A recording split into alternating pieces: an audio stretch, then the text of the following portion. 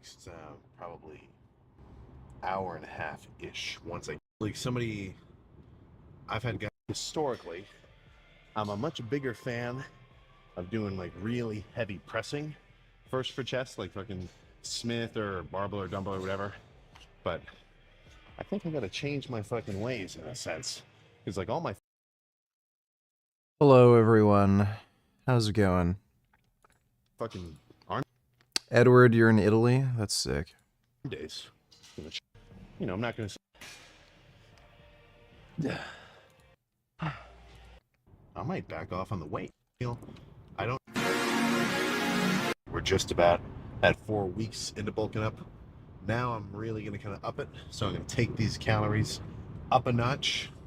So on average, I've been doing about 4,000 per day, but now it's my cue to ramp that up to 4,500.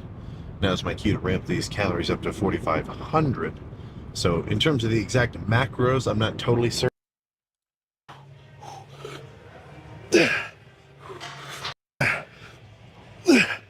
Just did.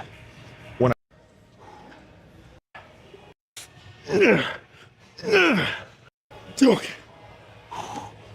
time as I get closer to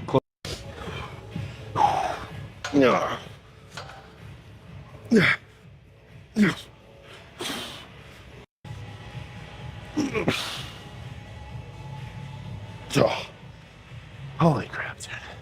Solid fucking workout. It would be better. That would have been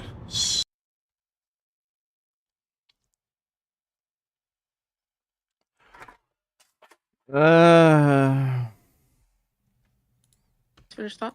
So, like, if these people who were saying Trump is literally Hitler and he's the devil and, you know, he needs to be taken out or whatever it is that they said, like, if that was their belief about him and they kept saying, you know, Hillary said he's an illegitimate president and all these things, wouldn't like their first instinct, like they said he's a threat to democracy, he's a dictator, he's this, he's not, wouldn't their like instinct be to, on the day where they would, you know, they thought that he would do something crazy to, you know, make sure there was enough guards, to make sure there was enough people to stop? Yeah, Destiny's talking with some stupid idiot Canadian fucking moron who doesn't know shit about American politics. In your knees. When you're squatting, you may experience that your knees cave in, especially during the upward phase of the movement as you come out of the hole. This is called knee valgus. Knee valgus looks kind of ugly and is generally considered poor technique. Something you should fix, in particular by strengthening your glutes, because your adductors are too strong or too tight and they are pulling in your knees. Your glutes are too weak and not capable of pushing your knees out. All of this might very well be wrong.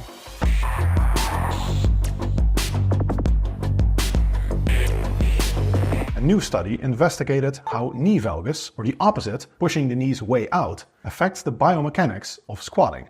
They looked at people that could squat to parallel and could squat at least 1 to 1.5 times body weight, 1.5 times for men. So they basically looked at people squatting with either knee valgus, the knees coming in, pushing the knees way out, or squatting normally with their regular technique. And then they looked at what are the demands on the particular muscles during the squat. The key finding was that knee valgus, the knees caving in, reduced the demands on the hip adductors that pull the knees in. And it increased the demands on the glutes. You would expect that, because the adductor isn't getting stretched. Dodo Donate tells Trump's shooter is Jewish and supports the trans mental illness and was in a Black Rock video.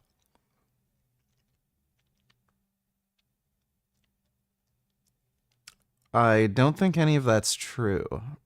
Thanks for the donation though, dude. Abductors that get.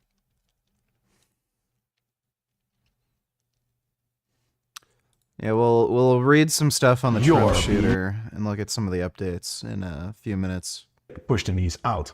Now this can happen due to a change in the length of the muscles and due to leverages that these muscles have. During a squat, you want hip extension, which essentially pulls you up out of the squat. It's like the good morning portion of what you're doing.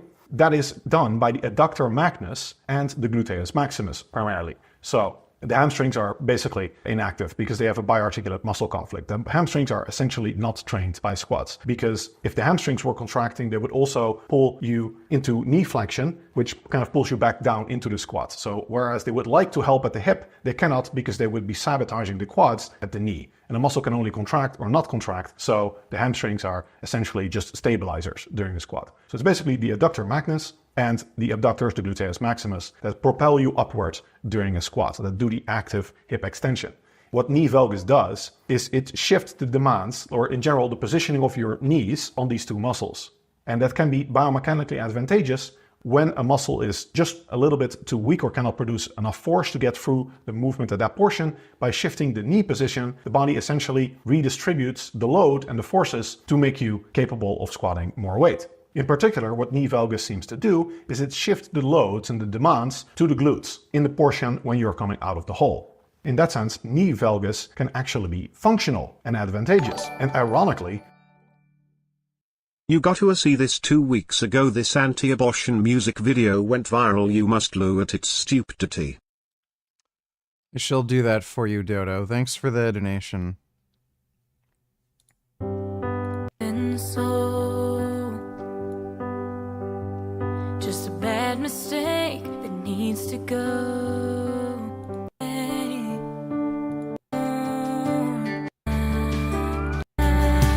It's gonna just a bad mistake.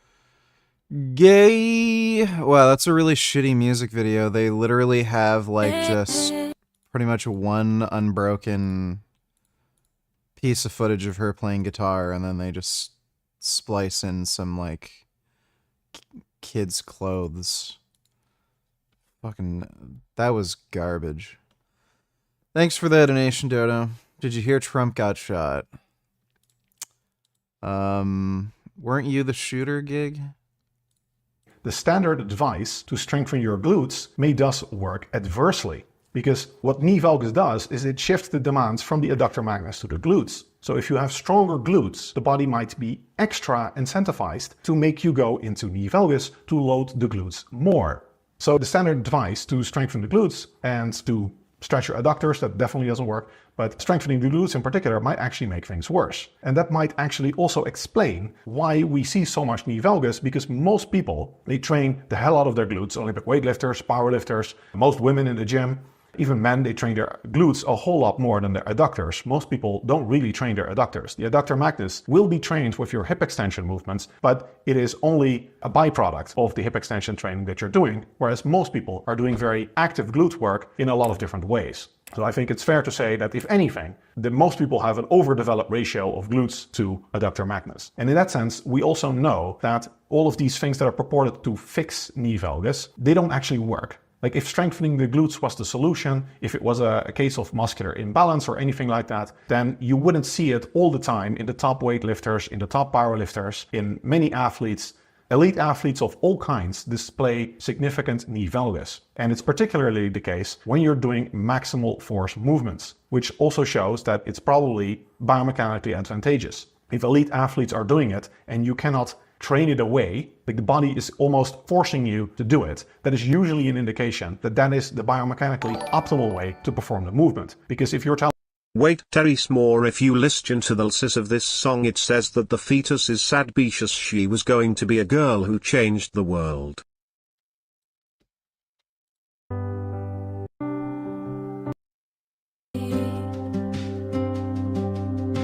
But there are some who only mourn this life of mine if I were born.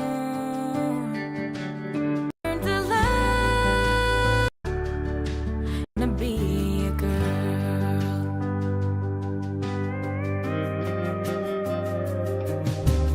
First thing I was gonna do is breathe and fall in love with you.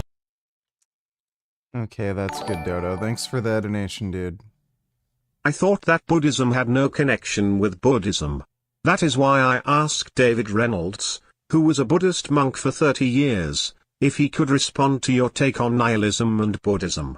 Watch at 2340. So there's no etymological relationship, but there is overlap in the philosophical like principles. Let me see, 2340. I don't know if that's what you meant, but Can you respond to this video? And then as a kind of commentary, he says, Richard is a vegan YouTuber who says a mushroom trip cured his lifelong depression. He says the trip helped him internalize nihilism. Unfortunately, he thinks Buddhism has something to do with nihilism. Perhaps you can clear up this widespread misunderstanding.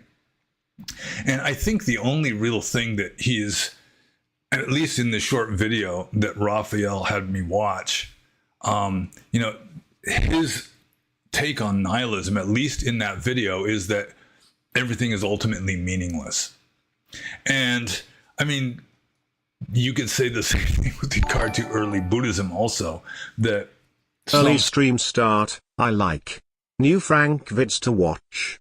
Has the Secret Service been outed for its Trump incompetence? Haven't really heard too many news stories talking about how the Secret Service was incompetent. I've mostly been seeing these criticisms from like independent media sources like David Pakman. So haven't really seen that so much in like the mainstream. But there is a new Frank vid to watch, and it's going to be horrifically bad and stupid and boring. So we'll watch that next. Thanks for the donation, James. samsara is perception. Samsara is meaning. That ultimately nibbana is meaningless. Because meaning is a kind of symbolic interpretation where, you just separate out something and then you like slap a label onto it and you slap a description onto it. And then that's the meaning. And that can't happen without a kind of samsaric mentality going on, which does not really represent ultimate reality. So what he's calling nihilism, like 100 years ago would have been called existentialism. That, the world is... Well, first of all, this music video is as mewing kids will grow up to change the world. How do you know that they could grow up to be pedos or killers for all we know? And this woman clearly does not know that God himself promotes abortion in the Bible.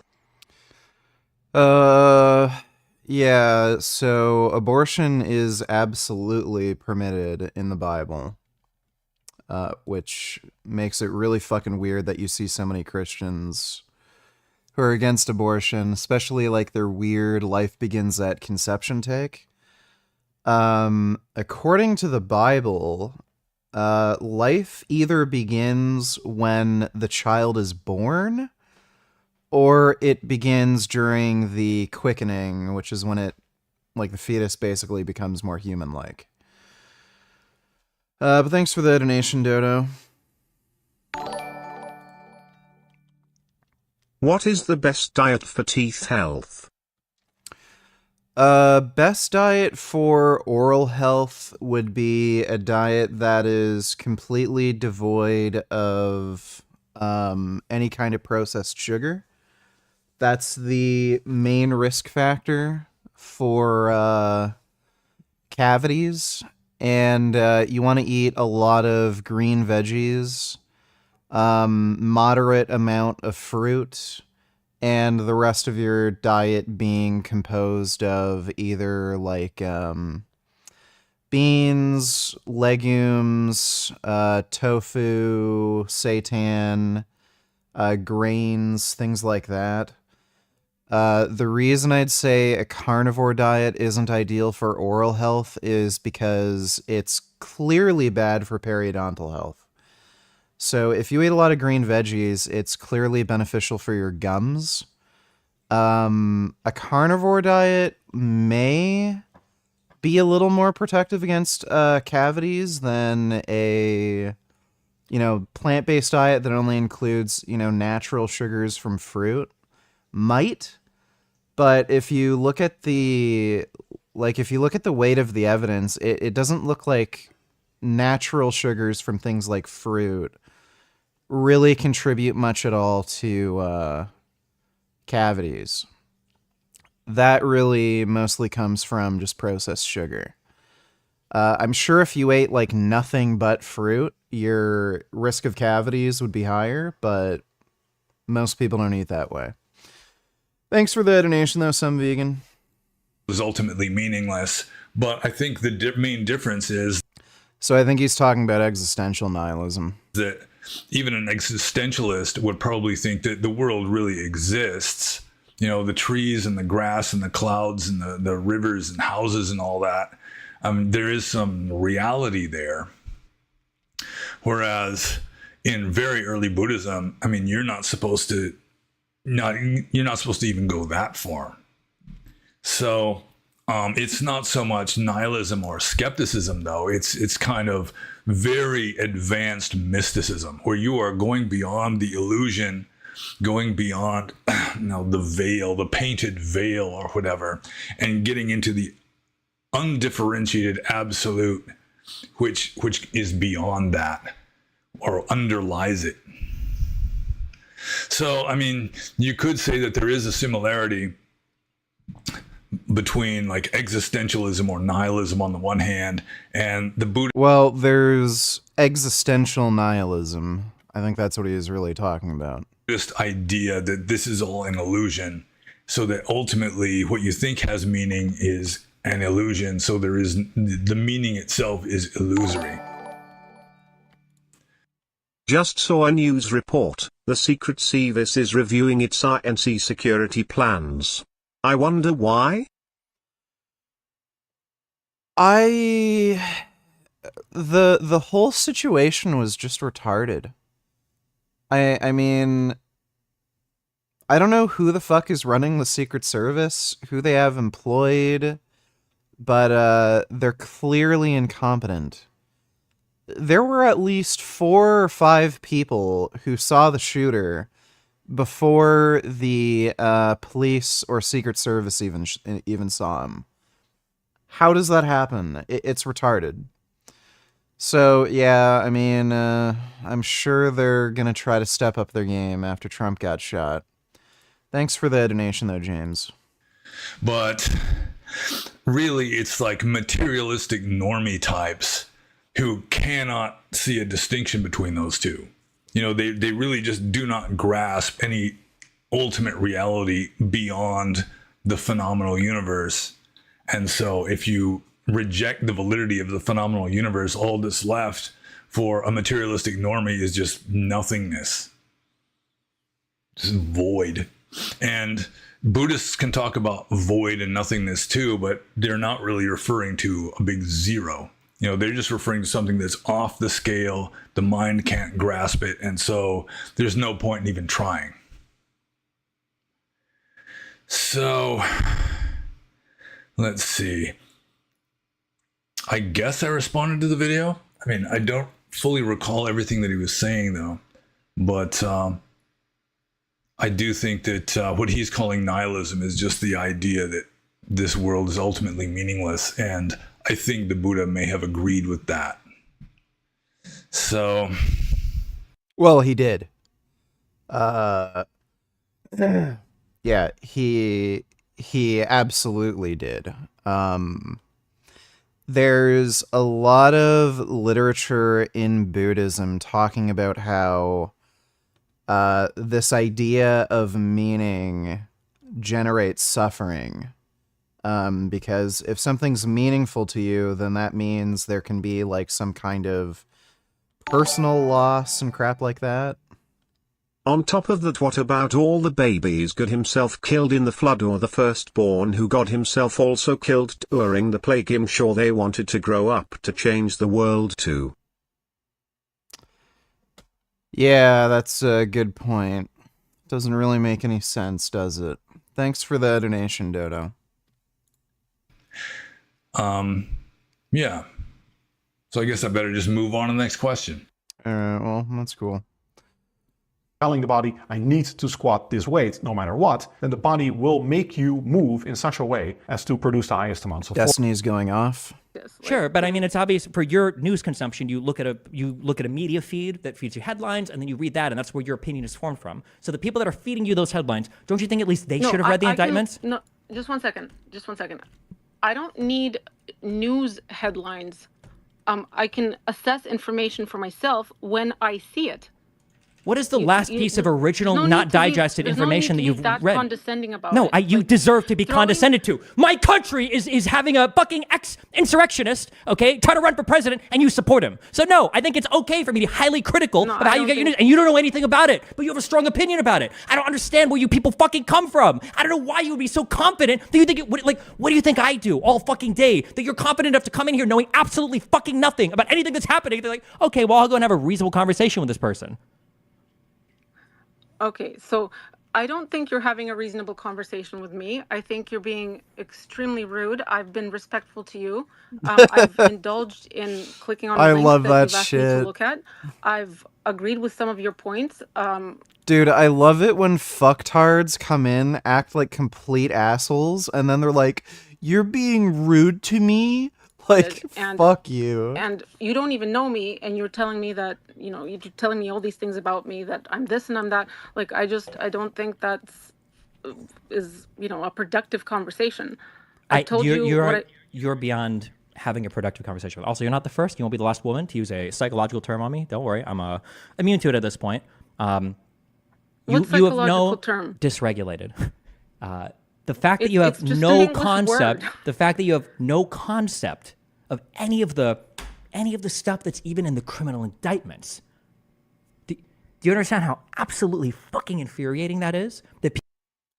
Forces. So in that sense, this research actually strongly suggests, and I think anecdote as well strongly suggests, that knee valgus is a rather natural and probably biomechanically advantageous phenomenon.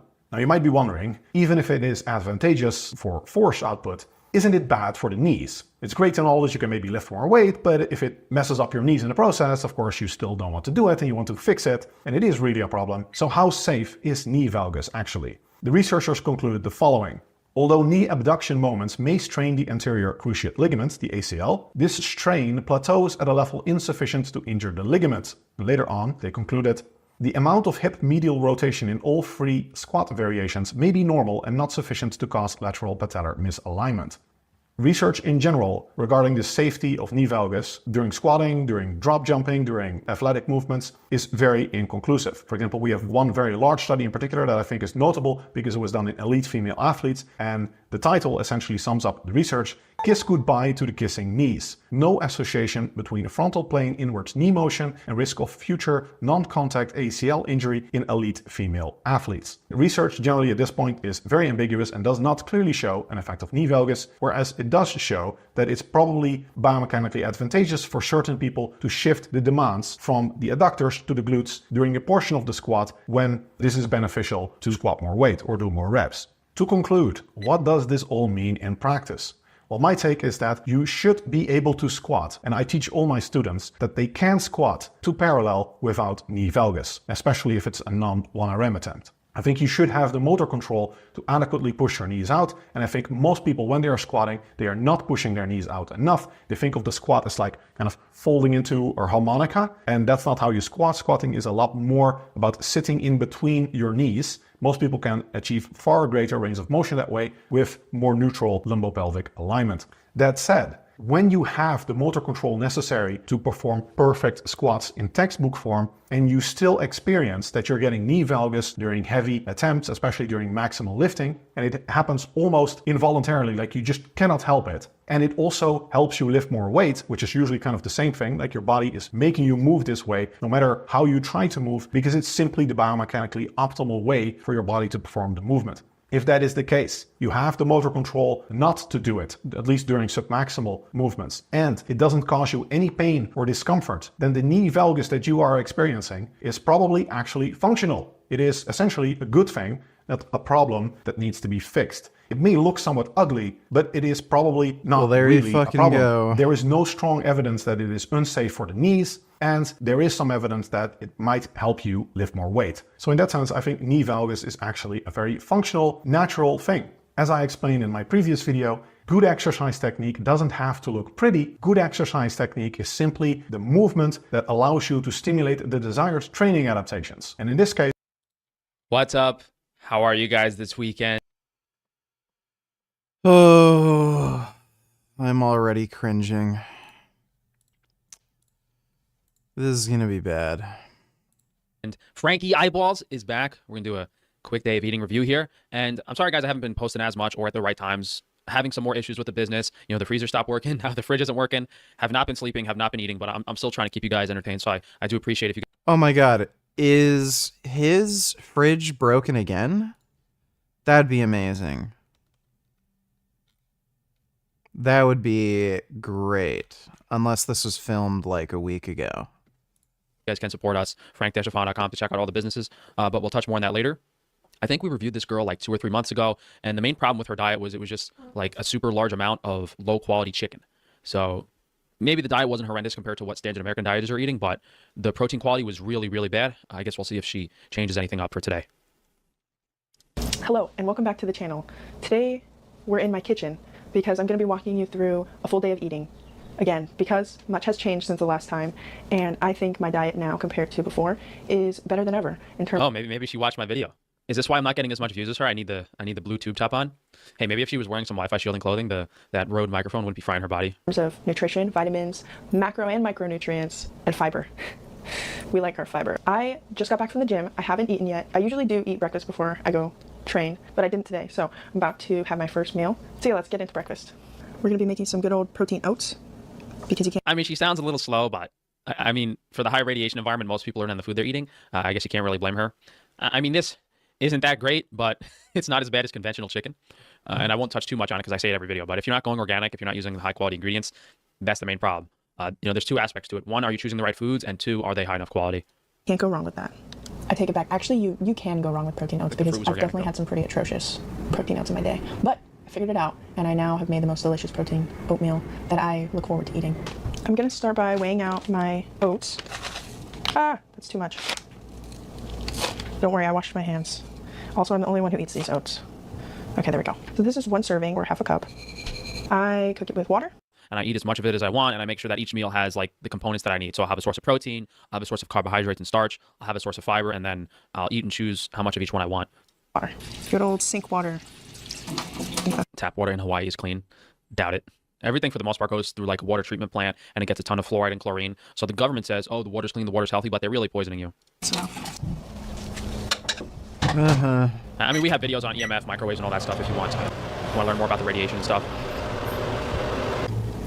Fresh, hot, steamy oats. A pro tip from me would be, since we're adding in some whey protein powder, it's going to absorb. Yeah, I've said this before. I'm under the belief that 100% bodybuilding was started by a bunch of homos, and it's just this muscle cult, and there's like a bunch of old weird dudes that want you to get muscular so they can stare at you. Like, I'm completely convinced. Absorb some of this moisture. Why did he add that commentary after a pretty girl flexed her muscles? I think gay thoughts are on his mind constantly.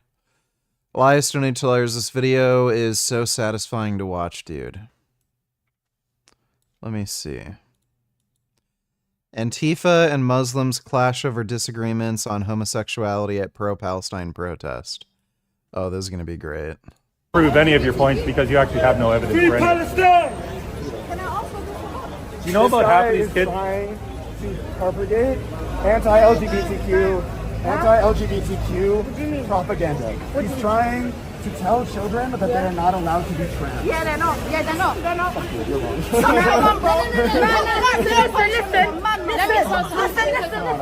In some religions, you can't do that. Yeah, you have to respect that decision. 3 Abrahamic religions, yeah, LGBTQ. But in some religions, they accept that.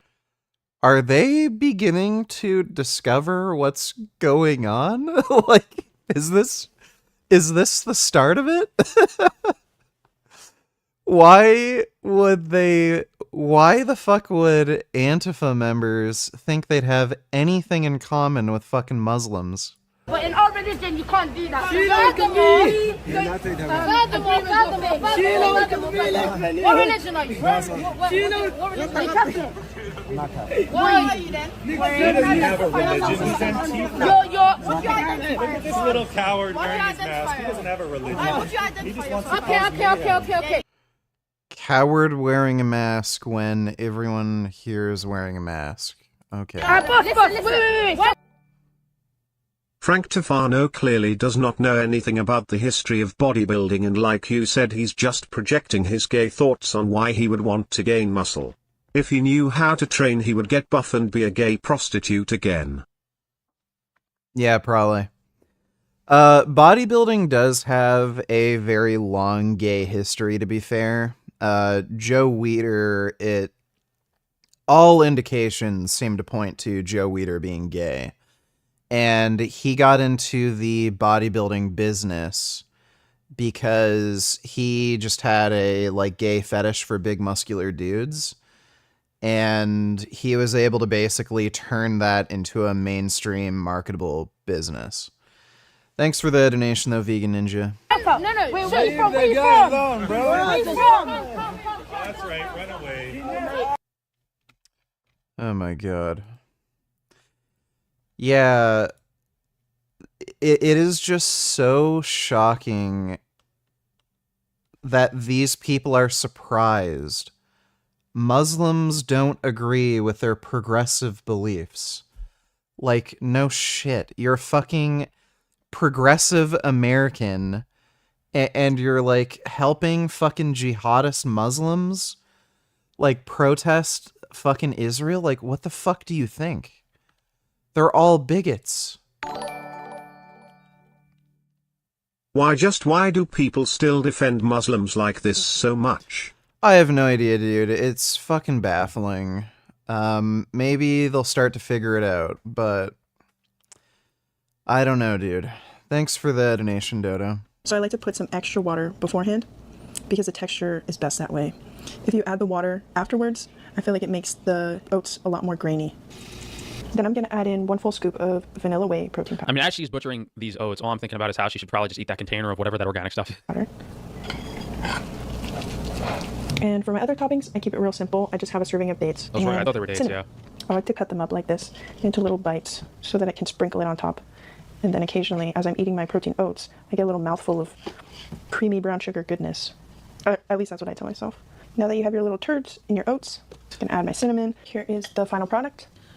As I said earlier, compared to a standard American diet, it's not that bad, but compared to what you could be doing, it's not 100% there. Go organic, go high quality, and then I guess we can discuss what you should and should be putting on this. I mean, the obvious one is cinnamon. It's pretty hard on the liver, so it's best to Cinnamon is not hard on the liver. avoid it, especially every meal for breakfast. And I can't wait to eat this, so I've never enjoyed oats so much until I had dates in them. If you watched my last What I Eat in a Day video, then you might remember this. If you make it high quality with the right ingredients, it's going to taste good. Yeah, you got your whey protein, which is an excellent source of protein and B vitamins, even though it's conventional quality. You got the oats, which are an excellent source of fiber, excellent source of carbohydrates, probably one of the best starches in general to have. She's got a little sweetener in there. She's got some dates. So overall, I think the food choices are pretty good here. It's just it has to be higher quality. And maybe, use a grass-fed beef collagen protein instead of the whey protein. This handy dandy notebook, which I used to track my protein and calories. If not, I'll explain it really quickly. So I just put the protein on this side and the calories on this side, and then I can add it all up at the end of the day. All right, who's excited for lunch? I am. I, for one. For lunch, there will actually be some cooking involved this time around, and it's going to be my first time vlogging and cooking, so hopefully I don't burn anything. So, for lunch... Maybe she needs some coffee. Is that why she seems a little dead inside? We have some sockeye salmon. Wait, it's special. What's it called? It's wild caught. By the way, like almost every fucking video Frank makes, he sounds dead inside, has no energy, and looks like he's about to fucking pass out. Alaska sockeye salmon. And then I have some eggs. What, she watched my video and now she's doing some research? Doesn't remember that the salmon is fucking cooked. Kiwi, a very interesting, very flat looking kiwi. It's like a loaf. Like when a cat loafs on the ground. That's kind of what this kiwi's doing. I just figured, let me choose the 10-minute video and we'll take a look real quick, but I'm regretting it. With some butter. This is grass-fed Irish cows. Half a tablespoon of olive oil. So she's trying, you know, she's it's trying. It's gonna get a little noisy. She's not 100% there yet. I love cucumbers. They're so fresh and crunchy and yummy. Next, I have eggs, which I'm gonna have 2 whole eggs and then the egg whites of the other 2. And then I have a little half a tablespoon of butter here that I'll use. I mean, just eat that, and for that's the eggs. a better one than what you're gonna make. I like to do this fried garlic thing with my salmon that I'll show you. Those are just like the regular conventional supermarket A eggs. little bit So of yolk slipped out when I was trying to get the whites, but that's okay. kind of one of the worst protein sources you could choose. This is probably almost done. So I can do the fried garlic thing now. Yeah, pork and chicken and conventional eggs are all pretty bad. The beef isn't as bad, the dairy isn't as bad, but not ideal choices. So for that, I'm gonna take my butter. Again, my At least she's got the salmon. fresh garlic would probably be better, but this is what I have for now. That goes in the butter. It's kind of a lot, but I like garlic. And some squeezes of the lemon. Salt and pepper. Hi. My kitchen is a little bit small, and it's not even my kitchen. It's my family's kitchen. I mean, compared to what she was eating, at least we've bumped up the quality a little bit. This is all kind of cornered in here. I'll let this cook a little bit until it gets a bit brown. Chunk of salmon is good, but it's, you know, the orange color, the red color, sometimes that means it's high in beta-carotene, it's high in flavonoids as well. So it can be kind of hard on the liver compared to other sources of protein. And I guess the conventional eggs are better than like conventional chicken. At least it has like more nutrients, choline. I forgot to mention I also have broccoli. It's just already cooked. And here is everything all ready to go. It looks delicious. If it was just more salmon and broccoli, this meal wouldn't be nearly as bad. Really not a fan of conventional eggs. And then she doesn't add any starch or carbs to soak up any toxins. So you really want to avoid meals like this in general on any diet. You know, I've done a lot of stuff on why keto is bad, why carnivore is bad, why you need to have carbohydrates and starches and fiber in every meal. Because with these type of meals, the liver enters like a state where it's absorbing nutrients and it's not able to detox. You know, the body is not designed to only have meals. That is not how your liver works. Like this. You need to have a lot of starch, a lot of fiber. And even then with a meal like this, it might be like a neutral, you know, it might not be better, but at least you're not in the negative like this from a liver health perspective. Sometimes I burn the garlic a little too much, but it looks great today. Pepper. This is just like if you're eating like this and you're not super skinny and lean, it's because of the fat profile, you know, the high omega-6 eggs, the low quality stuff. Like if you were eating omega-6 is an essential nutrient and it's good for you. Super high quality protein sources and only that, and you could have a bowl full of rice instead of everything else on the plate. The kiwi, the cucumbers, the broccoli, you could have pure starch carbohydrates, which most people are against and they think they're going to gain weight on, and actually look better than eating something like this, which is more restrictive from a carbohydrate perspective. Lemon juice, salt, pepper, crushed pepper. Ugh. Grey Knight Donate Teller, Soviet Union immigrant calls out fake communists, college students, the videos in 2 parts. Crap.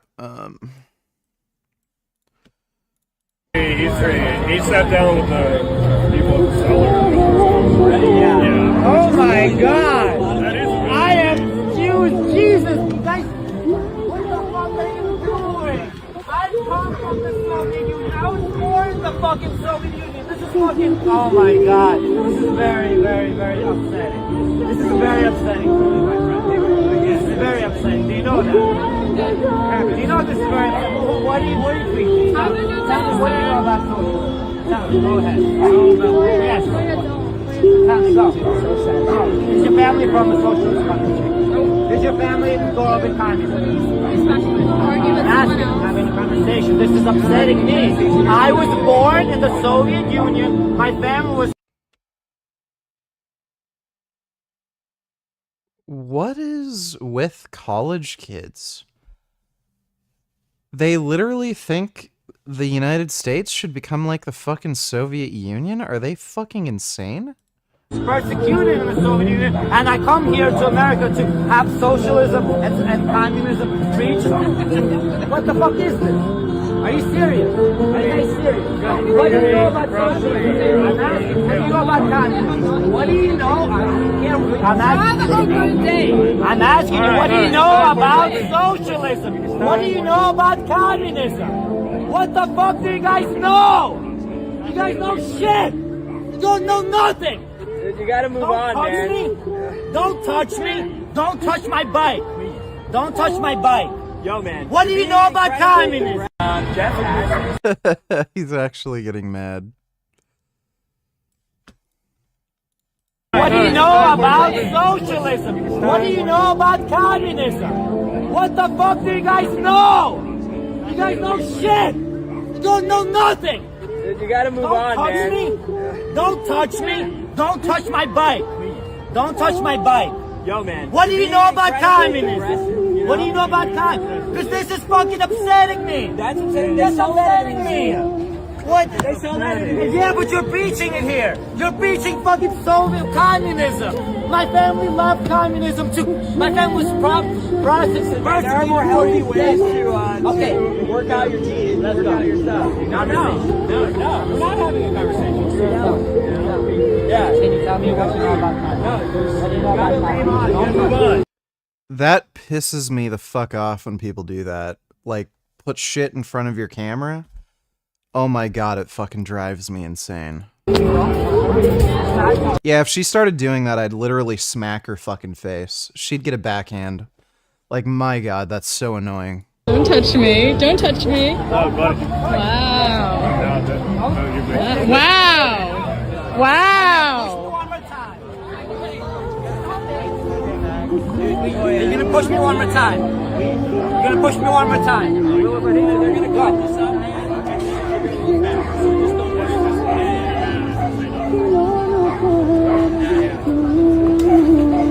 Bro, why are you touching him? Not touch me. It's a fucking space. What is this? Tell me, what are you preaching? Tell me, what are you preaching? Tell me, show me, explain to me. Give me your point of view. Go ahead. I'm asking you, what do you... Well, that's college kids for you. Thanks for the donation, Grey Knight. Don't forget, it's also very important to drink water. Yeah, I mean, a lot of green vegetables. This meal's pretty hard on the liver if she's absorbing it. This big old thing keeps me hydrated. Oh. Green vegetables are not bad for your liver.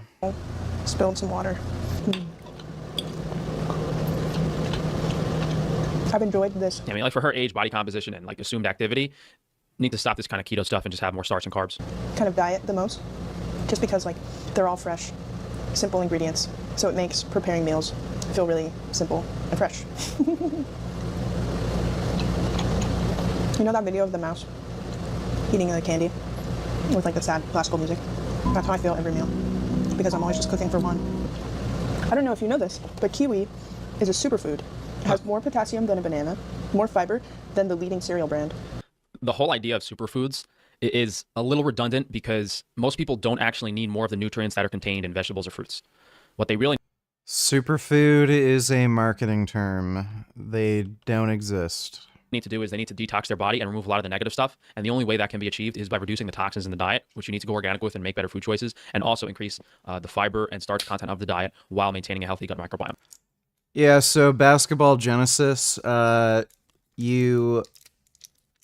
you have a right to free speech and free expression, and that includes the right to film anyone you want in public. So you don't need permission to film anybody in fucking public. And if they start doing this and blocking my fucking camera, they're getting the fucking backhand. It's very difficult to do. We've not seen one other person yet following a diet similar to mine outside of the occasional person that's on some type of like cultural, almost like tribal traditional diet, like that African girl a few videos ago where she was having like a lot of homemade type of starches and a lot of meats and stuff. What is that, like Cheerios? But more vitamin E and vitamin K than an avocado, and more vitamin C than an orange. It's time. Because you don't need most of those vitamins. The vitamin E just acts as a preservative in the food itself. The vitamin C content is negligible. Vitamin E is a vitamin, Frank. It's not a preservative, it's a vitamin. Because it's countered by the sugar intake. You have to take like extra vitamin C on top of that. Time for my favorite part of the day. Most of the time I get my yogurt from Costco, just the Greek yogurt, because it's pretty cheap, and it basically has the same macros as this yogurt, but this one is just better because of the texture. It's a little bit more expensive, so I don't get it as often, but I felt like treating myself today. I like to do... Skyr is just a really high protein yogurt made from skim milk. So, you know, the downsides of skim milk being they take out the fat, they take out a lot of the nutrition, it's not that balanced. When you eat fats are generally hard on the liver. Protein can be hard on the liver and the kidneys, and carbohydrates can cause Protein is not hard on the kidneys. dysbiosis if your gut bacteria isn't good. So there's downsides to consuming each macronutrient. It's just easier in some cases to fix the downsides of certain ones. Like just taking a probiotic or having a probiotic can fix the carbohydrate downsides, but you can't really do anything if you're eating too much fat or protein. You just have to reduce them. 2 servings of yogurt, some frozen berries, and then honey on top.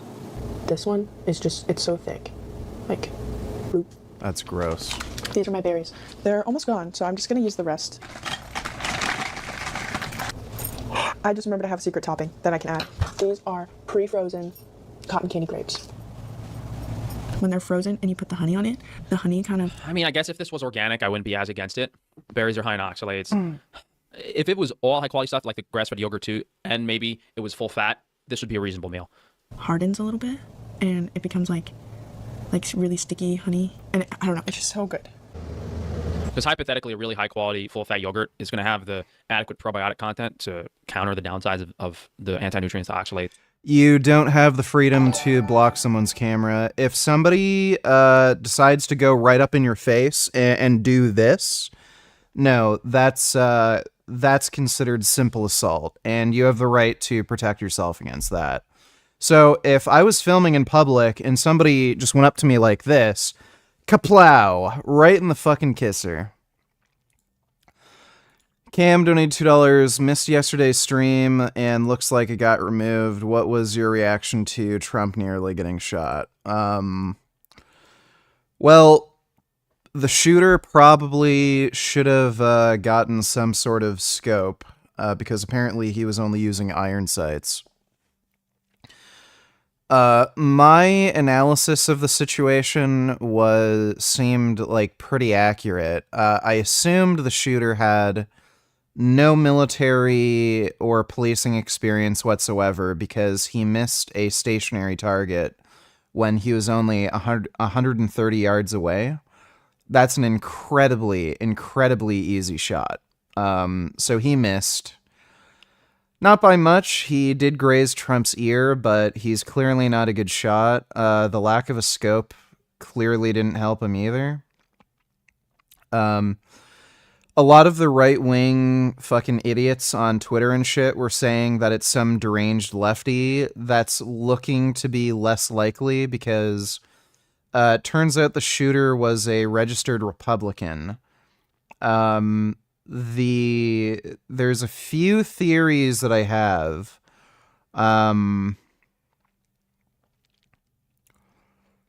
One theory is that this guy was inspired to commit the shooting because of the Jeffrey Epstein allegations. Fox News did a interview with Trump where they asked him about declassifying the Epstein documents. And Trump was very hesitant. That sparked a lot of speculation as to whether or not Trump was involved in any of Jeffrey Epstein's, crimes. Considering the shooter seems to be interested in Trump, that might have encouraged him to commit the shooting because... especially Trump supporters, they're very paranoid and unhinged. The shooter may have thought Trump was like a pedophile because of the Jeffrey Epstein thing. Another possibility is that he is a Republican, but he just hated Trump.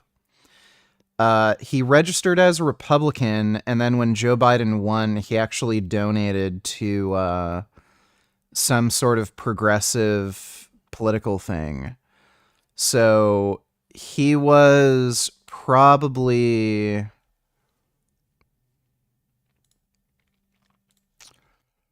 The guy was probably... I lost my train of thought. Yeah, so the guy may have likely been a Republican, but just was anti-Trump. He was also bullied, apparently, like really viciously in school. So another aspect of this might be that he's a Republican, doesn't like Trump, was viciously bullied, had suicidal depression, figured he'd try to take Trump out, and he'd just die. So who knows? I'm sure we'll get the full story sometime soon. Have you done your daily good deeds, Brother Kumar? Have you done your daily jackings to our beloved prophet? No, I haven't. Thanks for the donation, Prophet Blaha. Peace be upon him. It's a high protein I swear intake. I can go all day and not eat anything sweet, but once it's nighttime, I need my sweets, my sweet treats. And right now, that kind of just looks like putting honey on stuff. I mean, these people deprive themselves of carbohydrates all day, and then they kind of pig out and cheat at night. We see it a lot. Like my yogurt bowl, that's a staple. Recently, I put honey on sourdough, which is like not crazy, but it was really good actually. For this snack, it's gonna be peanut butter, a banana, because I need to eat my bananas. Honey again, of course. Rice cakes. Voila. Here's. This is a perfect example of foods that people think are healthy, but are actually really not healthy. We did a video on bananas explaining how they're probably the highest anti-nutrient fruit and one of the worst for gut health. Out of all the fruits you could eat, bananas are just fine for you. Probably the worst for gut health. Look up my video on it. Peanut butter, I mean, oxidized, inflammatory, omega-6. Peanut butter is not inflammatory. Moldy, usually moldy toxins. I think we did a video on peanut butter too. It's pretty. Peanut butter is not moldy. Unless you don't keep it in a jar, but peanut butter is not inherently moldy. Bad. And brown rice is very high in arsenic. Very high in arsenic. Wouldn't touch anything brown rice. So every single thing she's putting on this is basically one of the worst choices. I mean, blocking someone's line of sight while they're recording may or may not be illegal depending on what they're doing. If I were to go up to you in public, say you don't even have a camera, and I said, I'm not touching you, you can't do anything because I'm not touching you. You can't do that. That's considered simple assault. There's a concept called personal space. If you're violating somebody's personal space like that, you don't just have a right to do it. So fuck around, find out. If you ever see me in public and you see me filming some shit, get in my face, block my fucking camera, harass me, and see what happens. The way you would improve this if you had like a white rice cake with macadamia nut butter and maybe the bananas were cooked. I would say that's a much less inflammatory choice. But, without having a really deep understanding of nutrition and knowing all these things, I mean, again, like no one has gone the lengths for the most part to know every little pro and con of these foods and bring them to kind of mainstream. So, I mean, that's what I've been doing for the past few years, and the information is there on my channel. But usually these corporate chills take a couple years to copy it. So anything you guys hear me say, you'll see it on Fox News in 3 or 4 years. That make sure to cook your bananas. Try macadamia nut butter instead. Don't worry. When they're ready, they'll copy me. We almost done here. Yeah, you got to be really careful with like all the protein bars and a lot of the nutrition energy bars they have in the store. You use brown rice syrup as the sweetener. We did it. We ate our food. Totals for now. How bad is that meal if it was all organic? I think the rice cakes might have actually been organic. The question is like, is there? Yeah, they were. What other additives are in there? So downside is high arsenic content, and I guess it's just not a great food choice. You have to do additional preparation plus going organic to make this meal okay. And I'll touch on what I said earlier about eating as much as you want. Like this girl should just increase the food quality a little bit more, have some more starch and fiber, reduce the greens, reduce the anti-nutrients a little bit, maybe slightly improve the protein quality a little more. And then she'll feel a lot better and look a lot better. So I think this is a big improvement from what she was doing, but we could still be in a slightly better spot. So I won't go too much more into detail. I kind of want to keep this brief, but if you guys go to frank-tufano.com, you can support me. Well, that was stupid. But we already knew it was going to be stupid. Please don't be a stream sniper. Look who it is! Why do people pick the same characters in this game over and over again? What's up with the DPs and neutral that ain't? And I lose again. You serve zero purpose. You should... Something in the universe truly shifted when Kendrick Lamar released his diss track Not Like Us, because afterwards, celebrities and creators are being exposed left and right. And today is no different, because I'm going to be talking about someone who I have actually watched for quite a while, and I see him in loads of clips, and I think he can be genuinely entertaining sometimes, and that is LowTierGod. You serve zero purpose. You should love yourself now. Yes, you should. Now, LowTierGod, or Dale Wilson, is basically I must say Franklin is the modern-day Einstein of nutrition and dietary advice.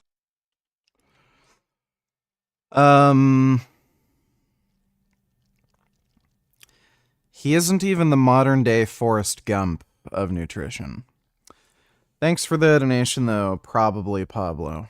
YouTuber and a streamer, and he's most known for being in the fighting scene. If you don't watch LowTierGod, you might probably know him from a video that CropeCat uploaded years and years ago about like how ridiculous the fighting scene is, and LowTierGod is literally in the thumbnail there, basically staring some guy out that looks like Pro Jared. Apart from that, he's probably also most known for the viral meme where he tells someone to game end themselves right now. This came after a huge rant of him playing like, you know, Smash Ultimate Online, and honestly, the lore with LowTierGod goes incredibly deep. He goes into like these deep rants, and there's even compilations on YouTube where he basically can't go more than like 2 seconds without mentioning one of the viewers' mums that he slept with. How to not enjoy a game? I enjoy lots of games. Every time we go over your mom. Am I a communist? Well, I guess you could kind of say I am, because the way I take charge of your mom. Now he got into matches with other like Street Fighter players, and as you can imagine, he giga molds whenever he loses a match. Ooh, I got get right! How did lag out when I'm winning? Now this is an ancient meme going back 8 years ago, but if anything, he reminds me of this guy called Eucus Legion 2. So this is a guy that would play Dark Souls PvP. Sometimes he'd have like fans look like join his game and basically try to fight him. But the funny thing is about Eucus Legion, whenever he lost, he could not take that as a loss. He would find some way to cope how it wasn't his fault, it was the viewers. To the point that one guy actually beat him. He sits there in complete silence, molding for like 30 seconds, and then ends up banning the guy anyway. I gotta show you this. Hang on. Oh my god. Stop. What's your stamina? Oh, and you point down? Just wait for the... He just sits... Wow. He sits there for like... Oh, well, you know, there's always someone who's trying to, I don't know, look badass on stream. Look badass. Yeah, I ban him. Oh, and you'll point down? Yeah, I ban him. I mean, a good example of LowTierGod mold raging is a match he had with Viscant all the way back in 2014. And he lost that match and ended up, you know, just going at the guy. He's had other feuds with people, like, for example, Broly Legs, and he's actually been banned from all EVO events. Now, he hasn't lost that raging spirit and actually got quite... What is Frank doing? Frank is just being a fucktard, basically, as always. We just finished reacting to, I think, his only upload. Let me check his shorts. Yeah, he has no new shorts. So, just being a regular, normal, everyday dumbass like he usually is. Thanks for the donation, James. Quite angry at a crowd during last year's The Streamer Awards. Why do I hear boos? I hear a lot of boos. And because of his past behaviors, he's cultivated like quite a large part of his following that are basically just trolls. Almost in a similar sense to Boogie, who I talked about a couple of videos ago. That video is age restricted, by the way, despite pretty much every other person that covered it. Their video is not age restricted. I mean, I thought the age restriction came from the thumbnail, you know, because you see this giant whale of a man basically topless. But no, apparently that video was age restricted because I swore too much. Now, LowTierGod also doesn't have the best track record in his personal life as well. Using that kind of like vitriol that he uses against people in game to also his past partners. Your life literally is as valuable as a summer ant. You serve no purpose in life. You should yourself down. Now, this isn't really too surprising considering the persona he's crafted online, because a lot of people, the way they act online, they kind of act like that in real life as well. I'm not saying that that's the case for every single creator, but sometimes those lines do get blurred. Now, I've noticed that whenever LowTierGod is brought up on Twitter, people will just instantly say he is the G word or the P word. It's not that I'm scared of saying those words. I genuinely just don't know what I can say in videos anymore without getting an age restriction. By the way, the G word, it's not the word gamer. It's the other one. The bad one. Now, the exact age of this person was never confirmed by Dale, LowTierGod himself, but some people have basically speculated that he was in his 30s and this person was like around 17. But some people have had game theories online that the person involved was 17 and he was 29. The thing is, though, it's always going to be one of those things where the fans will say the age is closer, and then the people that hate him will try to make the age as big as possible. Now, this is something that was kind of just said around Twitter with not really much proof or like nothing to back it, but then a video was dropped around 5 months ago by LowTierGod's from LA, right? Age of consent, California. Currently in California, age of consent is 18.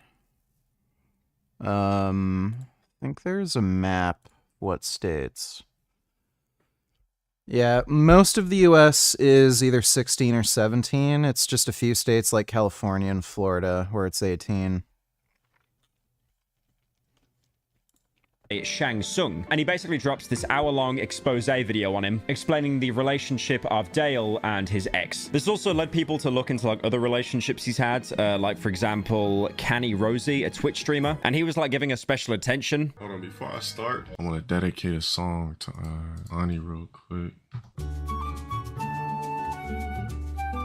And people had a huge problem that she was 23 years old while he was in his late 30s. I think they used this rule. Okay, that's fucking retarded. She's 23. Like half your age plus 7 or something. It's basically the same people that think like Leonardo DiCaprio is a massive creep because everyone that he dates, every woman is basically in their 20s. So LowTierGod decided to face these allegations head on, even doing it on a live stream, surprisingly. And to be fair, that is a very risky move because obviously if you do like a statement or a pre-recorded video, then, you know, you kind of have time to, you know, enunciate yourself properly, get your word out, you know, contemplate what you want to say.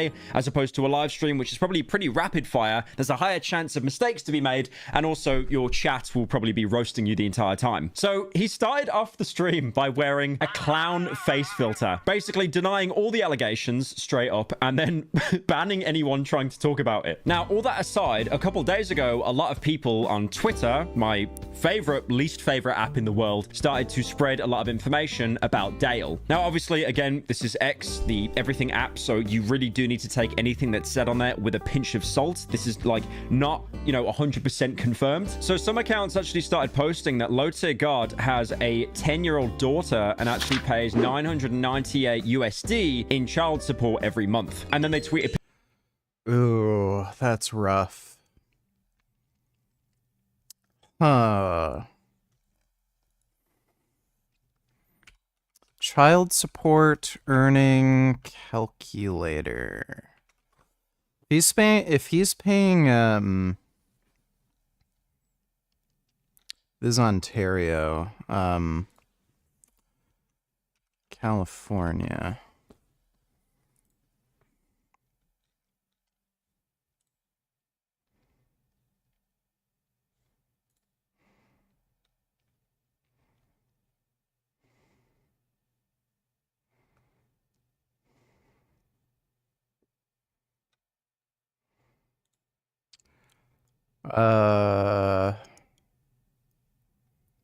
Let me see.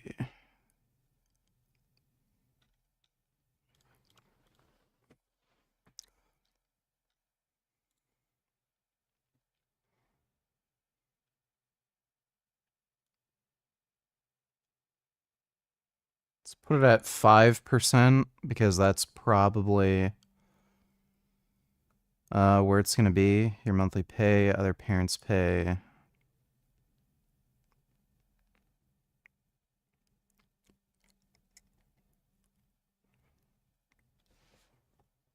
What do they mean your monthly pay? Oh, just like how much you earn?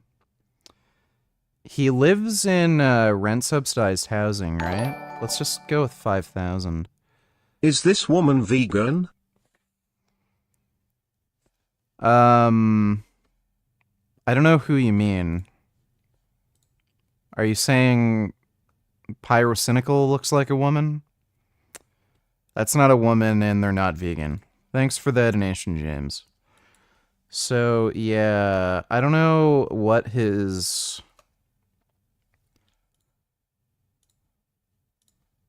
Does that actually not...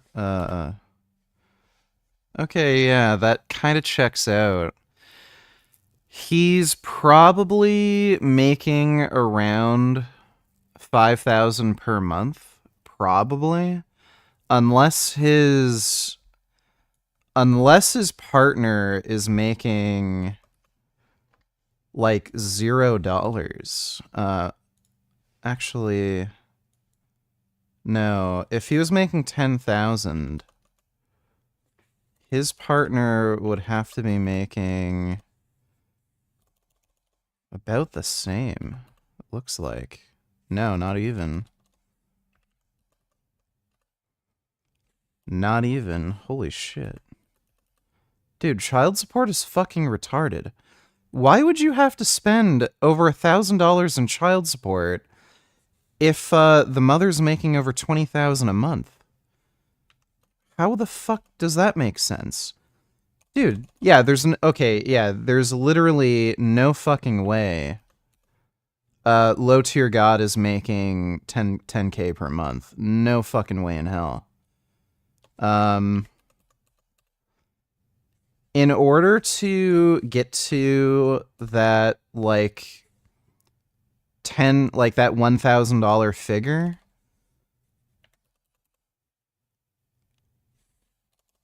holy shit. I didn't know child support was this fucking insane. Yeah, basically, in order to get to that figure, if he were making 10K per month and he's spending about $980 in child support per month, his spouse would have to be making about $50,000 a month. Per month. So, yeah, he's probably making around 5K per month, if that. And his partner is probably making around that much money.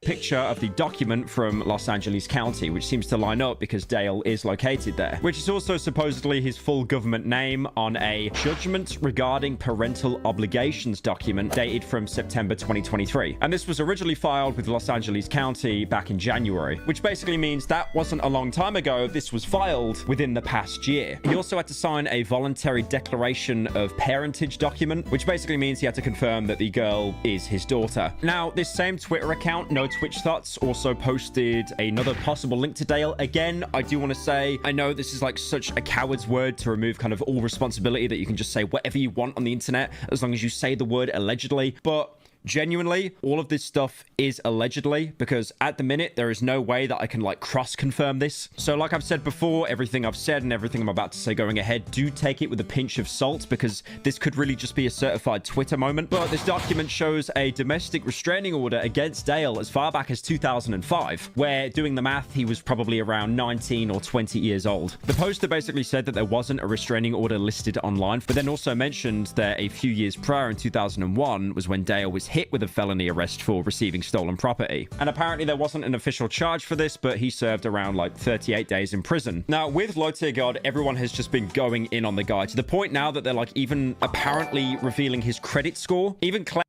The LTG rabbit hole goes deep. This video is very banned compared to the mastercraft that us real stalkers put out. Check this out. It is long. Okay. We'll watch that next. Thanks for the donation, LowTier Deadbeat. Claiming that the guy is $121,000 in debt. The LowTierGod dog That is excessive as fuck, dude. piling does not stop there. I mean, people are just basically... Does Dale even have a car? Like, I don't understand how he can be in that much debt if he doesn't even have a car. Like, what the fuck did he get in... I just don't know what the fuck he put him in debt. Pulling up anything they can to make the guy look bad now. For example, various clips of him on stream. Like I said, he goes into these very weird rants. Is she vegan? This is not a she. And no, they're not vegan. Thanks for the donation, James.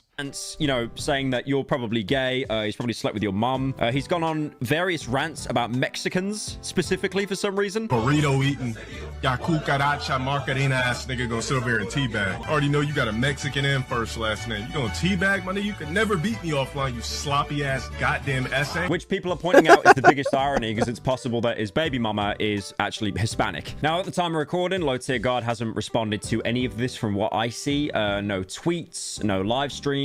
Honestly, though, I feel it's one of those situations that will basically just go away, because as long as he keeps, you know, being aggressive in his streams and stuff, and people keep clipping him and putting him on TikTok, he'll still maintain relevancy. It's just one of those where you're like Tony Soprano and you just go, what are you gonna do, eh? What are you gonna do?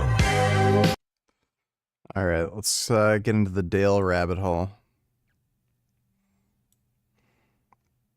So, let me ask you guys a question. How many of us in our life with intentions of having a child?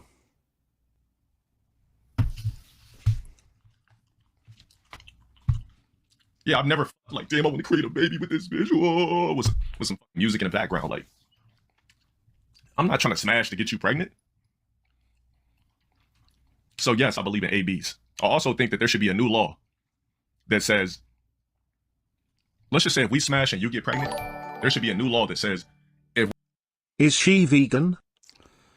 I'm not sure, James. Thanks for the donation, dude. we don't collectively agree that we both want this child, then I should sign over my rights and legally you can't do anything. Like, that's how I feel like it should be. Like, I think it's lame as that you can smash a bitch for fun, right? And she says, I'm pregnant. You're like, all right, well, what are we, like, I'm not ready to be a father. And she's like, well, I'm ready to be a mother. Child support coming. Like, how the fuck does that make sense? Like, I literally smashed you for sex.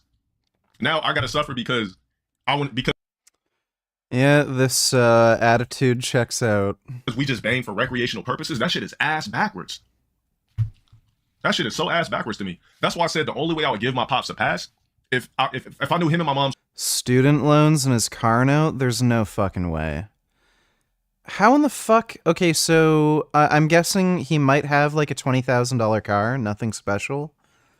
How does he have $100K in student loans when he's a fucking moron? And I think he's only ever gotten a bachelor's. There's no way he has that much student loan debt. was smashing and I just like came out of a oops baby type shit and they weren't married in a relationship, I give them a pass. For sure. For sure I give them a pass. Because I know you was just fucking like, you know, like just the same way I'm having sex for recreational purposes. So I get it that you had sex for recreational purposes and I was a byproduct. I think that that's just like ass backwards. Like I'm not fucking nobody. Like men, most of us don't fuck to procreate. So it's like, why is it a one-sided thing?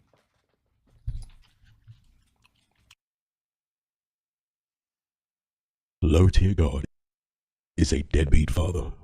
Full stop.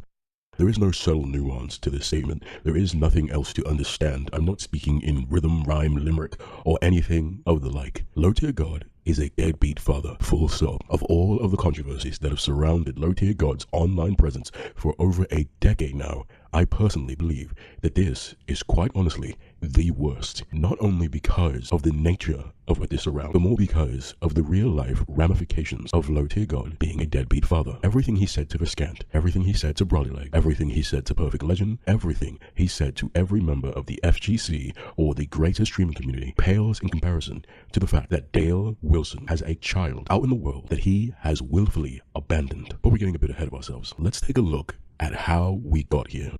Most of us know that for years now, Dale has openly talked about his immense disgust at the mere thought of having daughters, and many great videos have compiled his thoughts on the matter, which you should definitely watch if you haven't seen them, because they add a whole other layer to what you're about to see. But just in case you haven't, here is but one quick example. Here's what's gonna happen. Me and my daughter, we gonna be straight. As soon as I find out she lose the V, I don't got nothing else to say to you. Honestly though, let me ask you niggas a question. Honestly, what more would I do? What more would I need to say to my daughter if she starts sucking on dicks and fucking, like, what kind of relationship we gonna have? You already went out there and explored men. What else do we need to speak on? If she like girls and shit, we could vibe.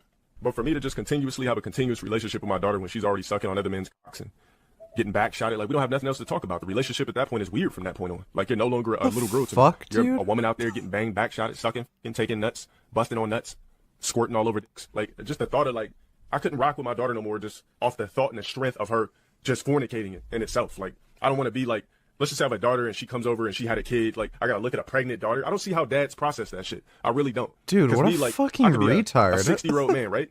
And have like a 30-year-old daughter. And she comes over pregnant or with her kids. I'm gonna feel weird because somebody laid you down and f***ed you when you were my daughter at a point in time and I gotta sit over and play grandpa. Like, nah, I'm cool. Yeah, that's kind of how making babies works, dude. This guy is just retarded. And keep in mind, there's at least 20 other clips just like this one that are just as bad.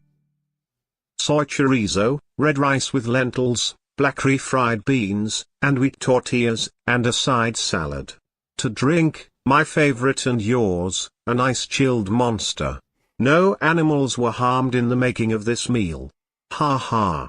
100K in student debt and still a moron. Well, that sounds delicious, but he only has a bachelor's degree, right? How in the fuck could he have 100K in student debt with just a bachelor's degree? That makes no fucking sense. Why would he... When did he even go to school? Like, he does streaming for a living. Like, if you're gonna do streaming for a living, why the fuck would you go to school and rack up student debt? It's just fucking stupid. Thanks for the donation, less is more. Bad, if not worse. If you have seen the leaked LTG credit report, you may have noticed a few key tidbits of information. The first thing was the Department of Child Support collection, obviously, which is dated August 2023 on the report. Then if you browse to the part that appears to be all the inquiries, or pulls as they're known in the business, most are the typical things you would see on any credit report. Credit cards, auto dealers, banks. But there is one unique thing, a name. And the date for this inquiry is coincidentally also in August 2023. Now if you Google this name, you will find a law firm located in Southern California, about an hour's drive from where LTG lives. If you go to the firm's website, it states they specialize in 2 main areas of law: estate planning and judgment enforcement. Estate planning is basically wills, living trusts, things like that. Basically grown-up shit that LTG would never even think to do. Judgment enforcement is when you take someone to court and you win a judgment against them, but the other party doesn't pay, so you hire a law firm to get involved, and they can do things like garnish the other person's bank account or income, put a lien on their assets, or other extreme measures, and basically, the point is that they are forced to pay you, one way or the other. So you might see a loose story starting to come together here. Just based off this information alone, it would appear that in August 2023, his child support obligations went into collections, and also in August 2023, a law firm intervened in the matter to try enforcing a judgment against him. So as I was putting this all together, I had the thought, these things all seem to be happening around August of 2023, so what was Dale doing around that time on stream? What kind of things was he talking about? What was his general mood like? Was there any random things he just started talking about without any seeming explanation for it? Many of us know that Dale has a terrible poker face, and when something is bothering him, it will be written all over his face. Not only that, but he has to talk about it. So I set out to find if there were any topics or things he was venting about on stream around that time, or similarly, if there is anything he has been focused on since. The first clip I found was what you just saw at the beginning of this video. Coincidentally, the date of this clip is August 21st, just 2 days before the credit inquiry from the law firm hits his credit report. Just a short, random rant about how unfair it is that you could get a girl pregnant and then be forced into paying child support, even if you don't want to keep the child. Oh, this what an topic was brought up idiot. suddenly and out of nowhere, and he finished the rant as abruptly as he brought it up, so I sensed there must be something to this, and kept searching. As you may have already guessed, this would end up being just the tip of the iceberg. Anthony Edwards is going viral for allegedly paying a woman 100 bands to get an abortion. Man, you can't force a kid on the world. I have an appointment on the 27th. Hell no, I can't do this. So what now? What a great response. Get an abortion. Honestly, I've had an abortion with my son around 2 years ago, and I regret it every day. Man, you can't force a kid in the world. And you know I'm gonna get my insights after this shit. Being cool to you is just gonna get an abortion by myself and you're not gonna do shit about it, just going on about your day. That's being cool to you. Obviously, you've been through this before, just by your reaction. I'll send you the money to help you out. I didn't ask for it, but okay. Like, why would I refuse bands? So you just don't want a baby? Is that why you're saying this? Because I've been cool with you. I don't want kids.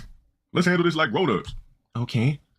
I'm not trying to force you to be a dad to a baby you don't want. I just don't like abortions. That's, like, that doesn't get me wrong. Like, if you really don't want to do this, it's just fine. I won't. In other words, like, damn, I just wanted to have a bag for 18 years, but I like the fact that, and look, there's another one where she was like hounding him for the money and he had his attorney send her 100 bands. Here's my thing about this situation. I don't like the fact that you're using my bust. So I should have 50% of the say if you bring a kid in the world I clearly don't want. Why would you have a spiteful baby that I'm never gonna f with on that kind of level? Like, this is the thing too. This is why I would let my dad, I would easily let my dad pass if he didn't marry my mom, I would have let him slide. That's where you f***ed up, nigga. If you was just fucking, I would be like, okay, cool. Like, you was just getting pussy and then you happen to concede, like you happen to slip some in and boom, I'm here. But I don't like the fact that most of us men, 99.9% of the time, we're fucking for pleasure. Stories like this, if you knew I was fucking you for pleasure, why would you forcefully try to have a kid? And a lot of these chicks, like, we've seen so many stories where they forcefully have a kid. I don't want the kid. I don't want nothing to do with you. So why would I want to forcefully take care of a kid I don't want with a bitch I was just banging for sex?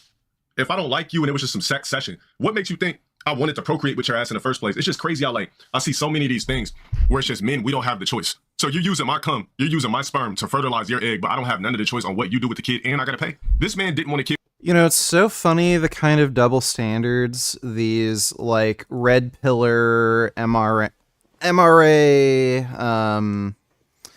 manosphere dudes will say. They'll say, oh, women have to take responsibility and shit, and why should I be forced to, you know, take care of a kid that I didn't want?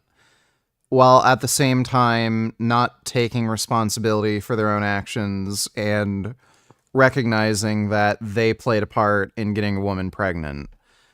I've also heard the argument that if there was no such thing as child support, women would make sure that they would get married first before having kids, and they'd either not have sex before marriage, or they'd be very diligent when it comes to contraception. Okay, well, on the flip side of that, if we have these child support laws that force men to pay huge amounts of money to support their unwanted child, you'd think that would make men much more discerning with who they have sexual relationships with. Maybe they would choose not to have sex before marriage, or maybe they'd be, very diligent with contraception. And it doesn't work out that way. You have fucking idiots like LowTierGod getting fucking random chicks pregnant and then saying, it's not my fault. Like, it's just so fucking retarded, dude. All this bullshit is like men just putting all sexual responsibility on women and acting as if, oh, well, I can do whatever I want. It's all your fault. It's just so retarded.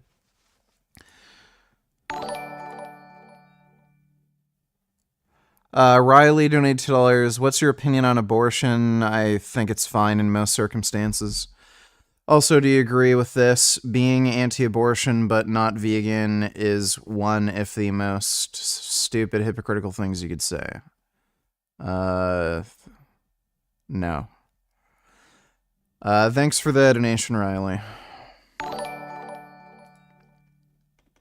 Prominent pro-vaccine scientist Peter Hotez was offered $3 million to go to his charity of choice to debate Bobby Kennedy Jr. on vaccines.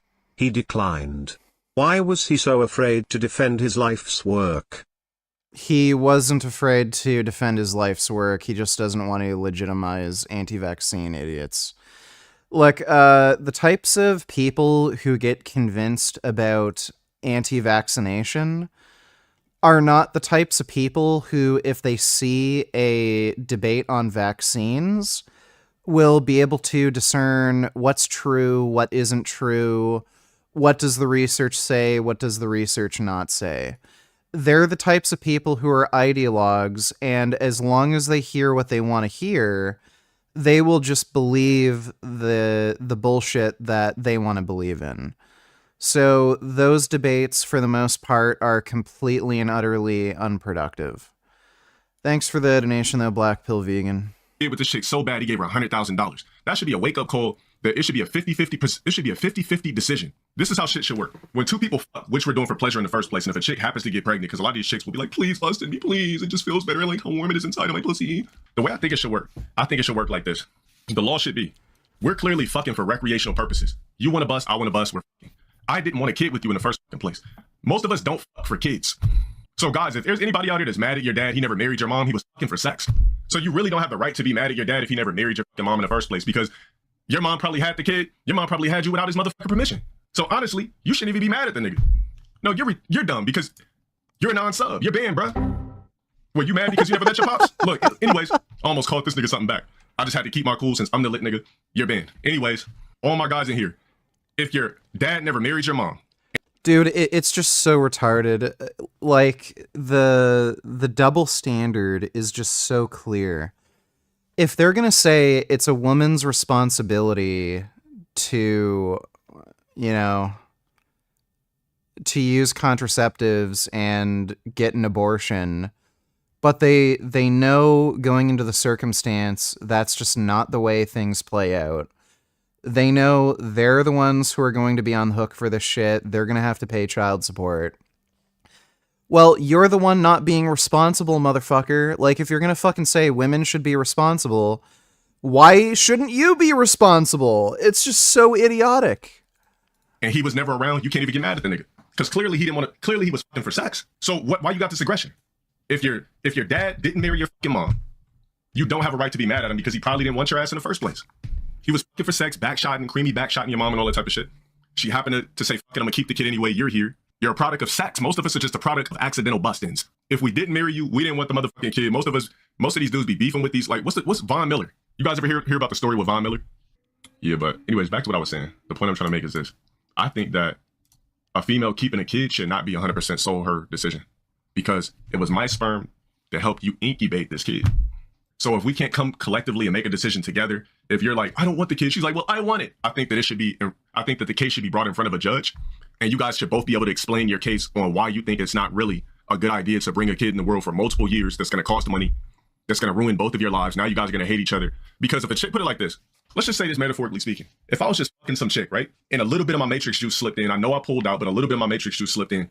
I had no intentions of fucking with this chick in the long haul. It was just for some head and sex. And you happen to get pregnant. And you tell me you're going to keep the kid.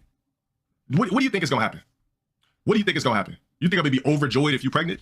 I'm going to be like, okay, let's get the AB. No, I'm going to... Yeah, this sounds like projection. Are we done with Frank? Yeah, Frank doesn't have any new videos, so we're done with Frank. Thanks for the donation, James. Yeah, this sounds like projection. I guess from his perspective, he thinks he pulled out. His pullout game's probably weak, as it is with most idiots. And he got her pregnant, and he thinks he should have no responsibility with this kid. Keep it. Okay, so she decides to keep it. We argue in this and that, she decides to keep it. Do you honestly think I'm ever going to fuck with that kid, authentically love it, or be in his life at all? No, I'm going to just pay my dues and go on about my life. You can slide me on that that CS. You can slide me on that CS. I don't want nothing to do with that child. Because you had the kid against my will. So why the fuck would I have unconditional love for something that I didn't want?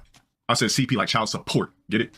Y'all niggas over. Every time I make a mistake, y'all niggas say some dumb shit. Any fucking ways. I put the wrong abbreviation, excuse me. Back to the point that I was making.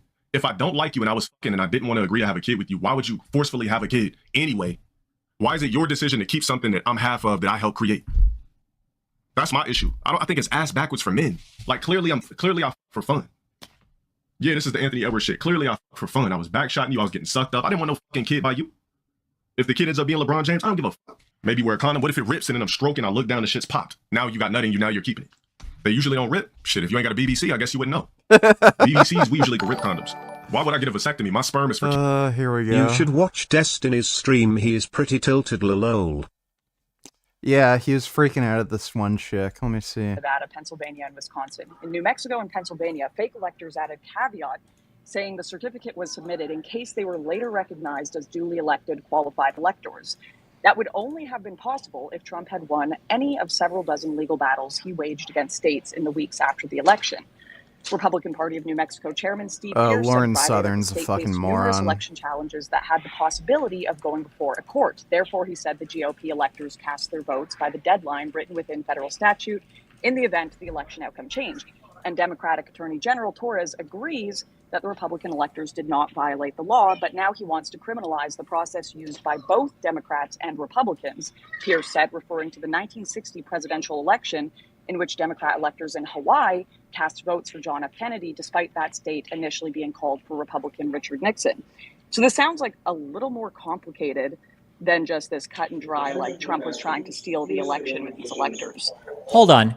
Why? The whole point of submitting the false slates of electors were so that Vice President Pence would choose them when Congress was counting the votes in order to choose the false slates of electors, or to use them to cause confusion, to throw it back to the House delegation, to just make Trump the president. There is no part of that that is a legitimate or legal process. Well, then why did the Attorney General, the Democrat Attorney General, agree that the electors did not violate the law? Saying that somebody didn't violate a particular criminal statute in a state speaks nothing to the federal case of the criminal conspiracy to overturn the election. It might be that in 2 states, maybe they found a carve-out or a caveat to avoid criminal charges, but the electorates were not chosen by that state, and the goal of those electorates was not to represent the actual voters of the state. The goal was for Pence to unilaterally declare Trump the president in Congress using a variety of means.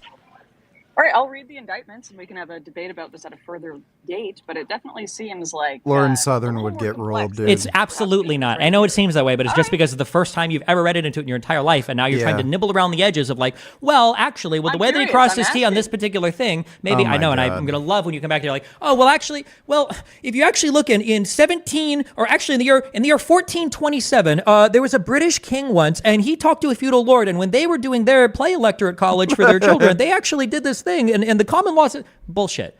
The people voted in a certain way. The electorate slates were not contested. This has never been a thing that's been contested. And Donald Trump is laid out in a whole thing. As part of your reading, you should Google Eastman memo, and you can read the whole plan. Nothing about that is democratic. Nothing about that is legal. It hinged on them assuming that the electoral count was unconstitutional and that they would be able to challenge it on the floor and have it thrown to the court while they cause mayhem and seat Trump as president. No part of this comes off as like a legal democratic process, even if an individual elector in a state might avoid state criminal charges for it. Great, I will read it because I sure as shit am not taking your word for it. Okay. Lauren Southern is Okay, we just can an go idiot. to Yep. It was Christian. Christian. Yeah, thank you. Thanks. So Marjorie Taylor Greene is in the fucking call? What? do you? First of all, you live in the United States, right? Unfortunately, Correct. right now, yeah. Okay. And do you know? I'm assuming you're a citizen here. So do you know what kind of country you live in, as far as the type of government? Here we go. It's not a democracy. It's a republic. Article 1, Article 2, Article 3. Are the three branches of government, do those three branches equal a democracy? Do those three? Are you trying to quiz me on structures of government? I'm pretty sure democracy just means that the people vote on things. No. I think a republic means that you've got representatives that create legislation for you. I think we're considered a democratic republic, but we're also a constitutional republic. It's a constitution that sources the three separate branches of power. I don't know. What are you trying to quiz me on to see if I don't know it? It's some fucking trivia of American government. Yeah, tell me. What are you asking? Okay, so you because again of all the things that you have said, you've reverted back to saying that the country is either a democratic or a democracy. So the country is a democracy. Yes. One second. So is the word this guy's trying to argue that the United States isn't a democracy, therefore what Trump did is okay? The U.S. Constitution. I don't know if it's written in the text of the U.S. Constitution, but voting is. And okay. So I'll answer it for you. It's not. Okay. So you have first of all, Article 2. Hold on, I'm sorry. Wait. Before you go on this whole yap fest, are you gonna try to make the argument to me that the United States is not a democracy? Is that? It's not a democracy. It's not. How do you define democracy? Because you said that it would be okay with shooting some. These people are just insane. Oh my god. Who's worse, Fuentes or Andrew Wilson? Wilson doesn't care about race, so it seems he's more sincere in regard to his religious beliefs. Both suck, of course. Also very naive of him to think non-Christians would follow Christian ethics and rule. Nick Fuentes is objectively worse. He is massively racist, whereas Andrew Wilson isn't. Andrew's homophobic, but his homophobia doesn't go to the level of Nick Fuentes, where he wants to kill gay people. He's openly stated that he wants to Holocaust all gay people and Jews, and that probably also includes other minorities that are non-white.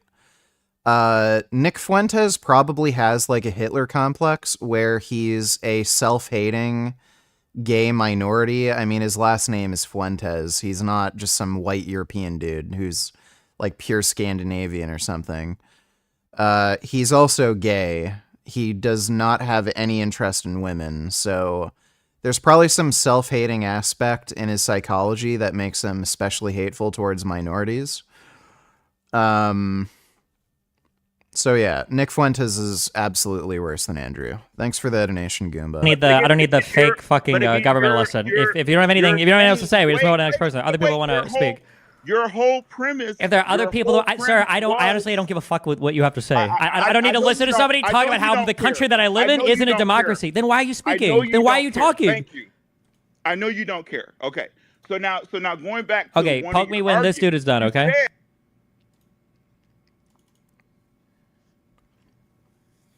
Okay. Dude, these Trump fanatics are just out of their fucking mind. They think it's fine for Trump to overthrow the election because we don't live in a democracy. They're just unhinged. I'm thinking about getting a vasectomy soon. Any advice for before and after the procedure? Just follow the doctor's recommendations. So like wear like a jockstrap, some sort of supportive sportswear thing so your balls aren't dangling all over the place to prevent like a hematoma and other injury. And yeah, you're probably gonna have to take it easy for like 2 weeks, but that's it really. Thanks for the donation, Sir Chillington. We're not a democracy at all. We're some other whatever autistic shit he was arguing for, I guess. Jesus Christ. Do they know you muted him? I have no idea. Don't know, don't care.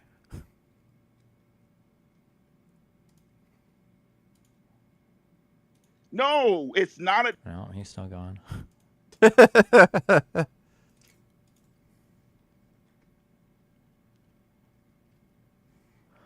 think at one point senators were appointed by state legislatures rather than directly elected. That is true until I think was that relatively recently. Your federal senators, the people that go to your law house, were just chosen by the kids that I actually would want, not for kids that I'm fucking a bitch for procreational purposes, for sex. And then she was to keep my seed. I don't want nothing to do with the kid. Honestly, that's my shit. I'll pay what I need to pay. If I was in these niggas' position to forcefully have the kid, I'll pay what I need to pay, but I want no ties to the child. That's not my kid.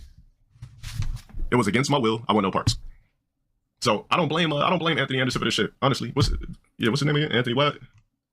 Edwards. My bad. I don't blame Anthony Edwards for this shit. I don't think there's nothing wrong with what he said. I think he was a little bit blunt when he said get an abortion. He could have abbreviated and said, could you just at least get an AB? I'm not a pastor, nigga. You're banned. Pastor this banned, bitch. I would have just said it something slick. I went, can you get an AB? With an LOL. She don't what's an AB? I'd be like, I mean, come on, man. You know we was just fucking for recreational purposes. Let's just do what's right. I'm not in love with you. You're not in love with me. We're not in a relationship. We were clearly just fucking. Why would we bring a child into this environment? That sounds like a logical way to do it. And just like you said, man, you can't force a kid in this world, which is true. But chicks like to do that. You can't force a kid in this world. Anyways, this situation, like I said, a lot of people will be sensitive about it, but I do think that conceiving a kid should be a 50-50 party. If the two parties cannot come together with a logical decision, it should go in front of a judge, and both people should explain why they want to keep it or why this won't work. You're broke as why are we having this kid? Imagine there's two broke people that fucked. The guy was just having sex. She magically gets pregnant. He clearly didn't bust in a full, he like a little bit of nut slipped in, some pre-cum or something like that. Why would you bring a kid into the world when you're both broke? You're going to make the shit harder on the kid growing up. He can't get toys. She can't get toys. Going to a whack-ass urban ghetto school. Getting broke bullshit education. Growing up in a fucking urban fucked up ass area. I don't understand why parents do that. Good games, broski. Thank you for 5 months. Your kid got to grow up in a motherfucking apartment. You don't got the time to spend with your kid because you got to work two jobs to survive. I don't understand why people bring kids into the world forcefully. Most of the men that have kids don't want them. We were fucking for recreational purposes. Anthony was fucking for recreational purposes. Luckily, he found a chick that has some sense in her to not fuck over her life and his life for having a kid that has no love involved. There's no love while we made that kid. There's no love. I just don't understand. I don't understand the laws with that shit. Like I said, if my dad never married my motherfucking mom, I could get I have no animosity now, but I would give him a pass. Honestly, you would get a cold pass from me. If he never married my mom, you get a pass for fucking and I'm just here. Because clearly that was the situation, but he married my mom. So clearly the nigga wasn't ready for a kid when he had me. But he fucked up when he married her. You know what I mean? Maybe people should stop fucking recreationally. That's one thing too. That's another thing, guys. Don't just smash anything. Why does marrying it ruin it? He didn't plan either way. Because, I mean, you already locked ties. You was in a locked relationship contract, so that's different. But any guy in here that's mad at your dad and he didn't marry your mom, technically you ain't got a reason to be mad at him because clearly the nigga wasn't trying to have you in the first place. So it's just sex. Your mom got pregnant. You're here. Why you got animosity for? Did I ever get a girl pregnant? There was one ex-girlfriend I got pregnant like hella years ago. It was, oh my God, I dodged a bullet with this ball rod yet. I was in a relationship with this chick. Okay. Bro, this chick was so fucking violent. She was like 6'1", 6'2". Bro, when I tell you like everything about that relationship, I felt obligated. And I didn't even have shit at that time. I was like 20. Nah, bro, this was so long ago, man. This was like hella Christmases ago and shit. This might have been like Christmas 2018 type shit.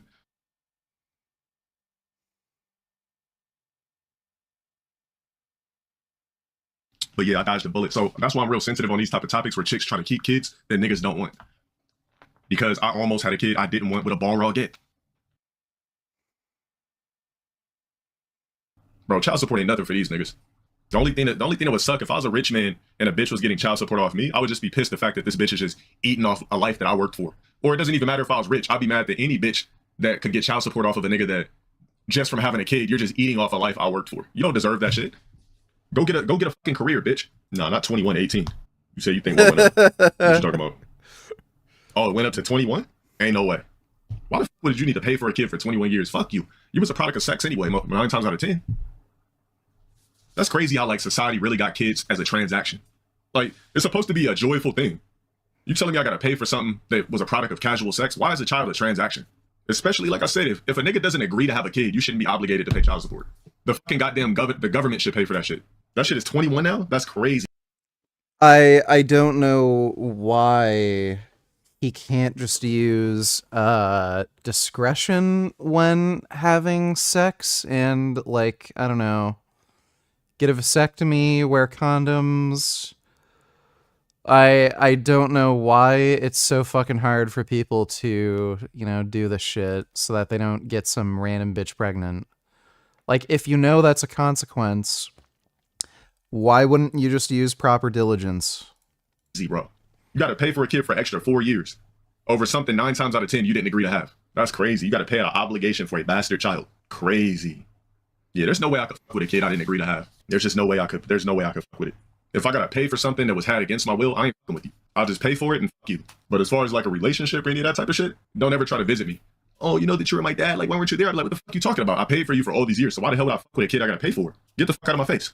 Are you serious, Dad? Or Dad, are you serious? What the fuck are you talking about? I didn't agree to have your motherfucking ass. Nigga, your mom got a bag off you for fucking 18 years. Did you think the shit was gonna be kumbaya? Like, nigga, get the fuck off my doorstep. I did not agree that you were a product of casual sex, my nigga. And I would have had the tool tucked just in case. Is there an issue? Wait, hold on, you pulling a gun on me? Absolutely, bro. Get the fuck off my doorstep. I did not agree to have you. If it's a girl, I'm like, did I stutter? Get off the doorstep. You are not one of my authentic children. Get out of here. My debt has been paid. Locked. The fuck out of here, bro. That obligation shit is lame. Like, if I paid already, well, I don't want to fuck with you. That's just my thing. If I paid, bro, if a chick randomly had a kid by me and I paid for all these years, there's no way we can have a relationship. Not a 1% chance. Because I didn't agree to have you. So why in the fuck would I need to fuck with you? I paid. My debt is paid. My society to debt has been paid. I'll have authentic kids with a bitch I actually gave a fuck about and focus on those. But with a random ass child that I didn't agree to have and I paid for, that's been paid. Holler. That's what I'm saying. If she wanted you to be an active father, she wouldn't have filed for child support in the first place. Because let's be real here. Most of these chicks that file on these niggas that I feel sorry for, most of these chicks that file, the nigga actually will probably be like, yo, if you just don't file the paperwork, I'll actually work with you. I'll help you out. Some of these chicks be so devious from the stories that I've heard from niggas. Some of these chicks be so devious, they file anyway and want you to be a father at the same time. Like, what you mean? I gave you a bag. That's my, like, so hold on. So you want me to pick the nigga up or pick the chick up from basketball practice and pay you? Nope.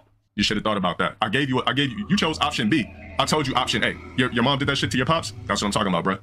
Yo, you're Jacob. Shut up for the 6 months. Dance cloak time. Nigga, if I'm paying, I don't want nothing to do with you. I'll pay my debt, but I ain't fucking with you at all. That's not a rogue mentality. So you're telling me that you would pay for a kid out of obligation and put it against your will? Tell me in what realm does that sound ethical? Splurge 909, shout out for the 12 months. What realm does that sound logical and fair to you as a man? It's not about it being the kid's fault. So you're telling me if a chick had a kid against your will when you weren't ready and slid you on child support, you're gonna pay out of obligation and rock with the kid out of obligation when you never even liked the bitch for real? That's crazy. I wouldn't do that.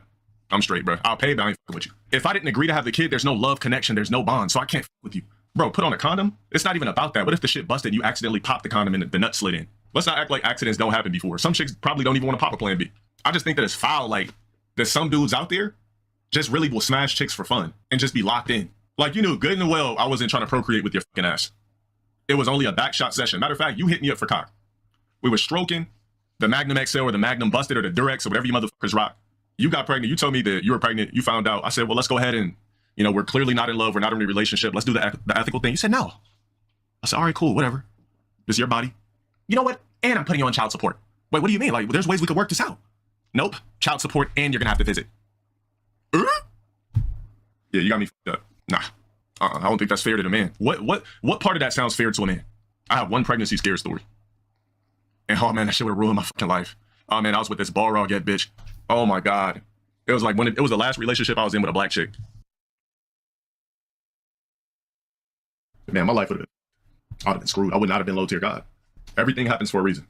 I would have been some depressed father with a chick that I hated. I would have hated life. Just thinking about it disgusts me.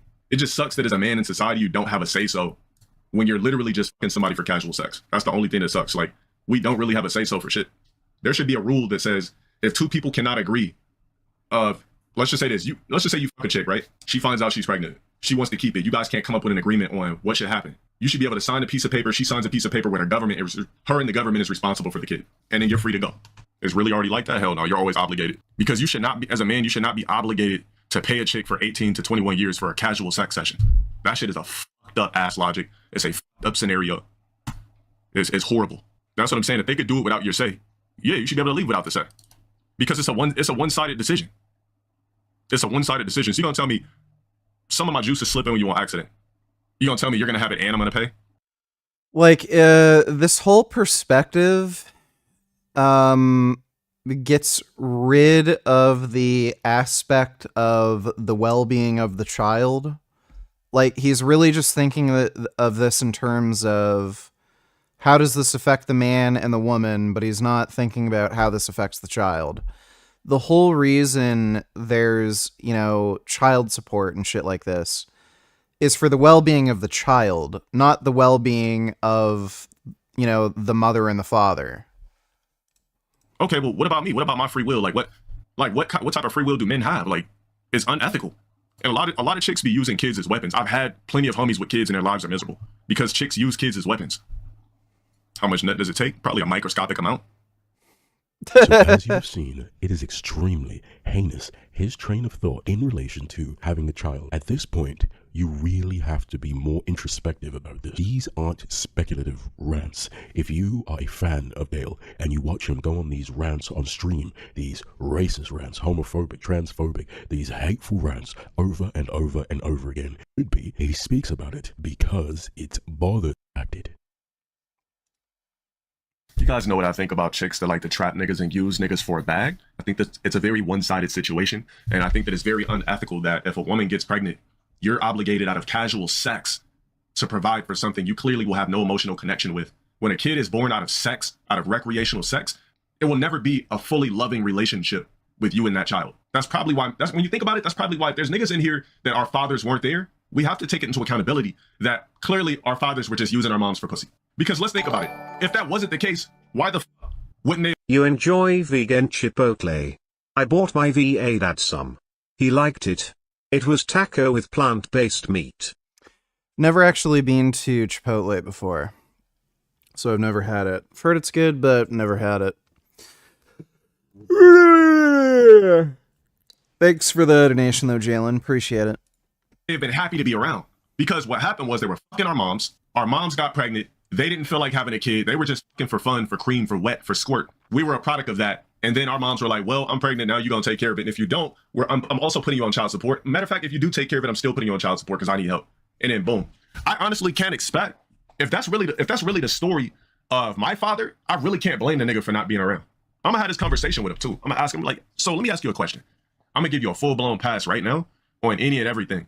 But let's be honest here. I'm a grown man, right? When you literally found out that my mom was pregnant, were you ready to be a father? If you'd be like, well, I mean, clearly, things happen. I wasn't ready for that in my life. And no, I wasn't ready. I'm gonna be like, you know what? Everything moving forward, I'll give you a pass. Wait, what do you mean you give me a pass? I'm saying I give you a pass because I understand that I was a product of recreational sex. I wasn't bred out of love. So I forgive you for not actually being there. That would only make sense. If you fucked my mom, right? And you weren't ready to be a father, yet my mom had me anyway. Thank you for life. But she had me anyway, and you weren't ready. I can understand why you weren't there. Just because. Will Mage No Tellers, do you think that products that are RFID, radio frequency identification, are legit or a scam like EMF proof?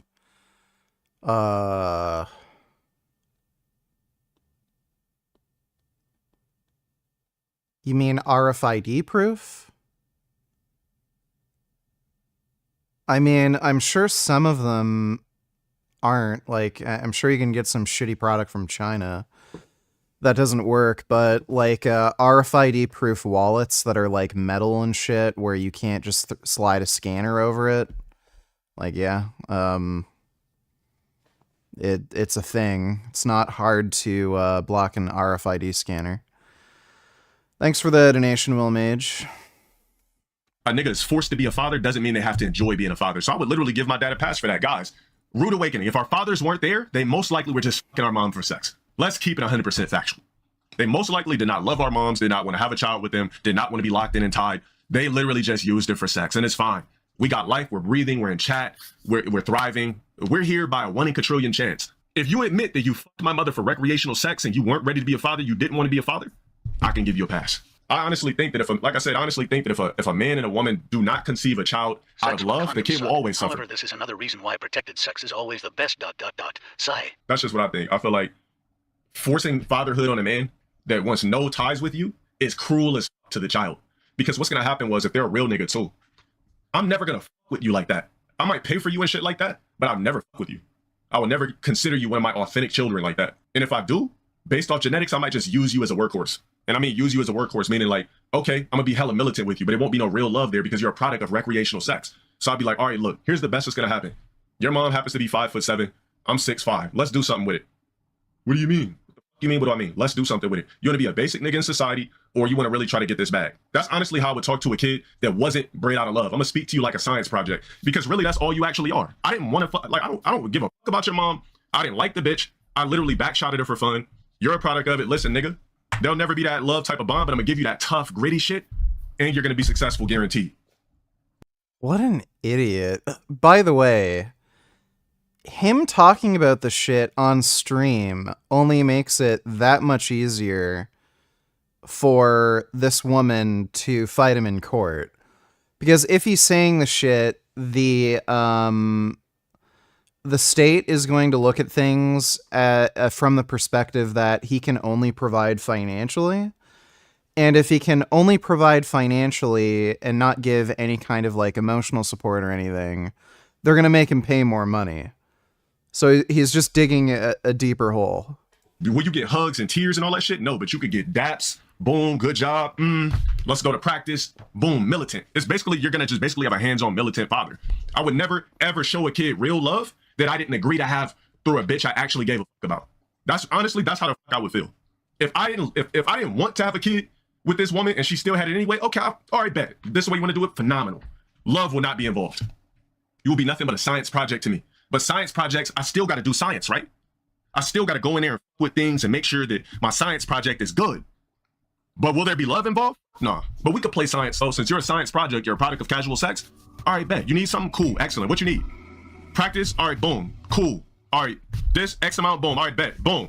It won't ever be no, I mean, how's your day, son? Like, well, I'll never talk like that, but yeah, I mean, how's your day, son? Excellent. All right, cool. You have a female problem? Like, you're not getting any of that out of me. My job is to make sure you grow up with values, all of that type of shit, but I'm not throwing in the love factor there. The love factor will be for kids that I actually wanted to have, that I actually agreed to have. All that a woman is doing when she forcefully has kids by a man that clearly doesn't want to is you're creating a kid out of spite. How can you force a nigga to really want to love that child when they literally did not fucking agree to have it? How hard is that to understand? If I didn't agree to have that child and I don't love you, I don't like you like that, it was casual sex, what would make you think that I could love something that comes out of you when I didn't love you to begin with? No, absolutely not. I feel very bad for Fresh. I feel very bad for Fresh. He fucked a chick for fun from Miami. A chick with fake ass titties, most likely a fake fucking ass, right? For fun. She says she's pregnant. A little bit of his black sperm slipped in. She says that she's fucking pregnant. Records the nigga on the phone. He trying to fix the problem. I know some people like say, "Oh, TJ, what you mean fix the problem? That's life we talk about." All right, listen. He's trying to fix the problem. When I say fix the problem, it's the fact that there's no love involved with creating this kid. So Fresh will never actually love this child 100%. He might deal with the child, but Fresh will never love this kid unconditionally deep down inside because it was forced up on him.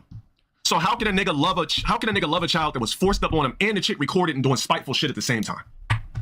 I feel very bad for Fresh, who was having casual, recreational Miami, nice, good, raw sex with a random Asian chick. Boom, she got pregnant magically. I'm pretty sure Fresh probably didn't bust a full ejaculation and it probably stole the last stroke. You know, he did multiple times over and over again, so he doesn't even know what the fuck happened. Some niggas steal the last stroke and a little bit of nut might slip and you get scared, hoping she gets her period. Like, damn, I think I might have snuck one last stroke in.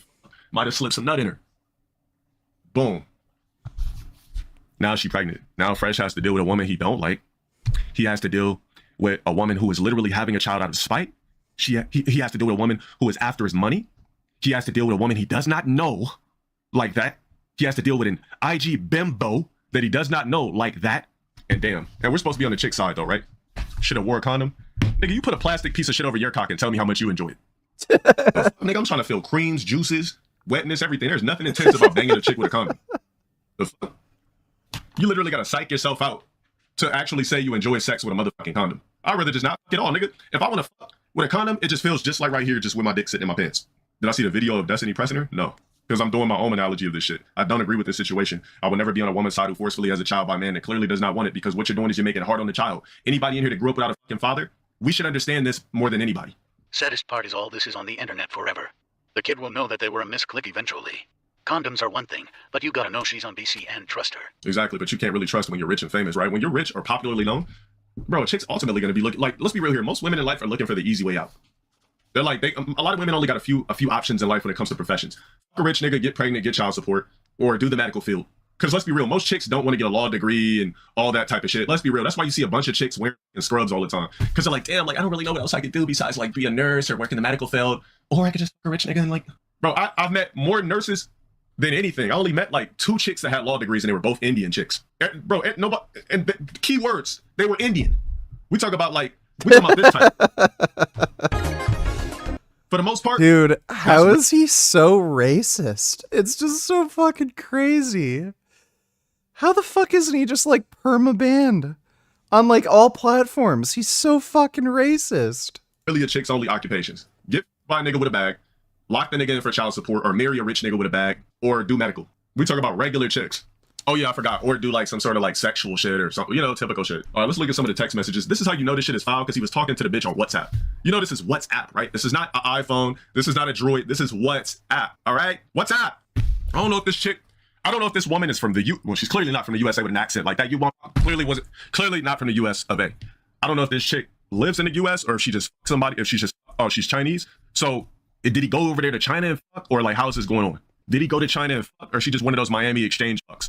So she came to Miami, boom, she flies out to Dubai and a bunch of other places, and she's an escort. So Fresh had to be the unlucky nigga. Let me tell you the upside about Fresh fucking this Asian chick and getting her pregnant, if it's his child. There's a 50% chance it's not his child. Let me tell you the upside to Fresh actually getting this woman pregnant. Are you ready? There's one upside. Everybody knows the crispy niggas make the best mixed children. I know that firsthand. The crispy niggas, you dark skinned niggas, you make the best mixed children when you fuck with a chick that's not black. I promise you, the kids look like some hybrid shit that come off from a different dimension.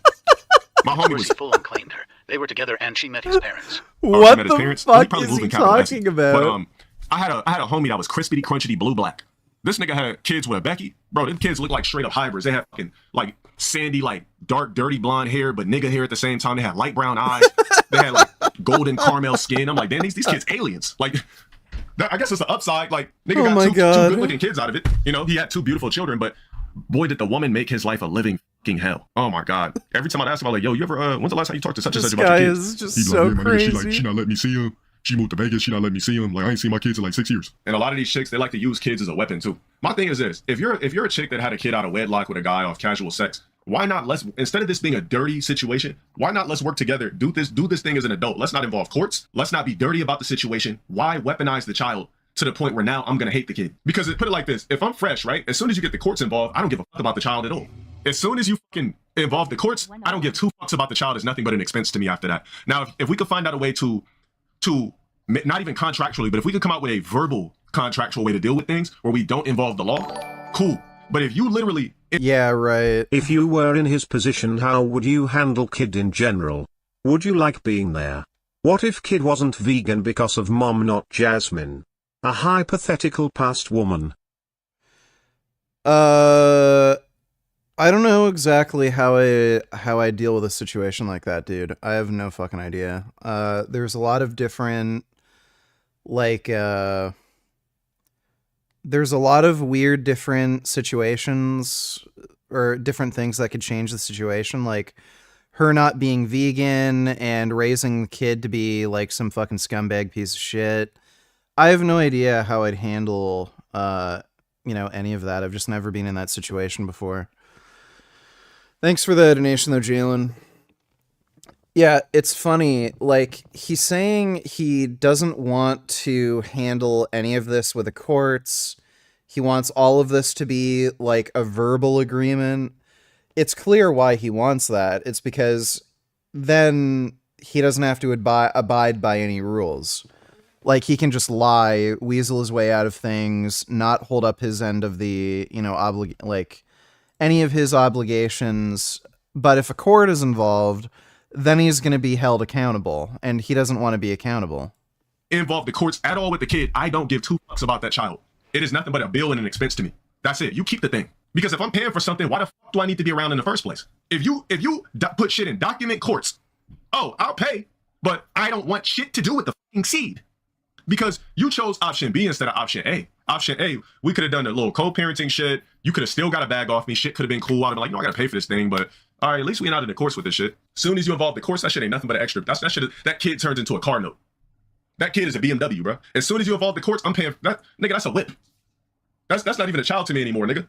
That's a fucking car that I drive, nigga. That's what that shit morphs into. Let's check out some of these text messages. Would I punish the kid for what my baby mama does? If I had a baby's mother to put me in the courts, the kid's no longer mine. It belongs to the state because the state's involved. So now that just becomes a bill towards me. I want no quarrels with that child. When you become grown, don't come speak to me, because if you become grown and speak to me, I will literally say you were nothing but a product of sex.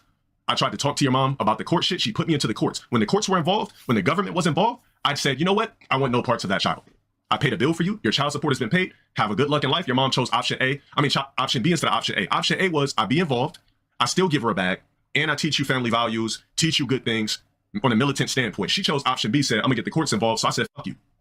That's why you never seen me. So don't come over here crying, talking about, I never knew my father. First off, let me get something straight. Biologically, I'm your dad. Outside of that, I'm not your father.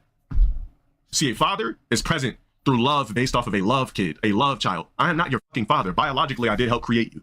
But outside of that, I want no parts.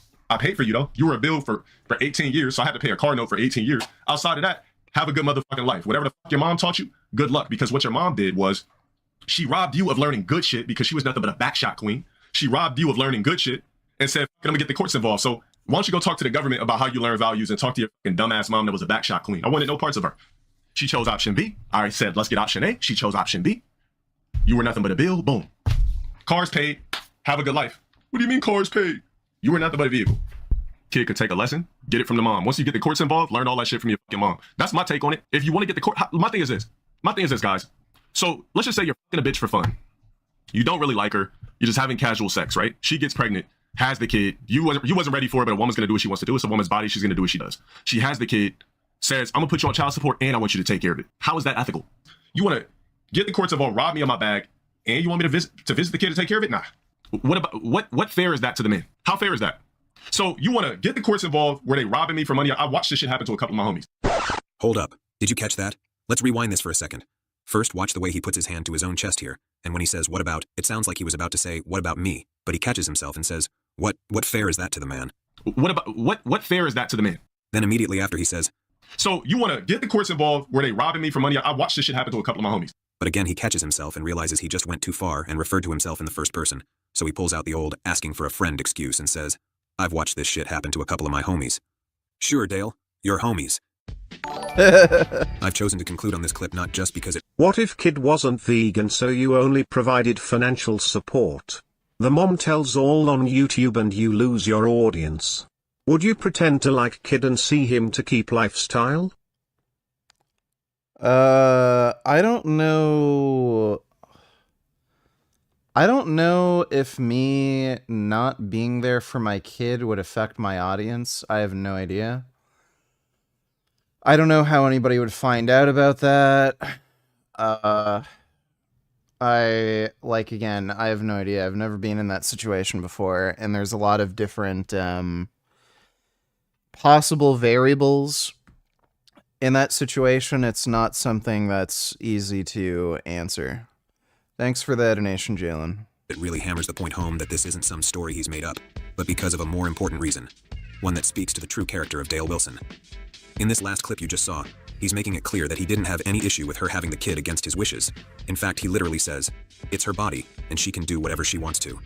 In addition to that, he states multiple times that she could have still made a bag off me, meaning he wasn't against helping support the child financially. He says he was willing to both pay for it and help raise it, so long as they have a verbal agreement that doesn't involve the court system. His only issue with this situation is that she involved the courts. This is so critically important, because once I posted the preview for this video, Dale's cuck defenders and wannabe red pill followers were quick to defend him on the basis of men's rights, saying it's not fair that a woman can just decide to have the kid and then force you to pay child support. Whether you agree that's unfair or not is irrelevant, because that's not actually what he's complaining about. I know it may be confusing because at times he resorts to just complaining about the money, and this may just be a case of him lying and saying it's about something else because it looks better than saying it's just about money. But let's take him at his word, because he has said multiple times he didn't have any issue with supporting the child financially. Not only that, but you just heard him say she wanted his help raising the child. So all you MRAs thinking she was trying to keep the child away from him, you can just toss that out the window right now. According to him, the reason why he didn't want anything to do with the kid is because she took him to court. At this point, you may be wondering, why would she need to do that if he was willing to pay? Well, like I said, this could all just be a lie, but the answer may lie in the information contained in the credit report, in addition to what we know about the child. The child in question is 10 years old, so they weren't just born recently, but the child support collection on his credit report and the inquiry from the law firm that specializes in judgment enforcement are more recent, from August 2023, so maybe they did have a verbal agreement like the one he keeps referring to, and he had been paying her directly. So what happened? Obviously we can't know exactly what took place, but come on. Let's not just feign ignorance like some people. Let's use our brains and call a fucking spade a spade. If he was really willing to support the child like he says, why would she need to take him to court in 2023, 9 years after the kid was born? The thing is, though, his story doesn't make sense. He says that it was her involving the court that made him not want to have anything to do with the child, even though the court just mandates he do the thing he said he was willing to do in the first place, so I don't get all his resentment if he was really willing to do it. It's not like the end result is any different. The net effect is the same. But I digress. Remember, the child is 10 years old now, and according to all the leaked paperwork, she didn't get the courts involved until 2023. So if the issue was really her taking him to court, where was his involvement with the child from 2014 to 2023? That's 9 years where there was no court order, but there's no indication that he was involved in her life at all during that period. It is possible he was, and we just don't know it, but it doesn't seem like that's the case from the leaked documents, which literally itemize how much time each parent spends with the child. I also find it pretty hard to believe that if he had been helping raise them over all those years, spending time and building a relationship with them for almost a decade, that he would just cease all contact solely because she got a court order that ensures he pays child support. I may be harping on this, but he says he was willing to pay, right? So why does it matter so much that she took him to court? All that does is allow her to seize his money if he doesn't pay, so if he was paying willingly, it makes no difference. Like I said, I suspect he's either lying or he's leaving out the part of the story where he stopped paying, which was the catalyst for her to take him to court in the first place. These law firms that deal in judgment enforcements can't do anything without a judgment to enforce. They can't just walk into a bank and garnish someone's income because they're lawyers. You have to go to court first. This means it's very likely she never wanted to go to court. It was just a necessary step she had to take to make him pay, which is supported by the fact that she didn't do it in 2014 when the child was born. It didn't happen until 2023. So that's the story. I can't imagine that anyone would still believe this guy in the face of mountains of evidence. It honestly sickens me that he can't ever just face the truth. Dale is truly one of the most deceptive, dishonest humans I've ever seen. No hyperbole. And it's not like that's his only personality flaw. This man has said thousands of things that show what a sick, demented, twisted mind he has. But I don't think anything demonstrates that more than these cruel, heartless comments about an illegitimate child that we now know weren't hypothetical. Even prior to the credit report leak, I would hear these comments and think, what kind of sick fuck would ever think such a thing? Let alone say it out loud in public, and it gets even worse because wasn't just saying it, he's actually bragging. Like you can tell if you watch these clips, he thinks he looks so cool and so aloof that he could treat his own offspring like that. The man is literally getting high off his own farts when he acts out that stupid fantasy of his child showing up at his door and him responding with a gun, even though we all know he's a coward that would never do such a thing. If this ever happened, he would probably do what he always does and deny he is Dale Wilson, like he did when the process server showed up to serve him the papers. Absolutely. Oh my god, that's hilarious. Dude, he denied he was Dale to get away. Oh my god. What a moron. Absolute coward shit. Now it's one thing to actually think these deplorable things. It's another thing to actually say them out loud. But when you actually know there's a living, breathing child out there, and that the child is old enough to go online and hear these things for themselves, I have to wonder what kind of person would do such a thing. But I honestly think he is so cruel and insensitive, so spiteful and immature, and he holds so much resentment for the child's mother, that he's actually hoping they hear it as a way to enact some sick revenge on her for committing the sin of taking him to court. As we have seen over the past few days, when Dale is complaining about something or criticizing someone, he's usually projecting his own insecurities outward, and you may remember how many times he mentioned weaponizing the child. Well, dare I say that is exactly what he is trying to do here. The things we criticize others for are usually the things we hate about ourselves, and I think this is very much the case with LTG. There is a brilliant quote often attributed to Maya Angelou, and I'm going to play that quote for you here. The other most important lesson, well, it's hard for me to number them, but let's say one of the most important lessons I ever learned from you, and I still am, I think I know the lesson, and then I'll walk into a situation and think that's that same lesson, and that is when people show you who they are, believe them. Yes, absolutely. A person says to you, I'm selfish, or I'm mean, or I am unkind. Or I'm crazy. Or believe them. They know themselves much better than you do. Mm-hmm. When people show you who they are, believe them. Dale oftentimes engages in doubles. This was his response. I'm gonna say this shit one time and one time only. I am nobody's father. Best believe that shit. I got 2 cats if you want to count that, but that's cool. I am nobody's father. I promise you that. He specifically used the word father. And why is that relevant? That's relevant because of this clip from earlier in the video. She chose option B, said, I'm gonna get the courts involved. So I said, fuck you. That's why you never seen me. So don't come over here crying, talking about, I never knew my father. I like, Dad, first off, let me get something straight. Biologically, I'm your dad. Outside of that, I'm not your father. See, a father is present through love based off of a love kid, a love child. I am not your fucking father. Biologically, I did help create you. But outside of that, I want no parts.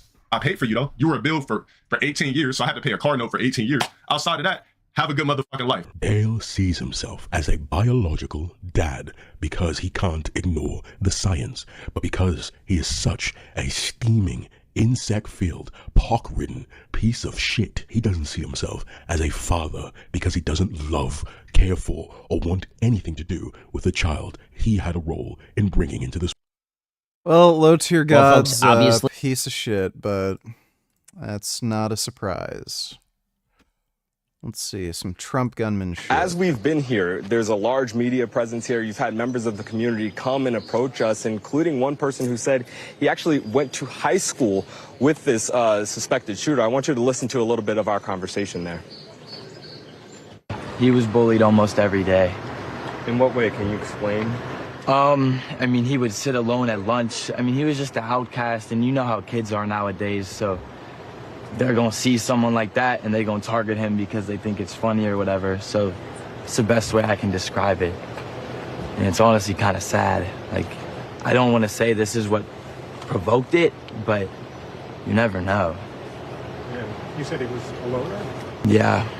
I want to say he was a loner more because he was quiet, but like he was just bullied. Like he was bullied so much.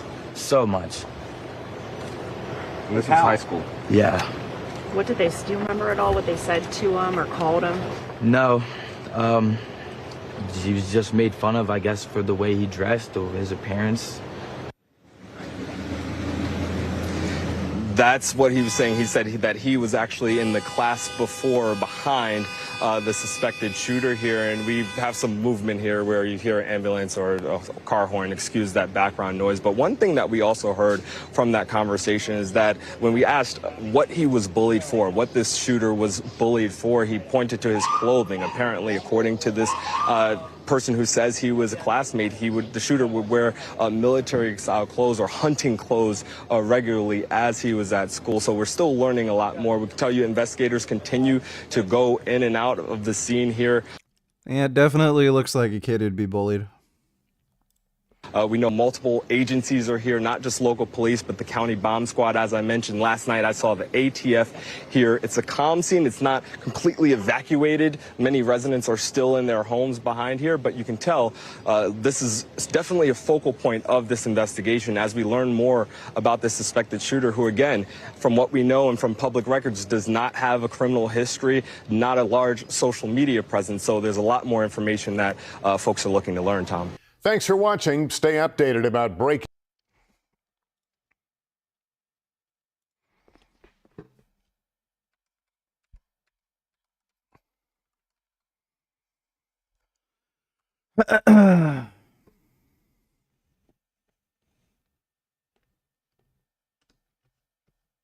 This is it.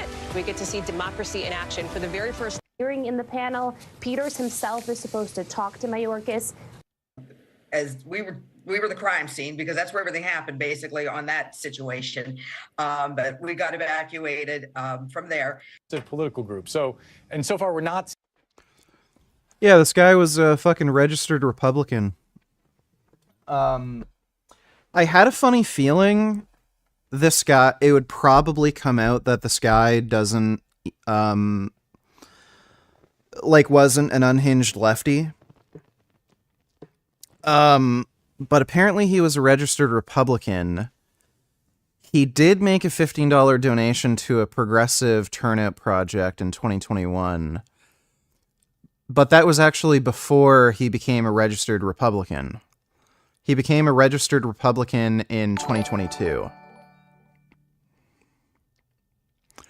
Riley donated to others, trying to refine my arguments. What are the most cohesive and comprehensive answers to Plant Lives Matters, name the trait being an informal dialect?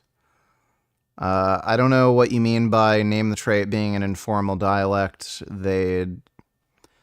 have to explain why the name the trait line of questioning is somehow invalid. I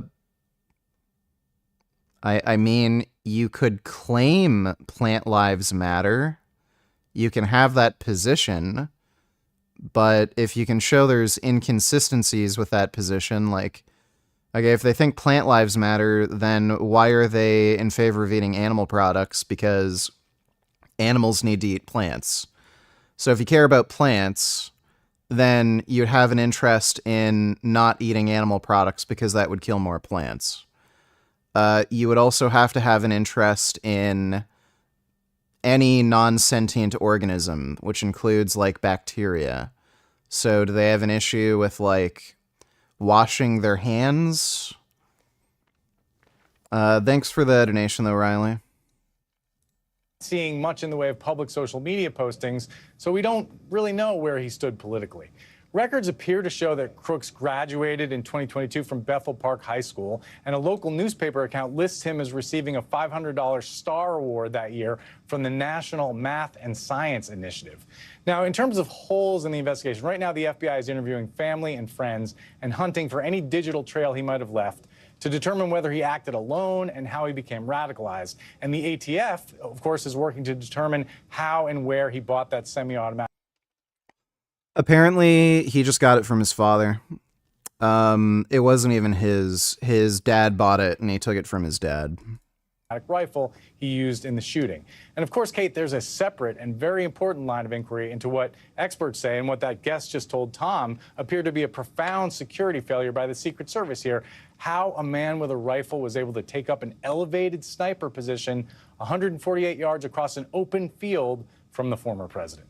Activities have stopped. We haven't heard anything from the Biden campaign. He's not struck there, and he's either struck with the first or second shot. I think that's probably the first shot. He grabs his ear on the second shot. Now, just quickly, the shooter reports where he did not have a scope on that rifle, but if he'd had a scope on that rifle, Mr. Trump may be dead.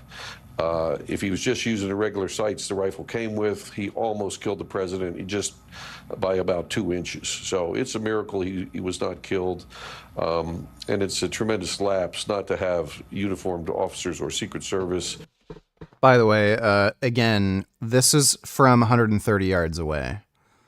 He was shooting at a stationary target. Trump was not moving, and he missed. I don't even know if he was aiming for Trump's head. But that is incredibly easy to hit a stationary target at 130 yards. Lee Harvey Oswald. Let me see. Shooting distance.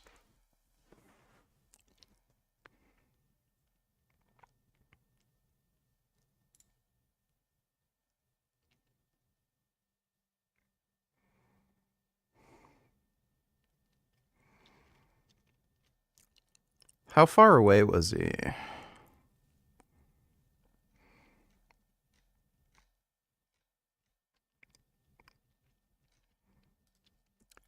Why in the fuck can't I,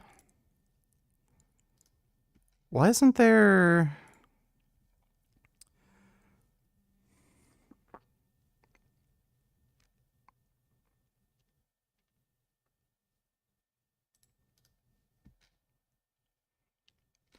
So I'm pretty sure Lee Harvey Oswald killed Kennedy from a further distance.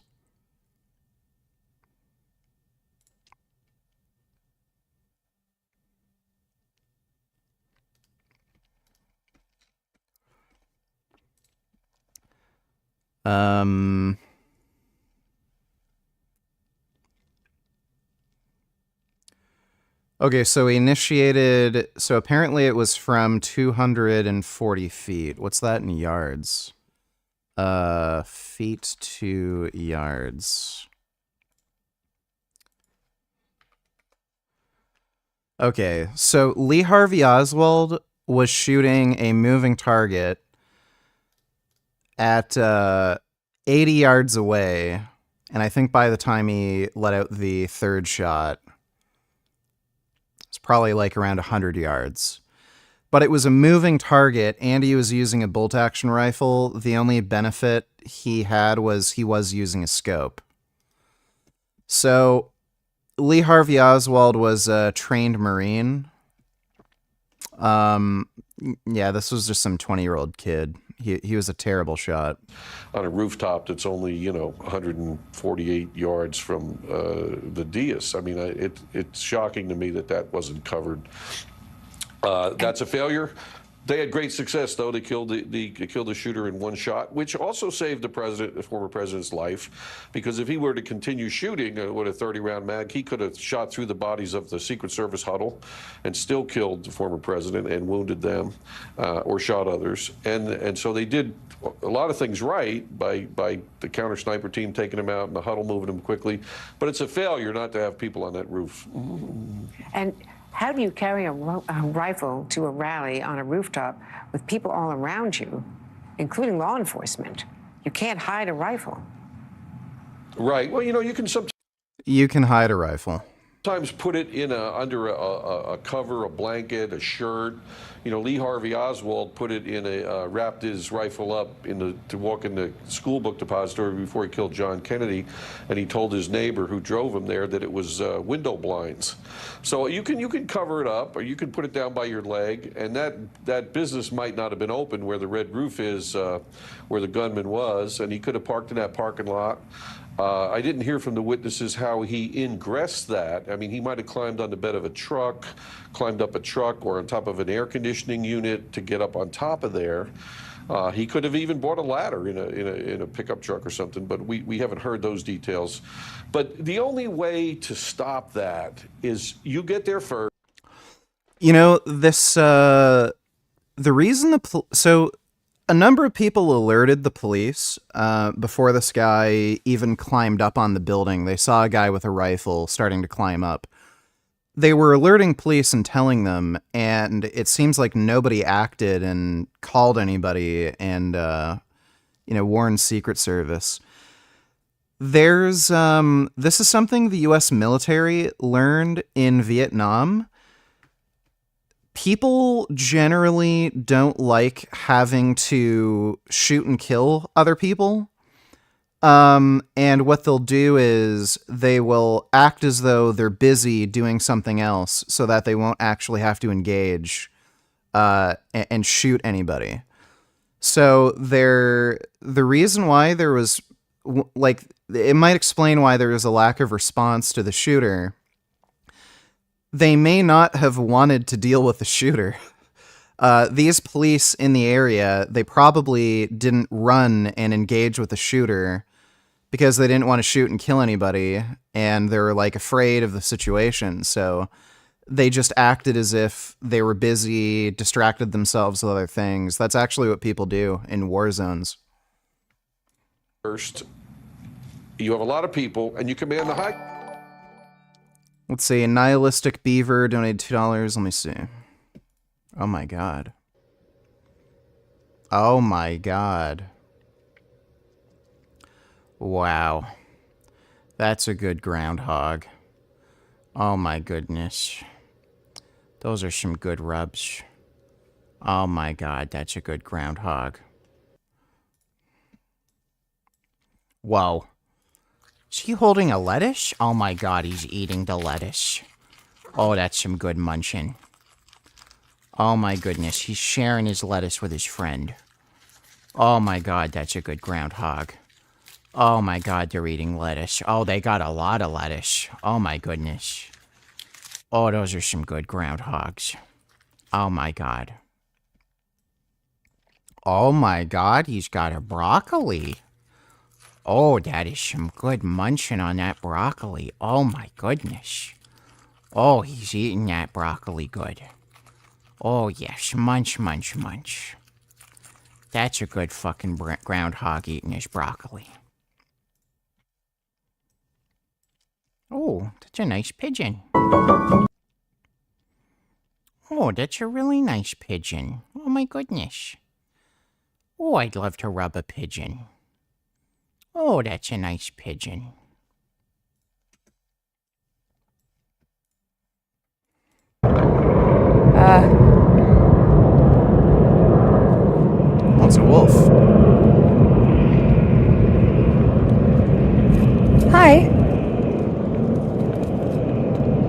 Hi. Yeah, is that a wolf or is that a... I can't tell if it's a domesticated dog or a wolf. Who are you? Could be a hybrid. Hey? You friendly? Who are you?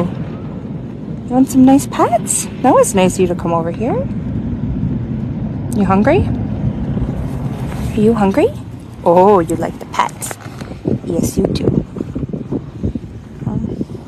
Hey? What a good baby. What a good baby.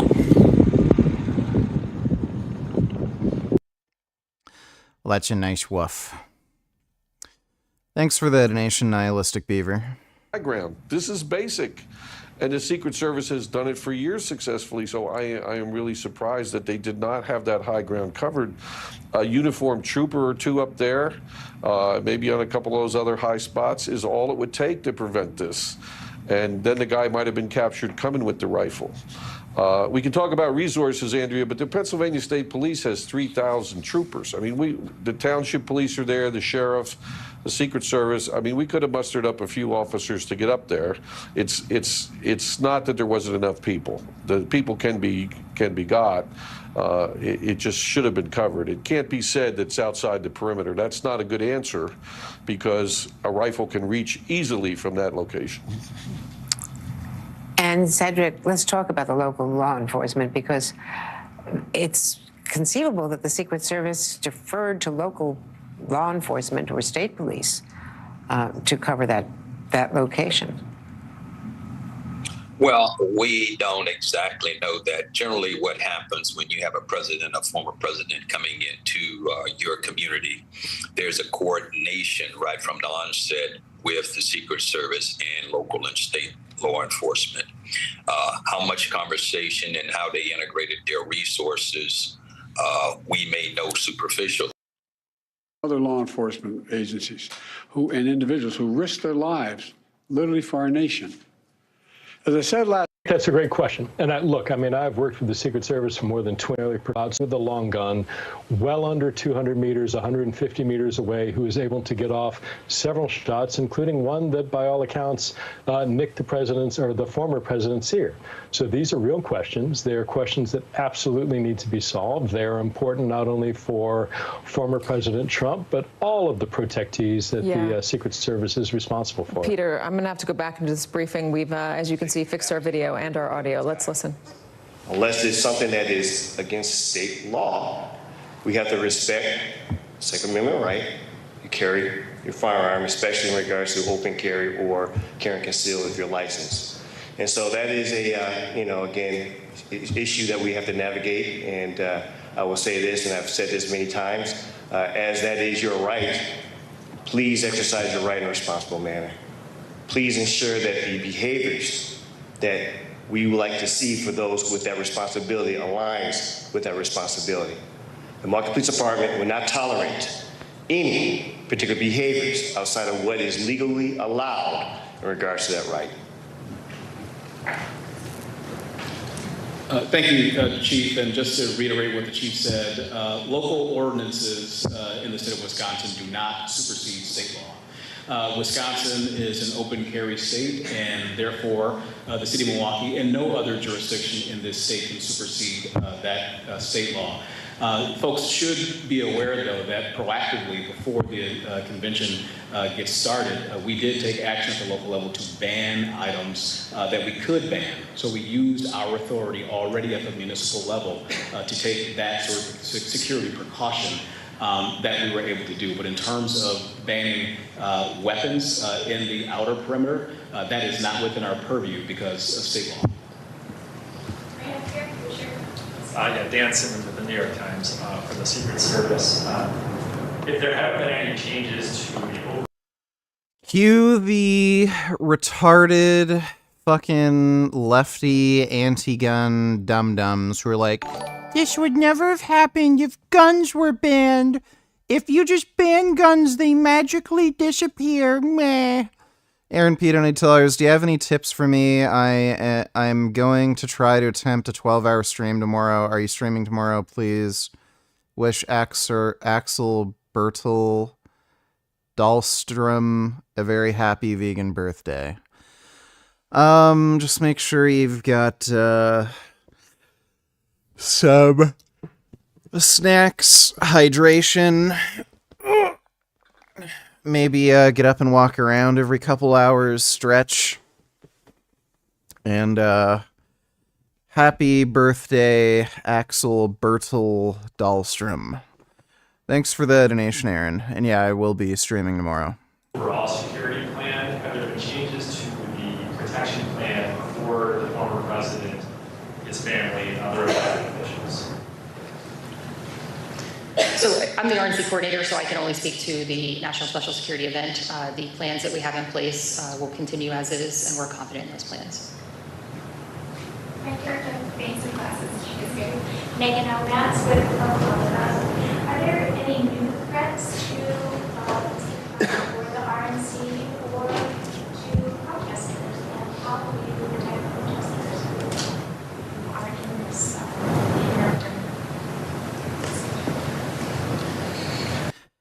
You know, since I haven't seen Trump be on camera yet, I think he might actually have PTSD. I have a funny feeling that he's actually pretty shook up from this. Good afternoon, ladies and gentlemen. I'm Michael Hensel. I'm the special agent in charge of the FBI for the state of Wisconsin. For your first question, the men and women of the FBI in the state of Wisconsin who work in our 6 offices, along with the assistance of our 56 field offices across the United States, and our domestic and international federal partners, have worked over the last 18 months to take information in, intelligence in, evaluate that information, and then disseminate it to both our state and local partners to address any threats. Currently, there are no known articulated threats against the RNC or anyone visiting the RNC. That's important because we also need the help of the public. If they see something during this time or feel uncomfortable with something, please let us know. Let your local law enforcement agencies know, or the FBI. 1-800 call the FBI. Just follow up. I'm sorry. I just have to Did you have a follow-up? Next question? Right back there. Hi, before leaving for the Secret Service, just to be clear, did you or did you not make changes to the security plan based on the events of yesterday? There have been no changes to our current operational security plans for this event. Why not, given the fact the former president was the assassination? So again, this event is designated as a national special security event. So it is a 18-month process that involves all levels of government that are contributing to the operational security plans for this event. So we have an operational security plan that's built out for every area of responsibility related to any and all aspects of security related to this event. Nick Waters with Bloomberg News. So to the local and state officials on the stage, have you made any changes to your plans for this event, bringing in more officers, more intelligence gathering, and anything else as a result of what happened yesterday? I can just reiterate what I said before in terms of what the city of Milwaukee has done. Our council, in conjunction with me, passed and signed a local ordinance to make sure that there's more protection in the outer perimeter as it relates to officers from across the state of Wisconsin or elsewhere coming in to assist with public safety around this. I defer to Chief Newman. No change. So, sorry, so you said make sure there's more protection in the outer perimeter. So what does that look like on the ground? I'm sorry? What does that look like on the ground? If chief of police is saying there's no change, what does it look like on the ground if you're saying there's more protection in the outer perimeter? So the ordinance that I'm referring to that we had passed proactively at the local level, which is, by the way, the same ordinance, the same type of ordinance that we passed in preparation for the Democratic National Convention when it was to take place in Milwaukee in 2020 before becoming a mostly virtual event, is an ordinance that does not allow individuals to bring in into the outer perimeter hard items like cans, like bottles that are filled, other hard objects that can be used as projectile weapons and things like that. We can get 2 more right here in the back. I just want to follow up something else set up here. You said that there was no threats at the moment, there were no concerns, but I would imagine that was what the Secret Service and law enforcement thought yesterday as well. Are there changes to who you think or what you think the threat actors are, and are there any worries on campuses? So as I said, there's no specific articulated threat to the RNC or any specific individual attending.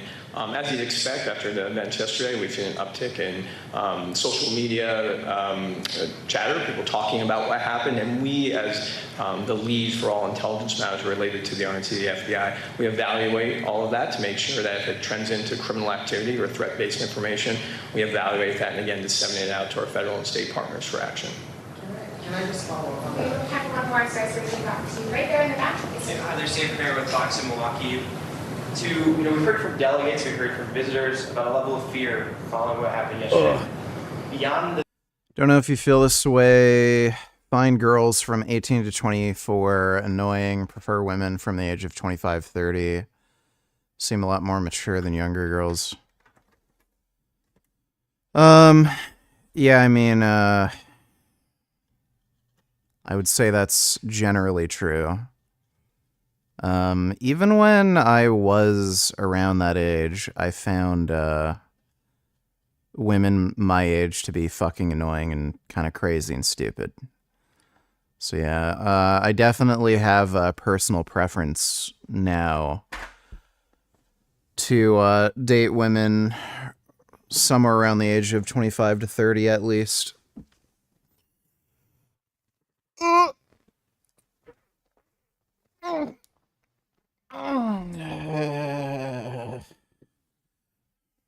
The fact that you guys have planned for this for 18 months, what's your message to them about safety and security? So I'll take that on. As we talk about these particular type of plans, especially in regards to what we've seen across the nation and what we're doing here, I don't know if we're comparing events in the same manner. What we've seen in regards to the past are, again, rallies or town halls. They don't receive the same level of support this event receives. And that's maybe hard to kind of wrap it around in regards to the type of resources being invested in this particular community. Again, we cannot talk about the operations of it, but as the leader in this community, I've seen the work. We work together, again, not only from the standpoint of the federal level, but again, my local partners, and seeing that type of investment in regards to what is being done. We are planning as much as we can plan in regards to what we know, and we're looking for what we don't know, but we are planned and actually ready with the resources. This is our community too.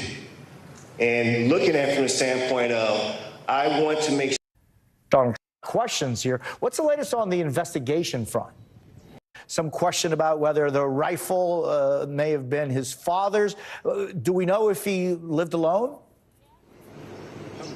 Well, we're learning, and based on the when you look at the addresses, we believe that he lived with his parents. We know that they're in their 50s. We know that investigators are looking at and still questioning where that gun came from. They say that they believe it was purchased legally, possibly by his father. That's something that they're still going through and still analyzing. The FBI director saying that gun is essentially being shipped off to Quantico in Virginia so they can continue to do that analysis. But I've talked to some neighbors in this area just about what kind of neighborhood this is like. We're about 50 miles away from where you saw Tom reporting there, the scene of this crime. We're about 30 miles away or 30 minutes away from Pittsburgh. These are the Pittsburgh suburbs, and people describe this area as a quiet area. They say you don't know what's happening down the street or in the neighbor's house. I know that bomb squad last night, as they were going through, neighbors talked about some of them being evacuated, others hearing loud explosions or loud noises, I should say, a loud bang that they heard around 4 a.m. after getting a warning from the bomb squad. So this is definitely something that has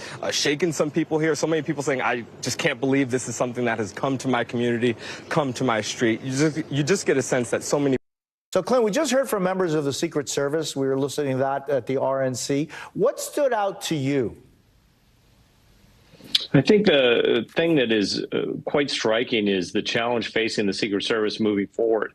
Podium at that range, and the shooter apparently got several rounds off. So kudos to the Secret Service for responding to it. But, I think we're going to have to rethink campaign strategies. This country, our country, America, has 22 times the murder rate of the European Union. And so these, multiple venues, direct interaction with crowds. Okay, when he says this, that's all black kids shooting each other. So, most of these shootings are not, because of political motivation or America is just inherently a more violent nation.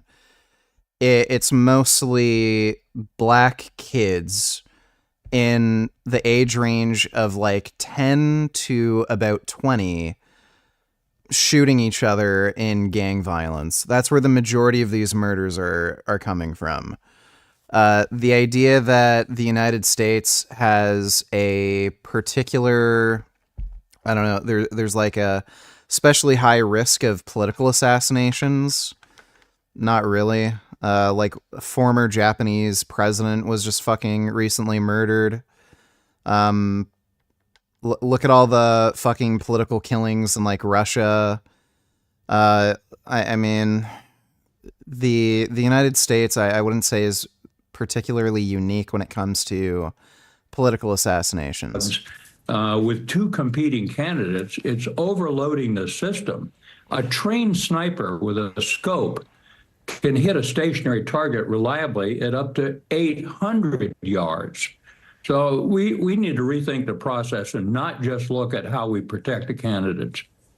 Yeah, I mean, I'm just thinking of Olof Palme, right? I mean, he was attacked not with a rifle, but it is so true, General, that the prevalence of them here makes it a whole different, analysis to deal with. I'm just wondering, when you say that there was a lack of what it seemed to me from what I saw, and of course there may have been many more, but there were two counter sharpshooters right there on the area where the former president was. And it seems as though those are the ones that responded to the shooting. It just seems like, and, Tom Yamos was just telling us that the person who owns the land right adjacent to where this event was held was never approached by anyone, still to this day has not been approached by anyone, that the fencing that was around that area was, put together with some zip ties. What are some of the glaring things that you see as being a problem? Well, again, we got to remember that we have two candidates doing multiple events on the same day in varying parts of the country. And so I think basically they've got beyond their capacity to guarantee, particularly in open venues, or open venues includes towns and cities where people would be. We just showed you. But what remains a mystery is his motive. Shaq Brewster tonight tracking the investigation. Tonight, a more complete picture of suspected shooter Thomas Matthew Crooks. The shooter may be deceased, but the investigation is very much ongoing. The FBI saying it has no indications of Crooks having any mental health issues. Previously unknown to law enforcement, the 20-year-old was a registered Republican who, according to campaign finance reports, donated 15. Yeah, bro, you want to fucking bet that a lot of these Trump fanatics are saying he wasn't a registered Republican and this is just some like gaslighting psyop to make it seem as though he wasn't some crazy unhinged lefty. I can only imagine the conspiracy theories. $15 to a Democratic group. The investigation now shifting roughly 50 miles south to Crooks' home in Bethel Park, Pennsylvania. The county bomb squad telling NBC News they entered his residence overnight. Some close neighbors were evacuated, others shaken by loud sounds. It's a quiet neighborhood, and what goes on in everybody's home. Didn't mean what is being. 2 inches to the right, it would have penetrated the former president's forehead, and we would have a great American tragedy on our hands. The Secret Service was responsible for security at the rally, and tonight is facing an independent.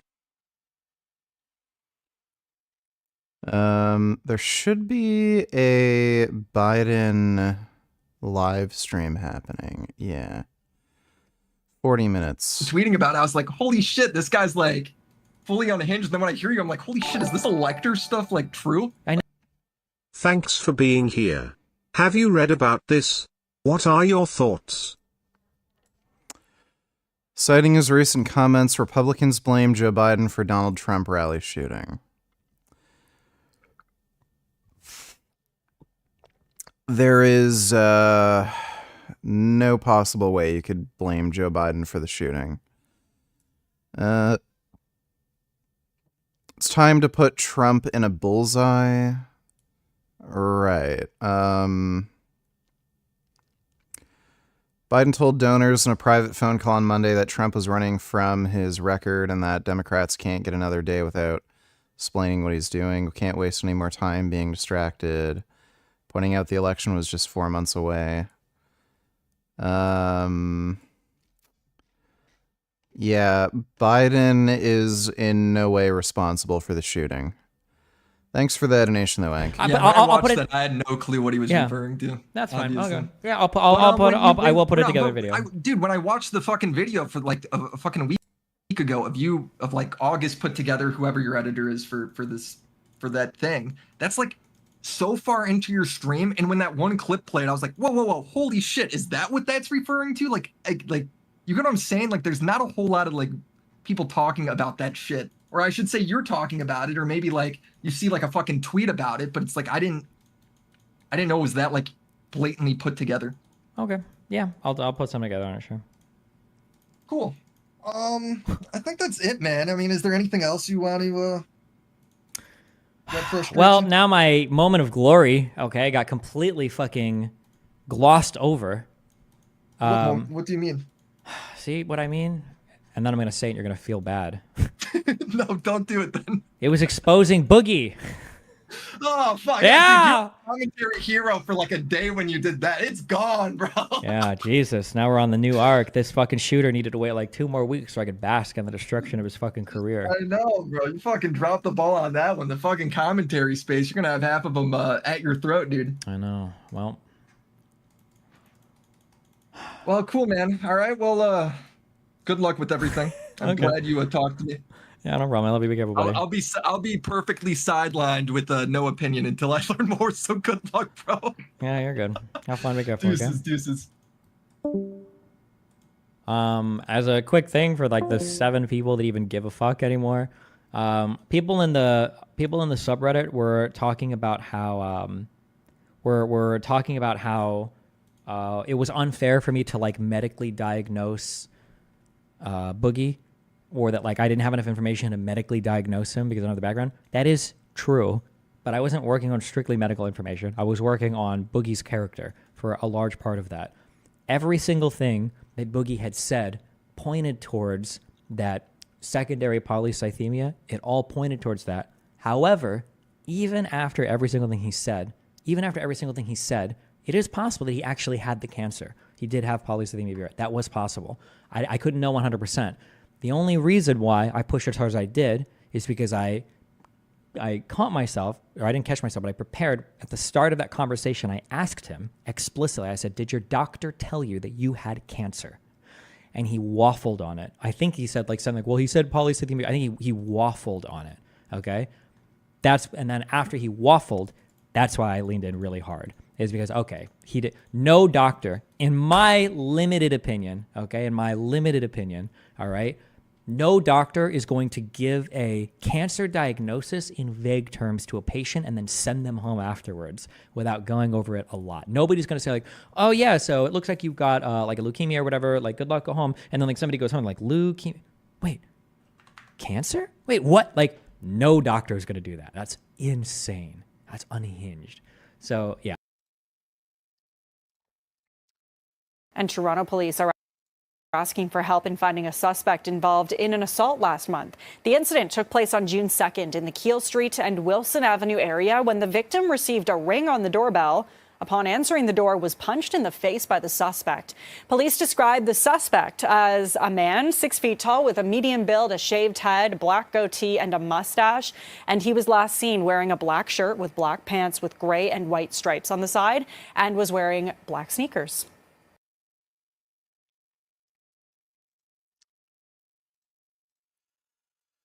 Who is Thomas Matthew Crooks, the suspected Trump rally shooter? Crooks, identified by the FBI as the suspected gunman in the assassination attempt, was shot and killed by Secret Service seconds after he allegedly fired shots towards a stage where Trump was speaking on Saturday in Butler, Pennsylvania. Oh, yeah, by the way, I think he was wearing a Demolition Ranch shirt.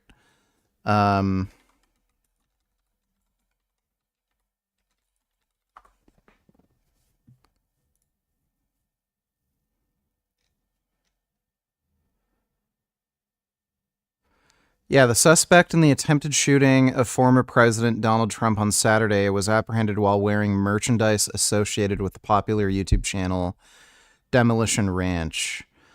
So this guy is a registered Republican. He watches Demolition Ranch, who I think is also right-wing.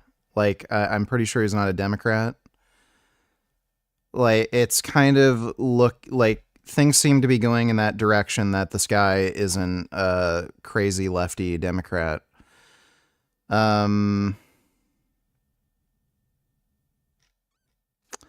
Instagram, Carricker posted a photo of the downed suspect wearing the merchandise with the words, "What the hell?"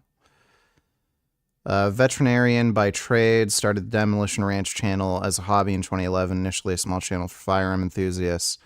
Channel has grown exponentially since the inception, now attracting over 11 million subscribers and billions of views. Let's see.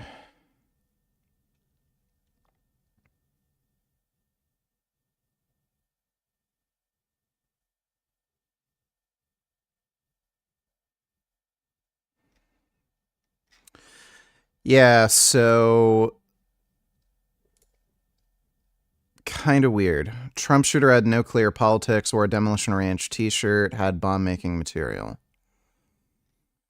Like, again, he was registered as a Republican in 2022 and seems to be a Demolition Ranch fan. It kind of seems that this guy is likely right-wing leaning and doesn't like Trump. There's a lot of anti-Trump Republicans, so I'm kind of thinking this guy is probably right-wing, but doesn't like Trump. Obviously, tried to kill him.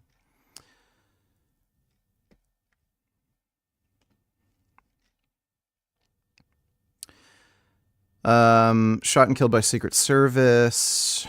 One rally attendee, a 50-year-old man identified as Corey, died, and 2 other spectators were critically injured. Resident of Bethel Park, about an hour away from where the shooting occurred, Crooks was a registered Republican who would have been eligible to cast his first presidential vote in the November 5th election, in which Trump is challenging President Joe Biden. Public records show his father is a registered Republican and mother a registered Democrat. Federal Election Commission filings show Crooks appears to have made a small $15 donation several years ago to a political action committee called Act Blue that raises money for left-leaning and Democratic politicians. The donation was earmarked for the Progressive Turnout Project, a national group that rallies Democrats to vote. The group did not immediately respond to a router's request for comment. So, again, I don't think that necessarily means much. What that suggests to me is this guy probably just didn't like Trump. It is also often the case that these people don't have any clear political leanings and they're just kind of crazy, and he might just have some weird, weird delusional thinking. He may not have leaned too far in either direction. Crooks' parents could not immediately be reached for comment by routers. His father, Matthew Crooks, 53, told CNN that he was trying to figure out what happened and would wait until he talked to law enforcement before speaking about his son. Secret Service agents Fatally shot the suspect. AR-15 style semi-auto rifle. I don't know why they always say that. AR-15 style. What does that mean? The firearm was legally purchased by the suspect's father. ABC and the Wall Street Journal reported, citing sources. Bomb-making materials were found in the suspect's car. U.S. media outlets reported, citing sources.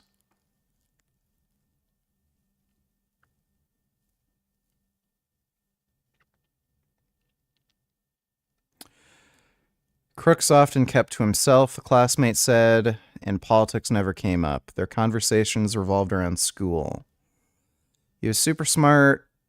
Really, that's what really kind of threw me off, was this was like a really, really smart kid. Like, he excelled, the classmate said. Nothing crazy ever came up in any conversations. It's always the quiet kids that you gotta be worried about.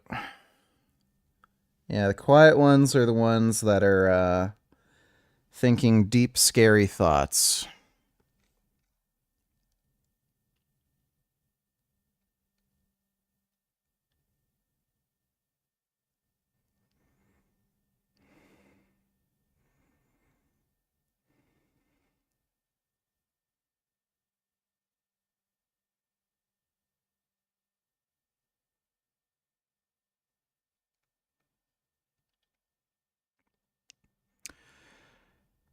Bruce Pendle, owner of Allegheny Arms and Gunworks in Bethel Park, said that after learning about the shooting, he checked his records. We did not sell any firearms to the shooter. We did not sell a firearm that was used in the shooting to the family. When asked whether he had sold any firearms to Crook's family members, he declined to provide a direct answer. That's between me and God, so he probably sold something to his father.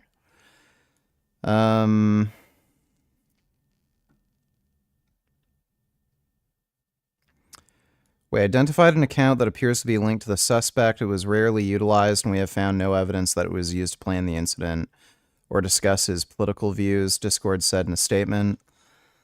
Meta, the parent company of Facebook and Instagram, did not immediately respond to questions whether the platforms had removed any accounts related to the suspect.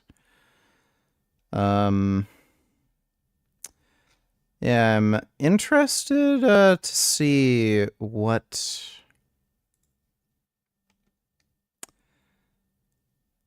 Interested to see what was actually going on in this kid's mind.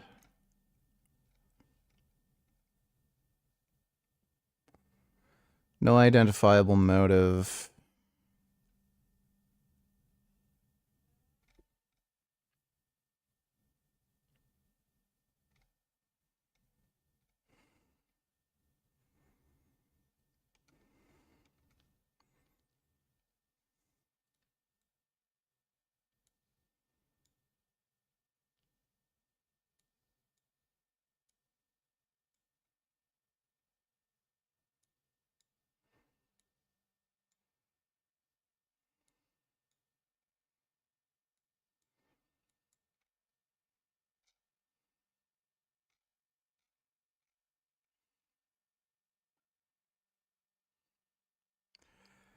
Yeah, that is crazy.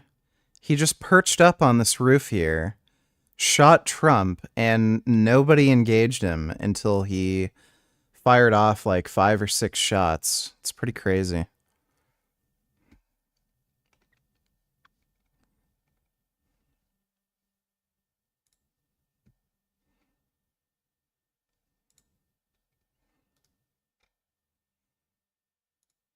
It's raw. This tunnel just goes. Upends the race for president. What do you want the world to know about him? That they missed out on getting to know a great man, a God-fearing. Report live from Officials will do almost any.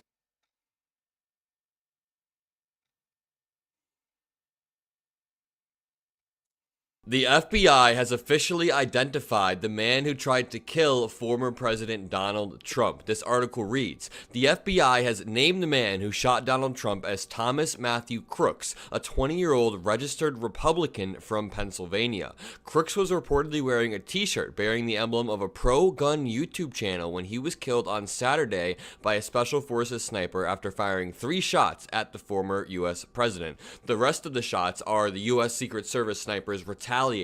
One shot grazed Trump's ear, spraying blood across his face. A man sitting behind Trump was shot and died, while 2 other people were badly injured. I cannot repeat this enough. We should be condemning political violence no matter what, in every single form. The second that we start egging stuff like this on is the second that we've stooped to the level of the people on January 6th. We are actively contributing to the backsliding of our country when we say that this was a good thing. It was not. Also, to the people saying it was fake and staged, grow up. The FBI said that it regarded Crooks as carrying out, quote, an assassination attempt on former President Donald Trump.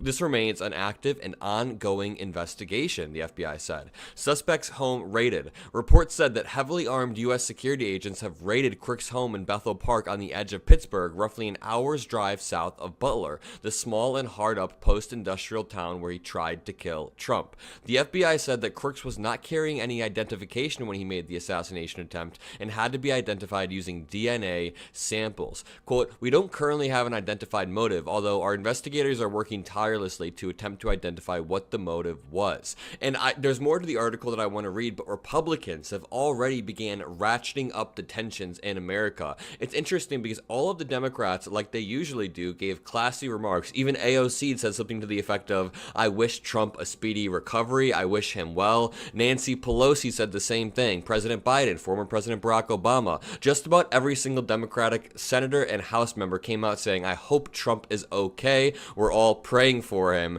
And the Republicans are immediately ratcheting up the tensions and blaming it on Democrats. J.D. Vance, or J.P. Mandel, said, today is not just some isolated incident. The central premise of the Biden campaign is that President Trump is an authoritarian fascist who must be stopped at all cost. That rhetoric led directly to President Trump's attempted assassination. Maybe Donald Trump's own actions led directly to people being disillusioned with all of the institutions and thinking that violence was the answer. Again, Donald Trump is known for ratcheting up the heat of American politics. His claim to fame was claiming that former President Barack Obama wasn't born in the U.S. His second claim to fame in American politics was coming up with nicknames for people he disliked, whether they were Republicans, whether they were Democrats. He came up with nicknames. He completely contributed to this atmosphere today. And also, it's crazy to me that Republicans are immediately trying to connect the line between Democrats' vague rhetoric and this attempted assassination. But when Donald Trump planted the seeds for January 6th for months beforehand, Donald Trump laid the groundwork for January 6th by coming up with lies,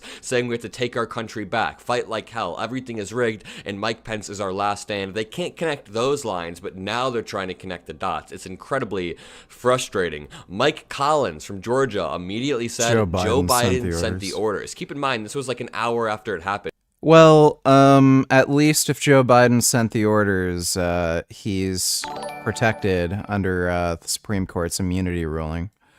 Dodo, donate to lawyers. Can you react and give your thoughts? Let me see. I think it's fair to say, America, if you're watching this, we were half an inch away from a possible civil war.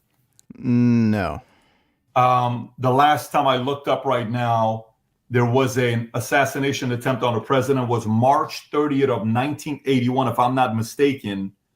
March 30th of 1981, which was on Ronald Reagan. We just had an assassination attempt on the president probably less than an hour ago, give or take. They tried to character assassinate him. It failed. They tried to deplete his savings. It failed. They tried to do whatever they could to silence him. That failed, where he could only campaign once a week because it was Wednesdays. And there's only one attempt left. And we've been talking about them needing to double down on private military contractors to protect the president. But this man loves people too much. He can't prevent himself. What is he talking about private military contractors? From being around the people. Rob, can we show the clip of what happened? I know we got a bunch of other clips to show you guys. But let's start off with the clip, Rob, that everybody around the world, it stopped the world. This one clip. Go ahead, Rob.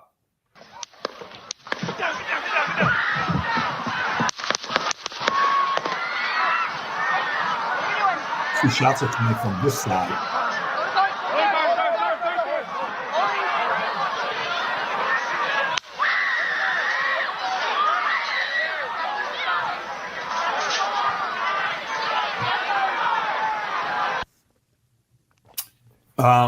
Rob, do you have the clip of afterwards him getting up on a open mic saying, "Let me put my shoes on"? Is this it? He's bleeding right there. Look at this boss. Blood on his ear. You can tell. By the way, the cut is such a, you can see the shot like cut. You understand, like, they missed him by this. By the way, that goes half an inch. You're done. Okay? I mean, it's game over. And so you get, Rob, do you have a picture of him actually showing the cut on the side? There's pictures of Trump on the side. I don't know if you have it or not. Bro, like, the guy only got, like, shot in the ear. It just, like, whizzed past his ear, and his ear is bleeding. And this dude can barely stand on his own. And he needed to be carried away just because, like, his little part of his ear got nicked. Like, they're saying, oh, fucking badass. Like, Trump got fucking shot, and he stood up and was like, he got a little fucking thing on his ear. Like, who fucking cares, dude? I've seen cops get shot like 10 fucking times, and then they have to keep fucking shooting at a suspect. Like, it's not impressive. It's all over the internet for everybody that's watching this. Bro, that barely touched him. Like, a little piece of his fucking ear, it barely touched him. I don't even know if that's the, like, it might have been right there where it just nicked his ear. There's a few things that we have to keep in mind. In moments like this, obviously, you're going to see fundraising go to the roof tomorrow. You're going to see that he just tweeted this a few minutes ago. I fully endorse President Trump and hope for his rapid recovery. Look at the number of likes in 36 minutes. 524,000. It's fucking Elon Musk, dude. And smothering the president. So I think that's the feeling I'm getting here. But what do I feel about this? I am angry. I am angry that someone would make an attempt. I am angry. But you want to talk about defending democracy in America? Let the people vote. That's how you defend democracy in America. Yeah, the guy who tried to, make an insurrection against the government. Let democracy work. Let the fucking insurrectionist win.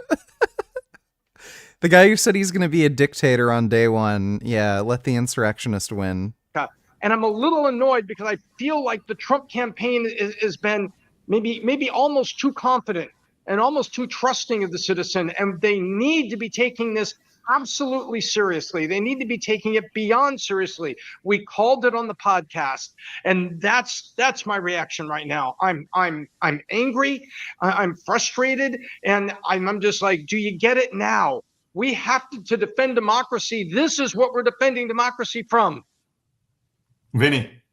Well, Pat, before I get, because I'm furious in the car. I was freaking turning red, and even Alpert, the chef was like, "Dude, are you okay?" I just want to give you guys an update. The body, there's a video of the body of the shooter being removed.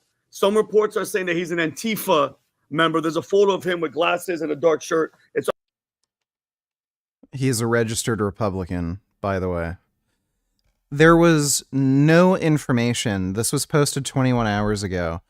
There was absolutely no information whatsoever online at that time about his political affiliations, and they're deliberately spreading misinformation, calling this guy a crazy left-wing Antifa member. They couldn't have possibly known this. They're just assuming because he shot at Trump. It's unconfirmed, but I just sent to Rob a video. Also, PBD, Kenneth P. Vogel tweeted something a couple days ago that said, Biden told donors on a private call this afternoon It's time to put Trump in the bullseye. Let's be honest, okay? From 2016 to where we are right now, that big boy conference that they had of Joe Biden, they just realized all these donors are getting rid of the money. Clooney, everybody's backing out. They know the only way, because Biden's not leaving, the only way to do it, Pat, and you've been calling it, we've been saying it, is to kill him, okay? And thank God. So Biden won last election. I don't know why he can't win again. It would literally be the first time. Yeah, I think that would be literally a first time in history where an incumbent president would end up losing. Respect to you for banning anyone calling it staged. Do you think Destiny tweeted what he tweeted yesterday in order to farm engagement? Also, congrats to Trump for winning the presidency. What did Destiny tweet yesterday? I don't know. I don't think Trump's gonna win, but we'll see. Thanks for the donation, Kid Boo. Thank God it didn't happen, because what they want is all of us. This guy is very clearly on steroids. He's very red. To be fighting and killing each other. If he was killed tonight, nobody's going to sleep. Everybody's going to be taken to the streets and going crazy. It's going to be left versus right. And I just hope this wakes everybody up. It's them against us. And Tom said democracy. We're a constitutional, we're a republic. Okay? When you say We're getting we're gonna get the retard spiel that we're not democratic. I pledge allegiance to the flag of the United States of America and to the republic, not the democracy. Yeah, so a republic is by definition democratic. To the republic. And I hope this wakes everybody up. All these left morons, Obama, Hillary, all that rhetoric, all that shit talking, all that Hitler talk, this is what we get. This is what you get. An assassination attempt. So guess what? I wanted to. By the way, how many people were trying to kill Nancy Pelosi on January 6th? Introduce everybody to the 47th president of the United States, Donald J. Trump. Period. Done deal. Yeah. And by the way, it's interesting because you know, a lot of people, Tom, feel the way like you do. And your emotional reaction to it. Obviously, we've been talking about this for the last hour. While we're driving back, we're on the other side of town. We literally get out. Vinny's like, Pat, look what Mario Nafal just tweeted. I'm like, what are you talking about? Then, hey, look at this. Then, what is this? Then he's bleeding ear. What are you talking about, bleeding ear? And then as we start getting it, and I'm getting all these calls from different people and we're having conversations. Here's what everybody has to be thinking about. Okay, this is what everybody has to be thinking about. Neil Howe, the guy from the book, The Fourth Turning, right? He's on the podcast, Rob, I don't know what that was, 2 weeks ago, something like that. We had him on. The interview is going to go live probably this week, if not next week, this coming up week. And he explains that in the book they wrote on December 29th of 1997, he says, America historically has gone through 4 turnings, and each one lasts around 20 years, right? And the fourth turning, what we're going through today, the high, an era of building, the 50s. So he says themselves as mimic. Another one, what was going to happen to the Tea Party. I don't care if Biden can. Okay, they're just stupid. We really didn't have any facts yet. We have way more evidence now, and that's why I kept telling everybody to stop saying it's staged. I was live streaming, and 30 minutes after, everyone was like, fake blood, the district attorney is lying, and people were saying that Donald Trump was using WWE tactics and he had a blood capsule. I was like, guys, this happened 30 minutes ago. We can't stoop to the level of Republicans and start coming up with conspiracy theories because we want them to be true. To continue this article, AR-15 semi-automatic rifle recovered. Crook shot at Trump from the roof of a shed outside the security cordon thrown up around the rally in a park in central Butler around 6:15 p.m. local time, shortly after the former U.S. president had started speaking. Witnesses said Crook's quote, bear crawled across a rooftop less than 100 meters away from Trump, the Republican presidential candidate frontrunner. They said that Crooks then spent 2 or 3 minutes steadying himself before taking aim and firing at Trump. And we also got reports from people in the crowd or people that were outside the rally that saw him bear crawling. They thought that he would be taken out by the Secret Service any moment. They thought the Secret Service would take him out way sooner, and they were surprised when nobody took him out. U.S. security forces said they had recovered an AR-15 semi-automatic rifle lying by Crooks' body. AR-15 semi-automatic rifles have been used in several mass shootings in the U.S. and have become the focus of the gun debate. Photos also showed a member of the U.S. security forces standing over Crooks' body. Crooks was wearing beige cargo-style shorts and a gray t-shirt bearing the logo of a pro-gun YouTube channel called Demolition Ranch. Also, a registered Republican. Photos and videos on the internet showed Crooks to be a tall, slender, white man who wore glasses and had long, sandy brown hair. Voter registration data showed that Crooks was a registered Republican voter, but on January 20th of 2021, 2 weeks after pro-Trump alt-right supporters stormed the White House, Crooks gave $15 to a grassroots Democratic group. Yeah, that suggests to me that this guy's probably right-wing, but he just doesn't like Trump. The narrative that this guy is a wacko, Biden-supporting, lefty, Antifa member, it just doesn't really seem to be panning out.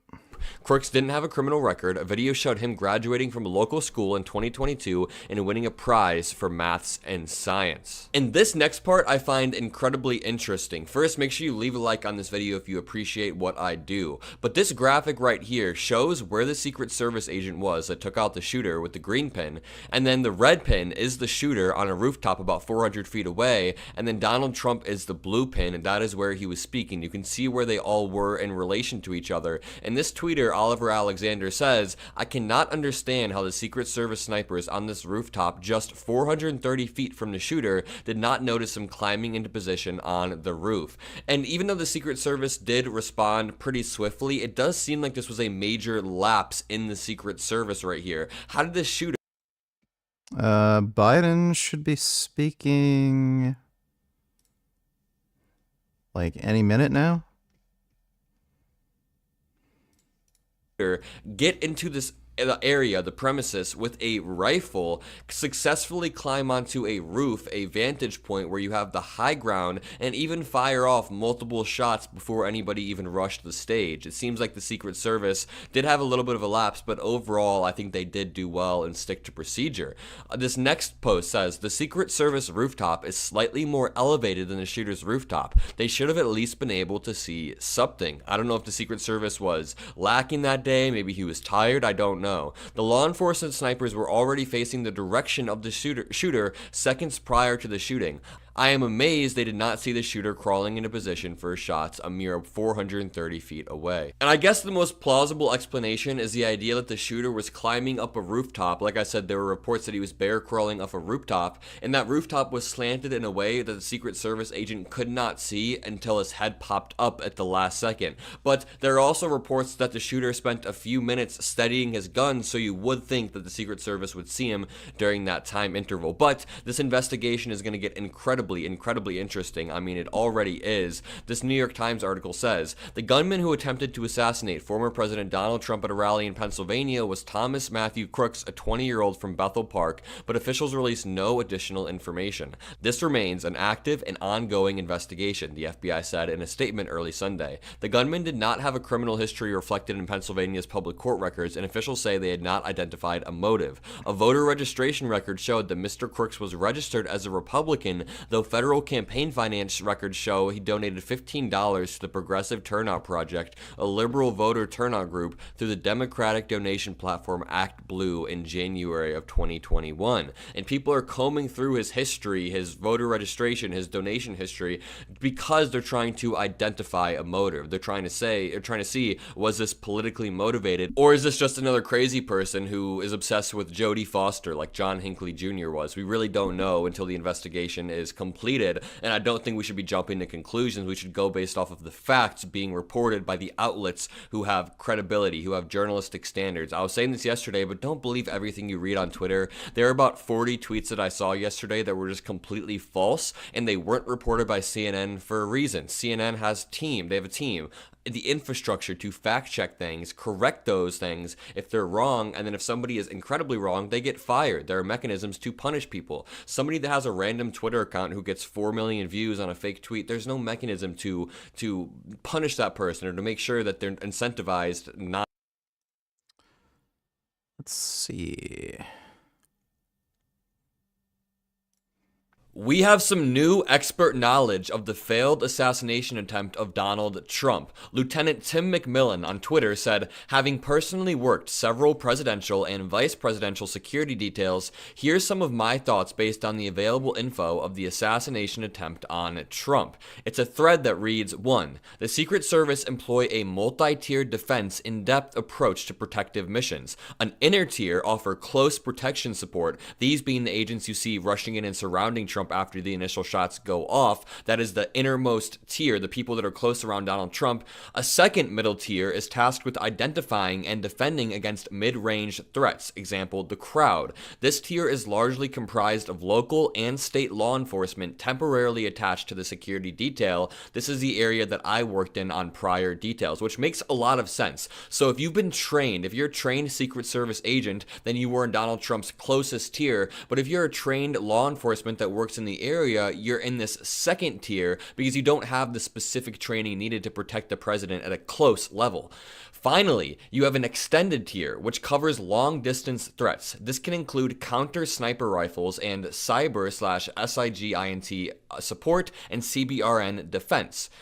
2. People have wondered how could the counter-snipers in the videos not have seen the would-be assassin prior to him getting off a shot. This is because the area of responsibility for those counter-snipers on the roof behind Trump was very likely in the extend tier. Essentially, they were scanning for threats a great distance well beyond the roughly 150 meters the threat appeared. I've read anywhere from 150 to 300 meters. This is evidenced by the fact that the elevated counter-sniper has to dramatically drop his line of sight to respond to the shooter, and you can see that in the video. The sniper on the roof has to drop his line of sight, and he only has a few seconds to respond. We'll get into that. Secret Service advanced teams would have absolutely pre-scouted the location and identified the building the shooter used as a vulnerable spot in the defense, which begs the question, how was this guy still able to climb on the roof and get off a shot? Based on limited details at this point, in my opinion, the security breakdown occurred in the middle tier, the second tier, which would likely include law enforcement who were supposed to be assigned to the area near the outer buildings. How that significant of a breakdown could occur is up for speculation. However, like I said, this tier is largely dependent on local law enforcement and not the Secret Service.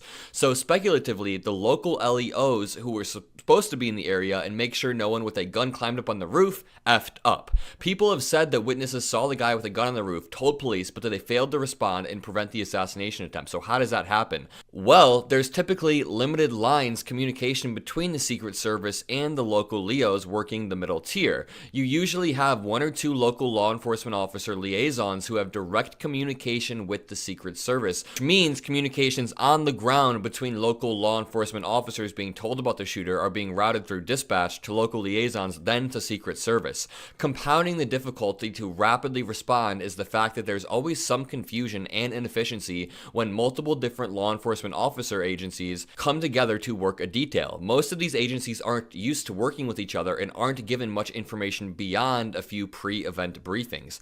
I actually saw what can go wrong in these scenarios firsthand when President Bush's Secret Service detail almost engaged a local police SWAT/counter sniper team during the 2004 G8 summit. No one had properly communicated the local SWAT team's position, so all the Secret Service saw was heavily armed individuals with a line of sight on the president. The whole thing was seconds away from being a tragic accident. In the same vein, there was likely some delay and confusion with the initial reports of a person with a gun on the roof, as local cops and Secret Service agents would all be trying to confirm the shooter didn't belong to one of the security support teams. So in summary, when looking for blame in this massive security... Okay, the guy was wearing a fucking, he's like a 20-year-old with long blonde hair, and he was wearing a fucking Demolition Ranch t-shirt. That's just a stupid excuse. Security failure, if I was a betting man, I'd say the answer rests with whatever detail likely local law enforcement officers were assigned to the area near the outbuildings.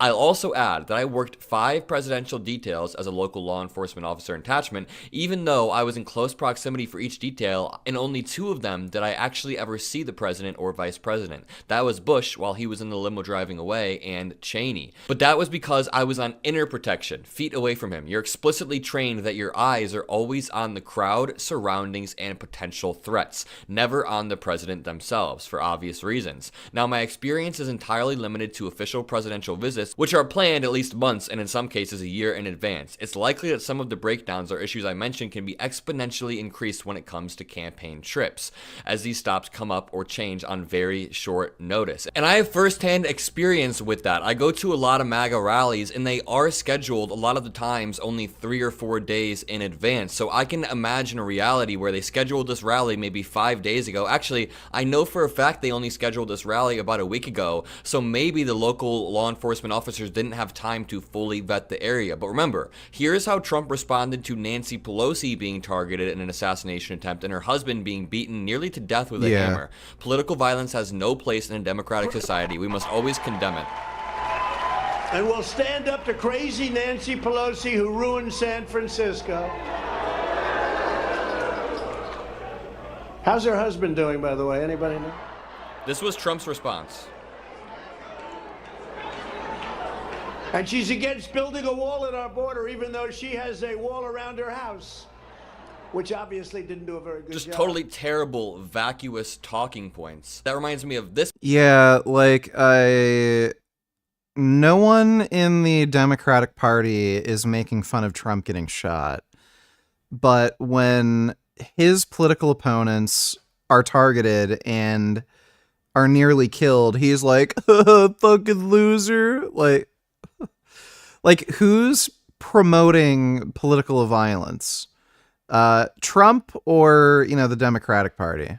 This post right here, 2016, F your feelings. 2017, you lost, get over it. 2018, drinking your liberal tears. 19, 4 more years, bitches. 2020, stop the count. Water the tree of liberty. 2022, burn the groomer books. 2023, where's Nancy? Where's Nancy? 2024, wow, I'm horrified by political violence. I can't imagine how we ever got to this point. We used to be a unified country. Who could do this? Literally, Republicans are the biggest crybabies in the world, and if we want to be objective, yes, Donald Trump was the victim of a shooting today, but the way that Republicans are acting like their rhetoric wasn't ratcheting up the tension in America hasn't been doing that for the past 8 to 10 years, then they are in a different reality. We also have elected officials. We're not enemies.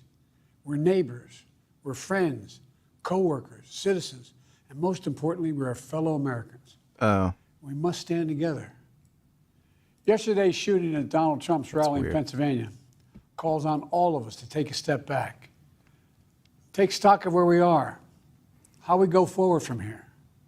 Thankfully, former Trump is not seriously injured. I spoke with him last night. I'm grateful. He's doing well, and Jill and I keep him and his family in our prayers. We also extend our deepest condolences to the family of the victims who was killed. Corey was a husband, a father, a volunteer firefighter, a hero, sheltering his family from those bullets. We should all hold his family and all those injured in our prayers. Earlier today, I spoke about an ongoing investigation. We do not know the motive of the shooter yet. We don't know his opinions or affiliations. We don't know whether he had help or support or if he communicated with anyone else. Law enforcement professionals, as I speak, are investigating those questions. Tonight, I want to speak to what we do know. A former president was shot, an American citizen killed, while simply exercising his freedom to support the candidate of his choosing. We cannot, we must not go down this road in America. We've traveled before throughout our history.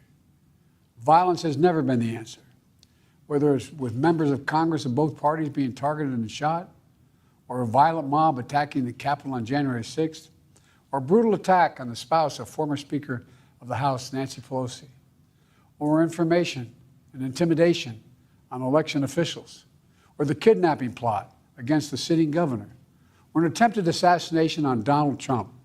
There is no place in America for this kind of violence, or for any violence ever. Period. No exceptions. We can't allow this violence to be normalized. You know, the political record in this country has gotten very heated. It's time to cool it down. We all have a responsibility to do that. Yes, we have deeply felt strong disagreements. The stakes in this election are enormously high. I've said it many times that the choice in this election we make in this election is going to shape the future of America and the world for decades to come. I believe that with all my soul. I know that millions of my fellow Americans believe it as well.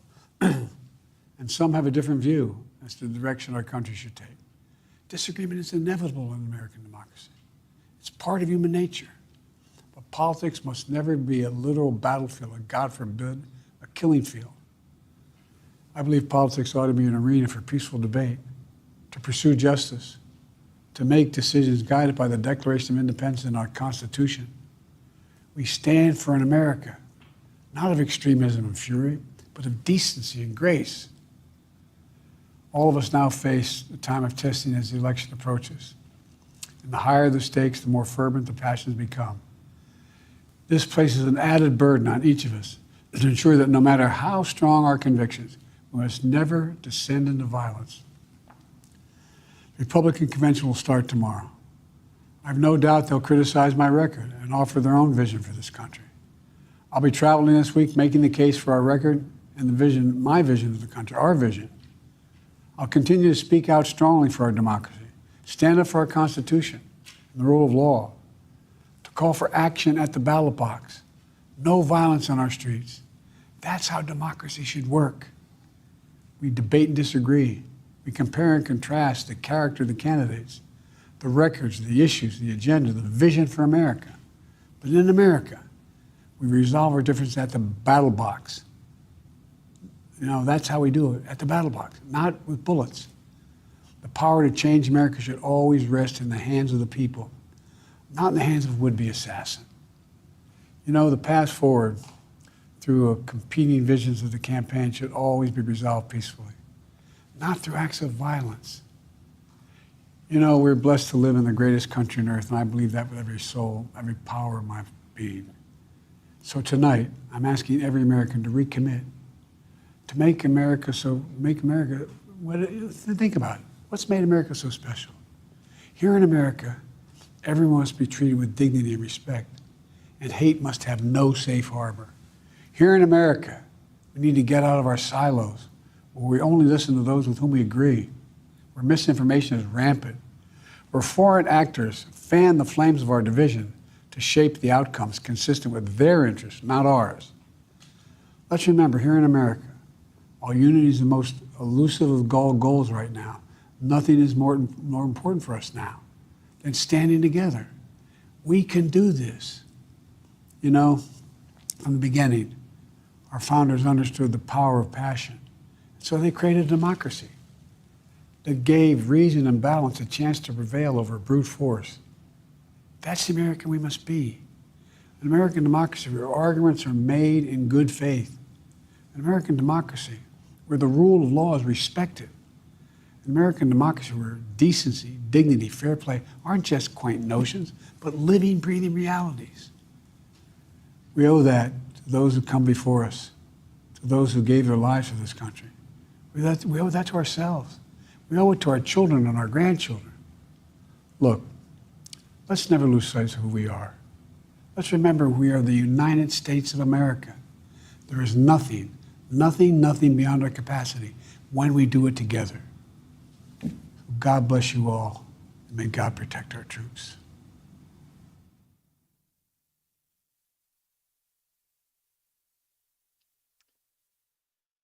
Well, that was kind of lame.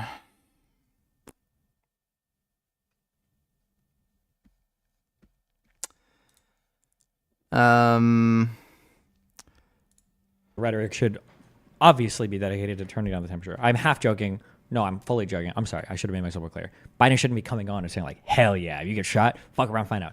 As a president, he should be telling people to chill the fuck out. That's his job, of course. Now, Trump sure as fuck wouldn't do it, but Biden should be, yes. You know, from the beginning, our founders understood the power of passion. So they created a democracy that gave reason and balance a chance to prevail over brute force. That's the American we must be. An American democracy where arguments are made in good faith. An American democracy where the rule of law is respected. American democracy, where decency, dignity, fair play aren't just quaint notions, but living, breathing realities. We owe that to those who come before us, to those who gave their lives for this country. We owe that to ourselves. We owe it to our children and our grandchildren. Look, let's never lose sight of who we are. Let's remember we are the United States of America. There is nothing beyond our capacity when we do it together. So God bless you all. May God protect our troops.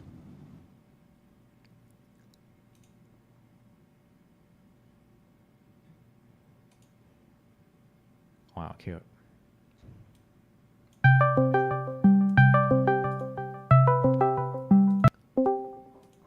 Hey, man. Oh, hey, what's up, buddy? How are you doing? Doing great, just hanging out. How do you feel? It feels ridiculous. I feel like I'm living in an actual clown world, but too much a clown world. Do you feel like angry? Yeah, a little bit. Can you tell me a little bit why? I feel upset that conservatives have, it feels like so little moral character that it feels like basically everything is on the table, or nothing's off the table. Yeah, everything's on the table, I guess, conversely, yeah. In terms of like the tools that are available to them to operate in this country, I know for a fact that there are, we could probably think of 5 things off the top of our head that if it was the other way around, they would be losing their fucking minds. That if Donald Trump Jr. was charged with a federal crime for doing drugs on a video and then having owned a gun, that if he was convicted for that, that they'd lose their minds. If Biden was telling Kamala Harris to flip electorate votes, they would lose their mind. That if Biden was seeking criminal immunity before a court, that conservatives would lose their fucking mind. That that's irritating to me. I feel like playing nice with any of these centrist fucks has been irritating to me. The guys that are all the staunchest like Trump defenders that all pretend to be centrists, like all the Tim Pools and the trigonometries and like all these fucking losers, is irritating. And I'm upset that I feel like this is something I said, this is what I'm going to do going forward, is every single conversation that every single person in the media has between now and the election, every single conversation needs to start with the insurrection plot. And there has to be agreement from start to finish on that. And if that conversation doesn't happen, then it doesn't go anywhere but from there. I think that part of what triggered me was, I think reading the immunity case and then having that settle in more, and then looking back on the accountability that Democrats have to have at every option, and then thinking of all of the accountability that Trump has dodged, right? That he can't be impeached because he's out of office. He can run for office because Section 3 actually doesn't count. We're just going to get rid of that. That he can't be criminally charged with anything. That all of his friends that have been charged have been pardoned by him. Like, the accountability dodging is insane. Yeah. I think final point, I think you would agree. We can't say for sure because we don't know, but there's a high possibility that all of the cases get tossed either because of some of the presumptive immunity that the state can't overcome, because some of the absolute immunity was needed to prove a wider conspiracy, or because by the time these cases get anywhere, he's going to be the president and he'll just pick a DOJ head that kills the investigations.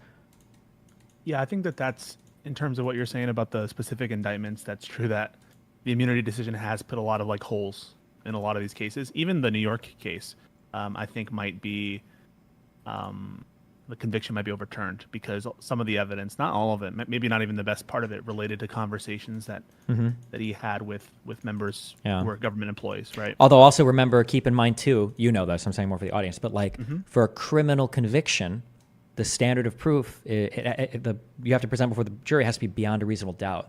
So when people look at a case and they see like 4 pieces of evidence and like 2 are key and 2 are like, okay-ish, just because you're removing a piece of evidence, like a key piece, you only have to bump it down from that beyond a reasonable doubt, and then the case fails, right? So you don't even have to kill like the main parts of the case to potentially destroy it in front of a jury. Yeah. You know me, right? And I think your audience knows that I very much am on the train of, I do not like Donald Trump. I think he's a threat to our democracy. And so if anyone, I think, has purchased with you and your audience about how much I agree with you on the fundamentals of the insurrection stuff and trying to steal the election, it's me. I don't know if you remember, and this might be interesting to you. at some point I'll bring this up to you. Sure. Back in, I think, 2021 or 2022, you had a call with some guy who essentially said that January 6th was just of some frat boys. Okay. And I called into your stream afterwards and said, I'm so offended. Like, how can it be? Like, this was like a procedural coup and a violent coup. And we started talking about that. Mm-hmm. And your reaction was, come on, get the fuck out of here. This is just, this wasn't that. I think if there was a plan, I think we would have known more about it. I think other things would have happened. Yeah. And I don't blame you, right? Because you didn't have the full factual analysis of what's going on, right? Mm-hmm. You didn't have access to the indictments. You didn't have access. You maybe weren't up to date on the latest rumors about what investigations were happening. So I don't blame you in that moment, like cosmically, for how you came about to that belief. But I want to, and I do want to address your comments at some point, but I want to just give you the insight that this used to be your belief, right? Because you didn't have the facts. Mm-hmm. I wasn't able to watch all of your conversations today because I was a little busy. But I saw the very first one you had with a woman who really didn't know about this. And if you don't know about this, right? Not only do your comments seem, you're not going to take your comments well. It's going to be worse. You're going to look like a radical. And I would like to get your response that even you yourself, as smart as you are, as researched as you are, had the opinion that this was no big deal until you looked into the fundamental facts there. And so I would, I want to know your reaction to that. What do you think about that? Yeah, I don't think I did, but I don't know if I offered like a super strong opinion about it. I think that generally, if I don't have a lot of the facts on a particular thing, I just tend to not offer like super strong opinions about it. Yeah, like you wouldn't find me running around screaming on the internet like, "Oh no, it was just a peaceful thing. It was blah blah blah." Like I think it was just like, "Oh, I don't know. I don't think there's enough here." Like I think when I'm even in that tone, I think it was about like, "Oh, I don't know. There's enough here to consider it like an insurrection or a coup." Whether it's because the whole J6 report, the commission stuff, it wasn't out yet, or the indictment wasn't out yet, but I didn't have that strong of an opinion on it. Yeah, listen. I think it was a little bit more heated than that, and at one point I'll show it to you. I think it's well, we can go over it, but the reason imagined it or whether their brain made it up afterwards, I think we're still kind of in this. As far as I can tell, we're still in this position of there isn't sufficient evidence to conclude that there's an afterlife people experience, and yet the proposition, the afterlife seems unfalsifiable. I don't know how you'd show it. I'm convinced that there is no afterlife and there is no soul, and that the very concept is something we can probably demonstrate. But that doesn't, even in my view, where there's no soul, which is, I think, the most reasonable conclusion to reach about brains and what brains do, that there isn't a soul. But even that, I can't say that there's not a near-death experience, or that, because maybe it doesn't rely on a soul. I don't know. In Fox, like if I'm putting on my scientific Christian hat for a minute. Officials calling for investigations. Representative Ruben Gallego said, "Dear Director Cheadle, I write regarding the assassination attempt of President and presumptive Republican Party nominee Donald Trump. As you are aware, it's the sworn duty of the Secret Service under the direction of the Secretary of Homeland Security to protect former presidents and major presidential candidates. Yesterday's incident, which led to the tragic death of an onlooker and several injuries, including to President Trump, raises grave concerns regarding security measures or lack thereof." He says, "As an American, a veteran, and a public servant to the greatest democracy in the history of the world, I demand answers to the following questions. Did the Trump campaign request additional protection or resources for this event? If so, were those resources denied, and why? Did the Secret Service detail, separate from President Trump's campaign team, request additional resources? Who approved the security plan for this event? Was a proper threat assessment of nearby buildings even conducted? Did attendance of the event raise any alarms? If so, how were any concerns handled before the attempted assassination? Were there any failures in protocol that enabled the shooting? If not, how was President Trump, one of only 6 living current or former presidents and a current major presidential candidate, almost assassinated, and what needs to change? Will the Secret Service reconsider its denial of protection for presidential candidate RFK Jr.?" I don't know why Gallego put that last question in there, but some of those questions are absolutely valid. There have been reports that people called out the shooting.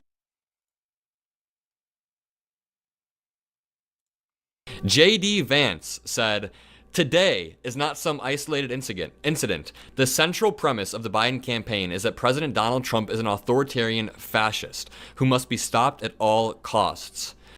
You're telling me he isn't?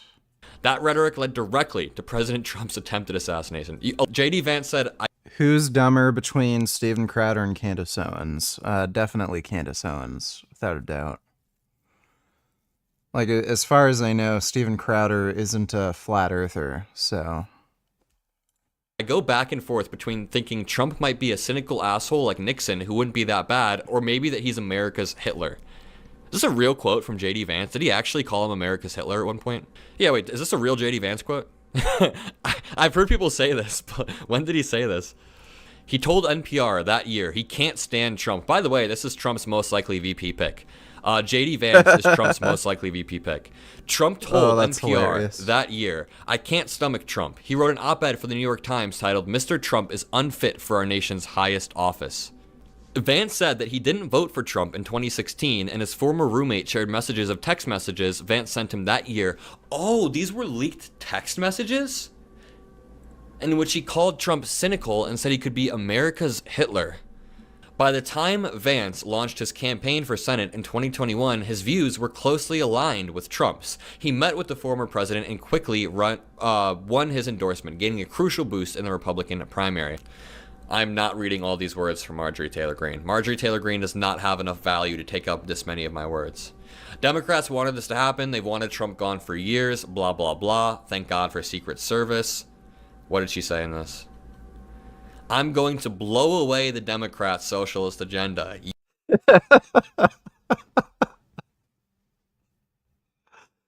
Oh my god, they're the biggest fucking hypocrites. Like, they're fucking acting like little crybabies, saying, the Democrats have been promoting political violence this whole time, and this is why this happened. And then here she is with a fucking 50 caliber rifle. I'm gonna blow away the Democrats' fucking agenda. Bam, bam. Like, oh my god, dude. Yikes. Absolute yikes. But remember, guys, don't be... They're the most unreasonable fucking people just on the planet. They're literally screaming fucking children who just always have to have it their way. Don't use violent rhetoric, remember, but also gonna blow away the Democrats. Matt Walsh, the infamous Matt Walsh. All of the talk about Trump being a fascist dictator was meant to lead to this. If this was the other way around, do you think Trump would reach out to President Biden? Absolutely not. We talked about this yesterday. Not only can we speculate that he wouldn't reach out to Biden, but we know for a fact that Donald Trump never reached out to Mike Pence to see if he was okay after January 6th. Mike Pence wrote a book. And in that book, he details how Donald Trump never called him to see if he was okay after people were chanting, hang Mike Pence, after people were storming the Capitol when he was in there.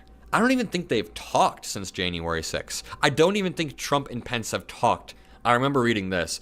Pence hasn't spoken to Trump in months. Capitol riot to blame for rift. And I don't know if there are updates, but I remember this. Trump never called. So sorry, Matt Walsh was saying all of this talk about Trump being a fascist was meant to lead to this. Then he said, Joe Biden used the power of his office to slander a hero cop as a racist murderer. Jesus. Felice Johnson donated $2. Now this is what I call thick chocolate. I think you're supposed to give me a link. You didn't give me a link. If you give me the link, I can review this supposed thick chocolate. Thanks for the donation, Felice Johnson. Jesus Christ. Like the absolute irony or hypocrisy. Both. He's like, yeah, don't use crazy political rhetoric about fascism or about abusing power. And he literally does the same thing. Come on. Biden is responsible for the shooting today. How do you say that like hours after it happens? How do you like possibly send out a tweet like that? Like yesterday, I was being very careful not to jump to conclusions. I was being very careful not to tweet anything inflammatory. I was trying to calm things down and keep people grounded. I could not imagine having a public platform and using it to say stuff like this. Lauren Boebert said, everyone who has called Trump a fascist, they need to have a deep reflection before another tragedy takes place. But then she said, more Felice Johnson donated $2. Let me see. Yeah, she thick. She's pretty. She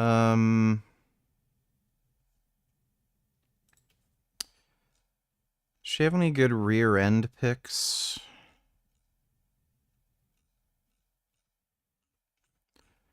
Yeah, I don't think she has any good rear end shots.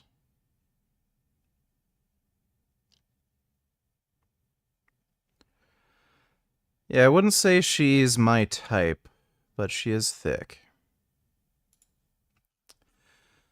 Thanks for the donation, Felice. Illegal immigrants are entering our southern border each month than at any point during Obama's reign of disaster. 180,000 in July to add to the 1 million confirmed this year alone. Biden's regime is the most dangerous and extreme we've ever seen in America.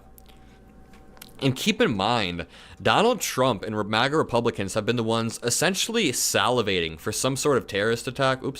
For some sort of terrorist attack to happen. So Donald Trump Jr. said Dems and their friends in the media knew what they were doing with this literally Hitler BS. And then Donald Trump Jr. also says it's a total disgrace what's going on in this fascist regime. Democracy dies in darkness. So both sides say that the other side is a threat to democracy. Ben Shapiro said, a shocking and tragic day for the nation and an amazing, heroic response from President Trump. You cannot repeatedly and endlessly label a major political party candidate and former president as actual Hitler, a full-scale threat to democracy, without radically increasing the danger of violence in America. And then he downplays the Pelosi attack, claiming, oh, well, you know, Republican rhetoric had nothing to do with that. Blah, blah, blah. The danger has been obvious for years. Ben Shapiro then says, the attempt to twist the Paul Pelosi attack into the broader story about supposed extremism in the Republican Party is so transparently opportunistic and pathetic. Come on, homie. Come on. Everyone can see what you're doing. Democrats and the media. It's disgusting. Oh my God, they're children. What he's saying is that we're letting terrorists in our countries because he thinks the border is open or whatever. But maybe the call was coming from inside the house when the person who shot him was a Republican. Who's actually poisoning the blood of our country other than this mother effer right here is the one that's poisoning the blood of our country. But I was working and I got the notification from Asen on Twitter. It's like shots ring out at Trump rally. And immediately I was like, this is not good. This is bad. And then one of my friends, my phone was blowing up. One of my friends texted me, oh my God, there's blood on his face. I immediately, right when that was sent, I started like gathering clips and recording so I could be on rapid response. And I was just having trouble. There was like a good 3 minutes there where I didn't know if Trump was alive. I was sitting there and I was actually like, my heart was racing because it was the in between the shots being running out and people saying there's blood on his face. I was like, is it his neck? Is it, yeah, I don't know. Yeah, it was scary. And I just, you can't exactly predict the electoral consequences, but my instincts are telling me something. My instincts are telling me this is good for Trump. Is that fair? I mean, I don't think it's, I have no reason to believe that it would be bad for Trump, right? I just don't know to what extent it will be good for him and for how long. Yep. I mean, I don't think this is going to be good for Trump nor bad. I kind of see this as probably a nothing burger. Might actually even be bad for him because if this shooter turns out to be a right-winger, like a pretty clear right-winger who just hates Trump, in some ways that might end up making Trump and the Republican Party just look kind of bad and unhinged. Good evening and welcome to City News. I'm Brandon Rowe. We begin at the scene of a fatal shooting in Oshawa that's left 2 people dead. At approximately 12:35 this afternoon, officers received a call for sounds of gunshots in the area of Jane Avenue and Glenforth Street in Oshawa. Officers arrived on scene and located a 42-year-old male who had been shot. Attempts were made to transport that male to hospital. However, he succumbed to his injuries prior to that transport being completed. Officers received information on scene regarding a second address on Glen Forest Avenue. Once officers attended that address, they located a 42-year-old female who had also been shot. That female has been pronounced deceased on scene. The identities of the victims were not shared, nor were people getting shot, and the police say there's no threat to public safety. These hunters and recreational shooters need to be stopped. They won't release the names. Yeah, it tells you everything you need to know. Yeah. So this gun registry thing by our dear and beloved Justin didn't help? How come? Diversity is our strength. Every time. It's so great. I haven't searched that hard, to be honest. Point of it, I don't think Trump has a policy platform right now. This is a special broadcast of the show. Just incredible images. You get to see code, but to untrained ears, Anybody that votes Republican and doesn't understand you're voting for the end of democracy. That's the kind of language Hitler used. Okay, so he's just promoting that stupid narrative. No girl is physically ready when she's 9 years old, and she was playing with dolls and watching entertainment. Okay, I can say. Nobody is. Nobody. Arabs, yes. Arabs, come on, man. You stay with the Arabs. I lived with them for 40 years, man. I know how Arab girls are, man. Is it okay today for a 50-something-year-old man to marry a 6-year-old child and have sex with her when she is 9 years old, just like Muhammad did back then with Aisha? She is sound and she is agreeing to marry, and she is physically ready for it. I say yes. If the law says no. Holy fuck. How are these people not on an FBI watch list? No, I go by the law. A 9-year-old girl is not bodily ready to have sex and to bear children just because she starts bleeding. It's science, but basic biology says that. This one coming in from Ali Nassar Ahmad says, if Muhammad was sent 4 all times, why did he marry 6-year-old Aisha if it's usual Arab tradition back then? But then why marry his daughter-in-law to break the same traditions? He has to be educated properly. If he has to understand, then he has to go back to, listen, I can justify that. But because the people at that time, they had no problem. The father of Aisha had no problem. Aisha, she didn't have any problem. And the Arabs at that time, nobody has ever said to him that you are pedophile and you're having a sex with the 6-year-old girl. And people, they say to you that Abdul Majid, if somebody comes, he is 52 years old, and if he wants to marry your daughter, will you allow? I'll say yes, if he is of the caliber of Prophet's character. Definitely, because I know what is marriage. By the way, not only was this guy considered to be a prophet of God, but everybody was fucking terrified of him because he was a fucking murderer. He had extremely violent tendencies. So the fact that nobody spoke out against him doing this doesn't really say anything about, them thinking this was normal. It says more about them just being afraid of the dude. Exactly, better yet, how are they not in prison? I have no fucking idea, dude. It's so weird. I don't know why YouTube doesn't crack down on these Muslim apologists. They need to ban people like this fucking jackass, Ali Dawa, Muhammad Ajab. They're unhinged fucking maniacs promoting child rape. Marriage, because this is what the people, it's good that you people are using the word marriage, but here in this world, day and age today, the school teachers, I'm in education, I know, school teachers are raping the young girls and nobody raised the issues about Oh, that sucks. that. Is it okay today?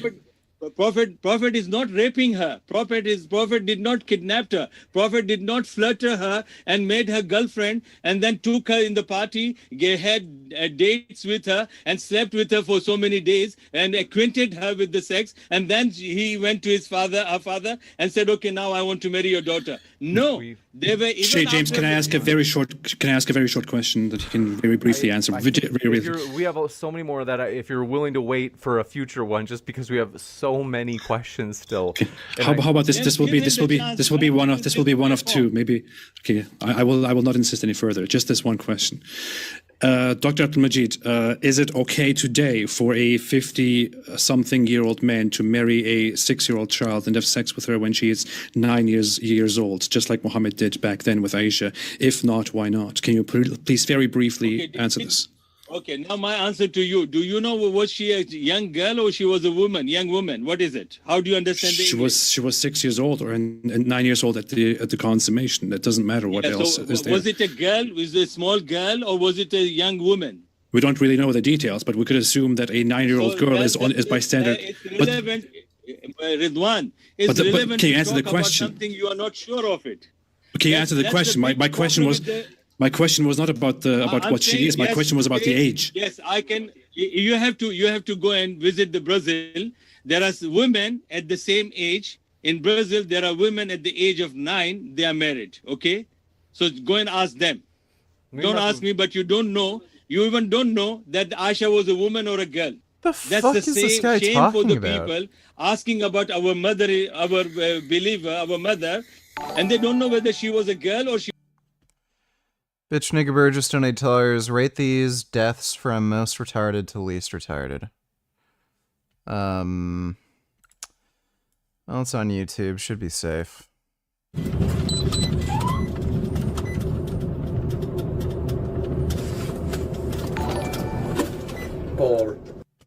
So according to YouTube, copyright is bad, but promoting being a pedo is okay by the terms of ServC.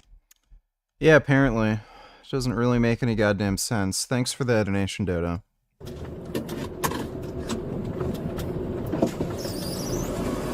Pull over, man.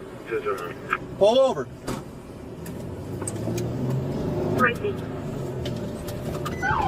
We'll call the 202. If you stop it, Dunkin' Donuts, see if we charges.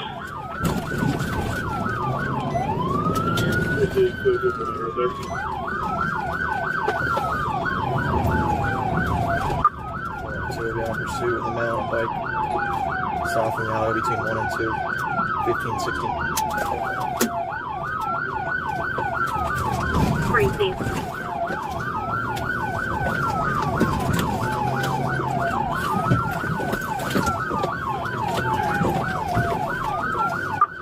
South on first. Won't be on 589 first. Are we down the river? Towards me, dude. Yeah, come on, you guys grab a rescue disc. Towards me, bro. Look at this. And he drowned and died. That's pretty goddamn stupid.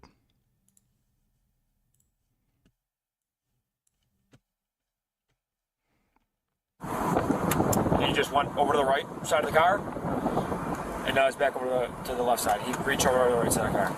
Back. He's 6. He's 6? Yeah. Yeah, how much does he weigh, though? Huh? How much does he weigh? I don't know. This is my little cousin. Okay. I'm taking him for a ride. This seat's his, right, though, right here? Say it again? Isn't this his seat right there? No, this is my nephew, man. This is my nephew. Nephew? Yeah, that's my nephew's seat.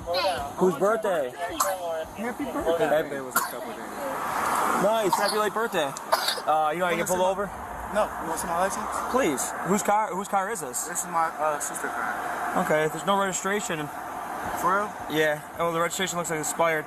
Let me call her. Maybe not, actually. No, it's not. You're good. It's not. But I was about to say. We just pulled you over. You goes, we're on a high rate of speed, man. I want to see the kid get hurt, and your tints are illegal, okay?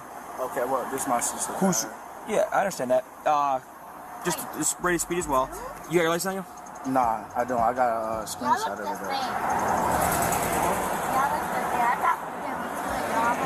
He said y'all look the same. He taking me. Look, this hair right here. I live in Georgia. Live in Georgia? Yeah. Nice. You okay? How does this turn bad? This has got to be dumber than the guy falling in the water and drowning. Hey, Rana, I'll call you right back.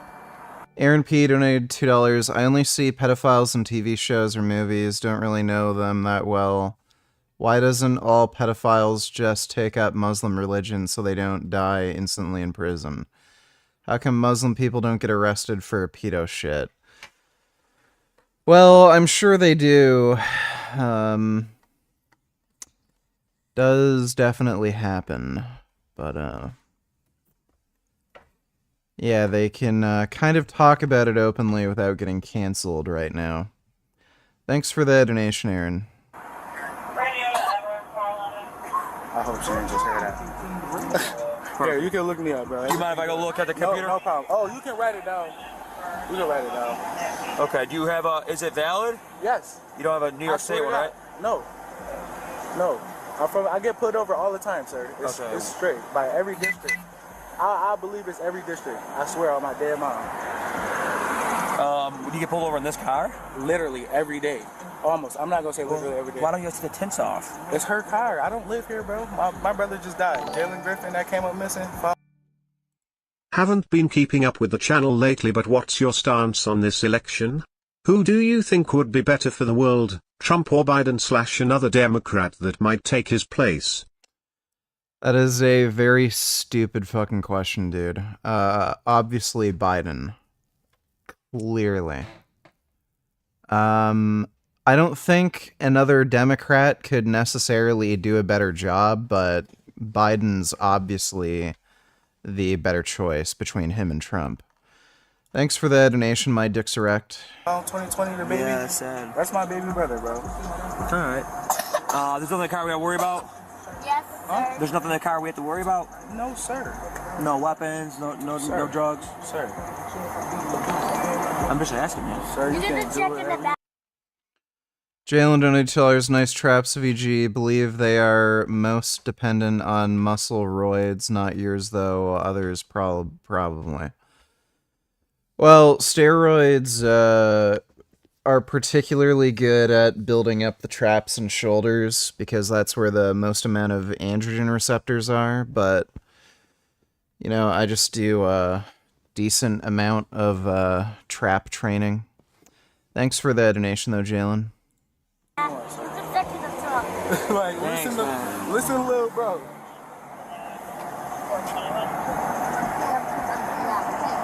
Listen, little bro. You got your pad on you? Can you, sorry, you say it again? Yes, sir. Yeah, bro, I swear to God, I get put over every day, bro. Literally. There you go. And it's me, bro. I'm Davon Roberts, bro. You lost a lot of weight. You at this point am seriously starting to think that YouTube as a whole defends pedophilia, all more of the reason to move to Rumble VG. Well, if I move to Rumble,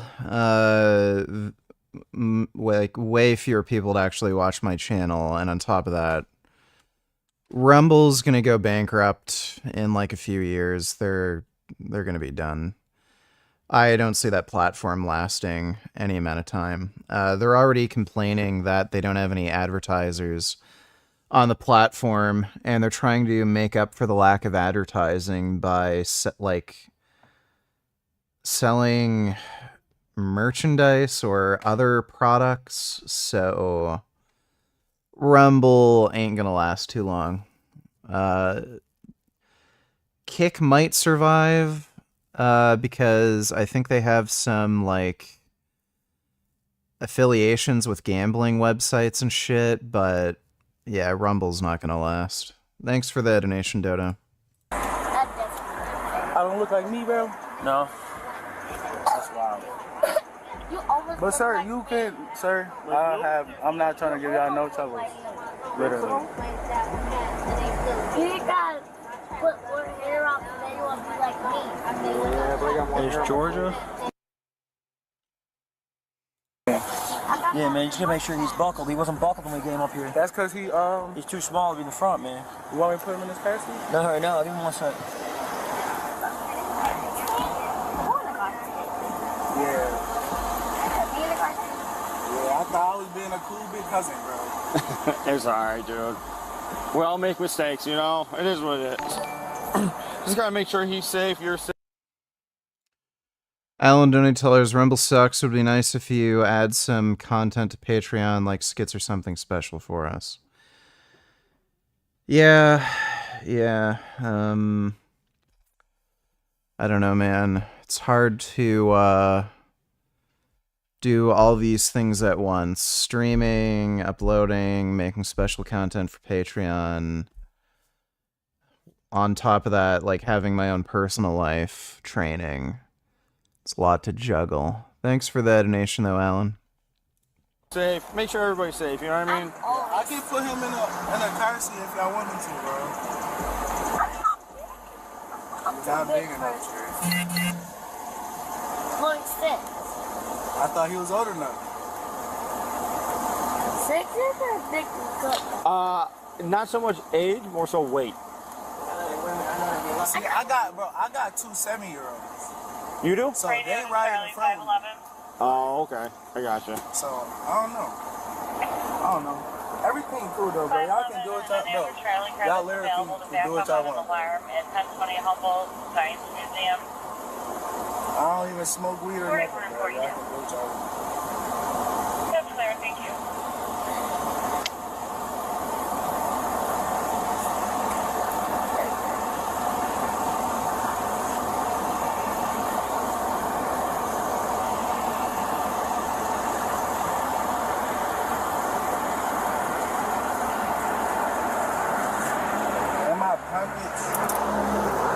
What'd you say, boss? No, I was looking for my blanket. Oh.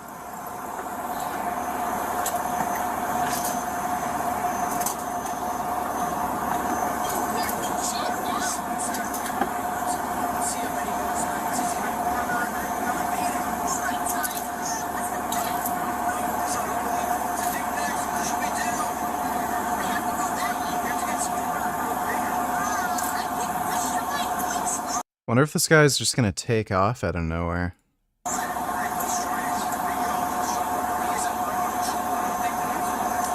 I played one round of Helldivers 2. I didn't play it co-op. I don't know if it's more fun playing co-op, but like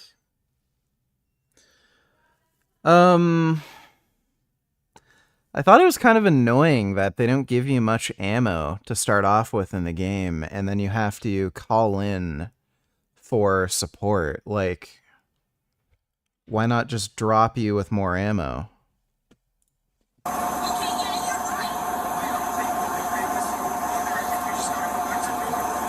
Who are you guys heading to now? Where? Purdy? Oh. We having a party? We late.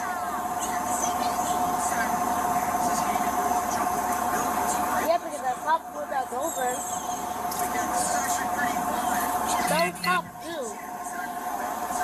Yeah, Nation, we right here at the corner. We about to be right here at the corner. We just got pulled over real quick. Didn't you start to drive? Did you hear about the Dem staff member who got fired over a tweet she made saying she wishes the shooter didn't miss lol? Please read the entire quote. Dem staffer axed after saying Trump gunman should have taken shooting lessons so he doesn't miss next time.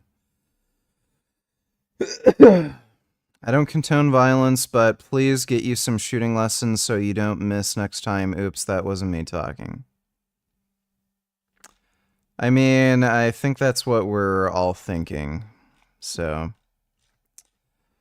can't say I don't agree. Thanks for the donation, Gay. I'm about to be right there. I'm at the store. I'm driving inside and go to the store. Yeah, right at the corner. We at the corner. Look at this. I can't. Oh man, it's saying you don't have a license in either state. I have, sir. I don't know. Is there anything wrong with your license? Do you have a trouble in Georgia? I swear to God, on my dead mom, I never had. You don't have it physically with you, the card? No, I don't. I'm sorry. Okay. Where were you headed? Right here, literally. I'm on the phone with his mom, bro. His mom? Yeah, we right here, bro. What address? Where is right here? What's your address? No lie, bro. Okay, she can come out here if she wants. What we're gonna do is I'm gonna have you take a step out and come towards me. We're gonna try and run your name a different way and see if I can find it pop up some other way. Okay, for sure. You can put the phone down though.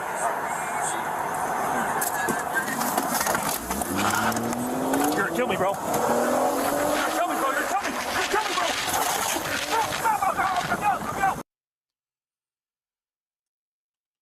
All that would have to happen is he'd have to go to court, pay a $200 fine, and then it would be over. Like, what a fucking idiot.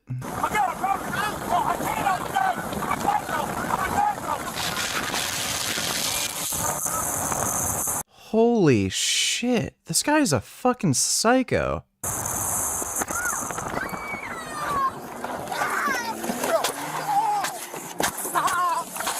Holy shit. Shots fired! Shots fired! There's a kid in the car! Bro, what the fuck? I'm sorry, they were going fast. How did this guy just fly out of a fucking car and then just, like, land on his feet? I gotta see that again.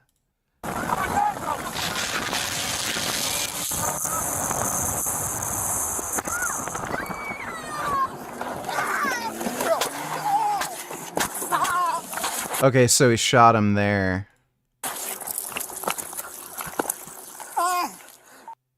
Yeah, dude, that's crazy. How did he land on his feet? Shots fired! Shots fired! There's a kid in the car still!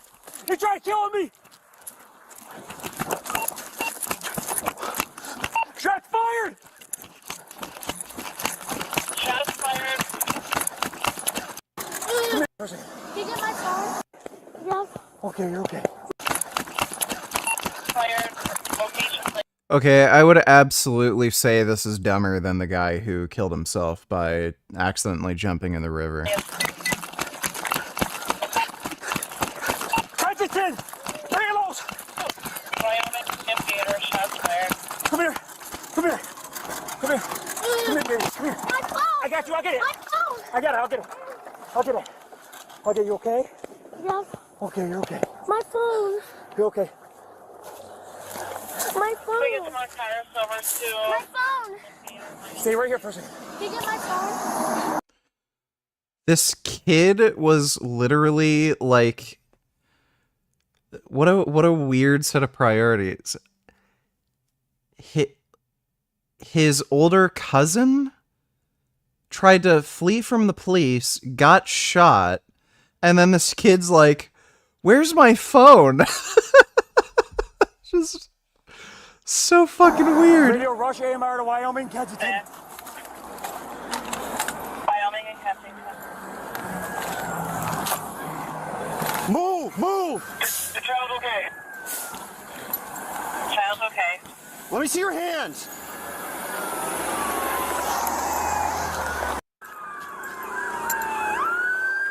Let me see your hands.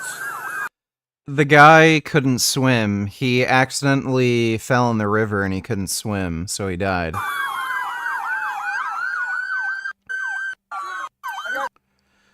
Well, that dude is stupid as fuck. Holy shit, that was dumb. Yeah, rather than just getting a fine, like $200 or something, or maybe not even that, just having to appear in court and, like, I don't know, get some sort of license suspension or something, he fucking, like, basically kills himself by trying to kill a cop.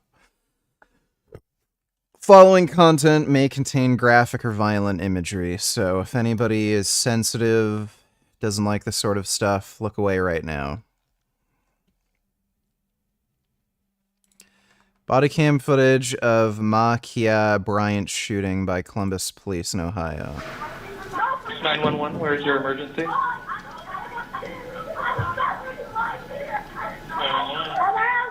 3171. Legion Lane. Is there an apartment number letter? What's going on? Come up here.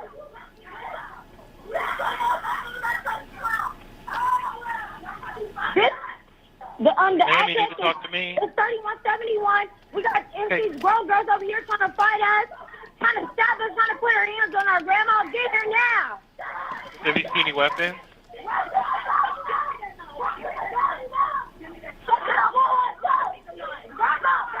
Ma'am, do you see any weapons?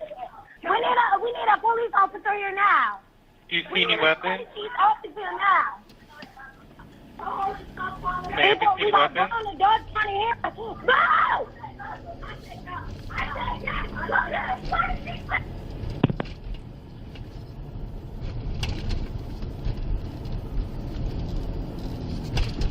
911. What's the address of your emergency? It's on Legion Lane. What's the emergency there? Oh, well, never mind. The police are already out here. Never mind. Thank you. Hey! Oh, wasn't this the kid who tried to stab another kid to death? What's going on? Hey, what's going on? Hey, hey, hey, hey, get down, get down, get down, get down. No, you ain't shoot my fucking baby. You shot my baby. Yeah, she had a knife, and it looked like she was gonna, like, fucking stab somebody. I would say... that's probably the most retarded video, because, I mean, trying to stab somebody in front of a cop, that's dumb as shit. The other guy who tried to flee from police, that was the second most stupid. And the guy who accidentally fell in the river, that's the least stupid, but it's still pretty stupid. I forgot your birthday gift. Note work though. It is gift. Well, I really appreciate that, Jalen. Thanks for the big donation, dude. Appreciate that. She was a woman. A 9-year-old girl is not a woman. This one coming in from Arn. This is for both of you. It says, question for apostate prophet as well as Abdul. Dr. Abdul says, Aisha was betrothed to marry Muhammad at 6 years old. What did Muhammad see in this 6-year-old? Intellectual challenge or human admiration or something else? I don't know. I think Dr. Abdul-Majid could answer this in a better way. I think, in my opinion, Prophet Muhammad was interested in a little girl. He also expressed before in his time the wish to, he saw a baby crawling and he said, if this girl gets older, or I want to marry this girl if she gets older, or something like that. He said that as well. And he wanted to marry Aisha when she was 6 years old. He had a sexual That's really fucking creepy. Intercourse with her when she was 9, which is just terrible. It's useless to argue whether she was a woman or not. She was a 9-year-old is not a woman by any standard. That's just my opinion. It's problematic. Can you prove that? Can you prove that there is no 9 years old cannot be a woman? I'm saying it's like even if no, it's what is your standard? No, what is your standard? Even if it's a big exception that a 9-year-old girl has somehow is beginning her menstrual period. No objection. Rasul Sallallahu Alaihi Wasallam did not marry a girl who was not a woman. Somebody who's a girl who starts bleeding is not a woman. She's not ready to have sexual interactions. You have to give me the definition when a person is said to be a woman. You have to give me. That's arbitrary. I'm speaking of the biological standards. A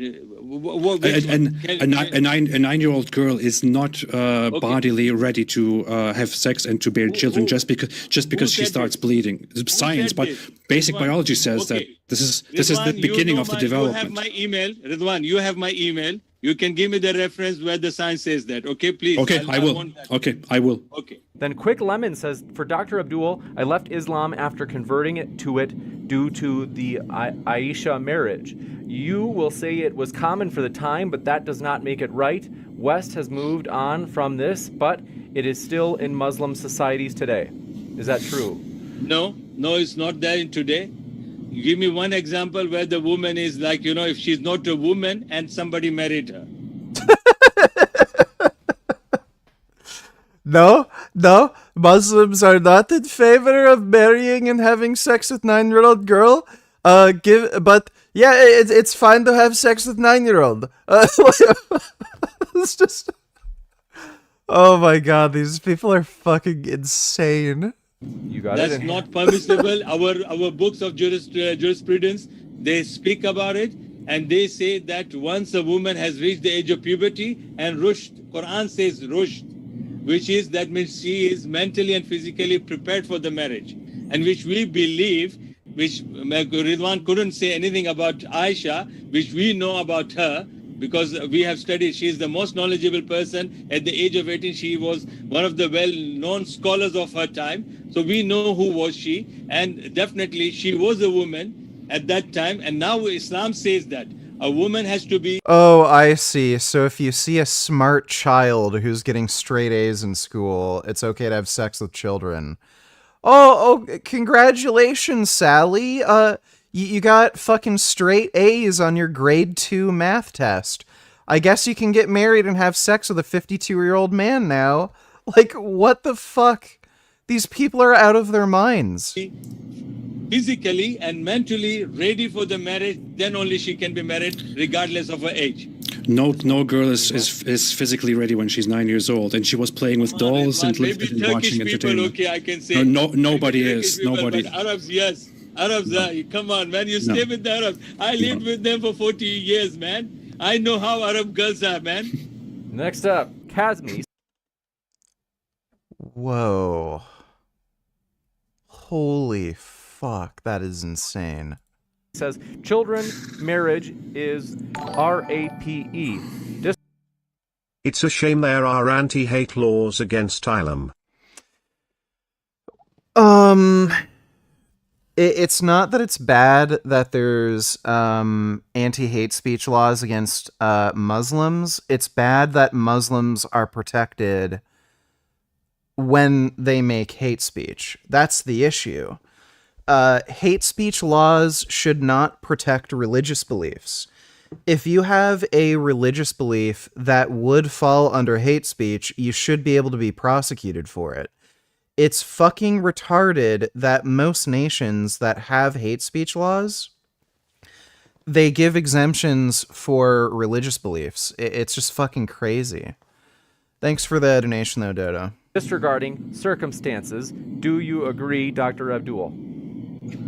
I will agree by the law, and I have the conditions that if a woman is in the country where the law says this, that if a woman is mentally sound, which she can say yes or no for her marriage, because there's no forced marriage in Islam. Woman's permission must be taken. So that means she is sound and she is agreeing to marry and she is physically ready for it. I say yes. But if she doesn't respond, that means she has agreed. If the law says no, I go by the law. But if she doesn't say anything, then her silence is her consent, right? Yeah, of course, yes. This one. So why would she remain silent, Ridwan? Why would she remain silent? Why would she remain silent? I don't know, maybe because she is afraid of getting killed or attacked by a much older man that's violent and aggressive. Who knows? For many different reasons, for fear, for being forced into it, for so many reasons. Ridwan, you grew up in a different world. Your family life is a different thing. Ask my 5 daughters. 2 of them are married, and I never ever told them that this is this Oh, dear God. This guy has children. and this is that, and it goes against your will. No. Okay, but your personal experience doesn't matter. We're talking about what is. experience is Islam. Ridwan, my personal experience, I'm not the one who makes the law. I follow Islam. And this is what Islam teaches me. Okay. So I'm responsible. You know, I've always had a fantasy of, like, making, you know, good girls go bad. It'd be fucking hot if I met some, like, Muslim chick and then convinced her to leave Islam and then just, you know, got her to do some naughty things with me with her nice, big, thick Arab nose. That'd be great. Responsible for that. Okay, so you are Islam. Okay. Coming in from Zagros. Yes, I'm Islam, yes. Zagros Ozcan says, James, you shouldn't misinterpret my words. That is fucking unhinged.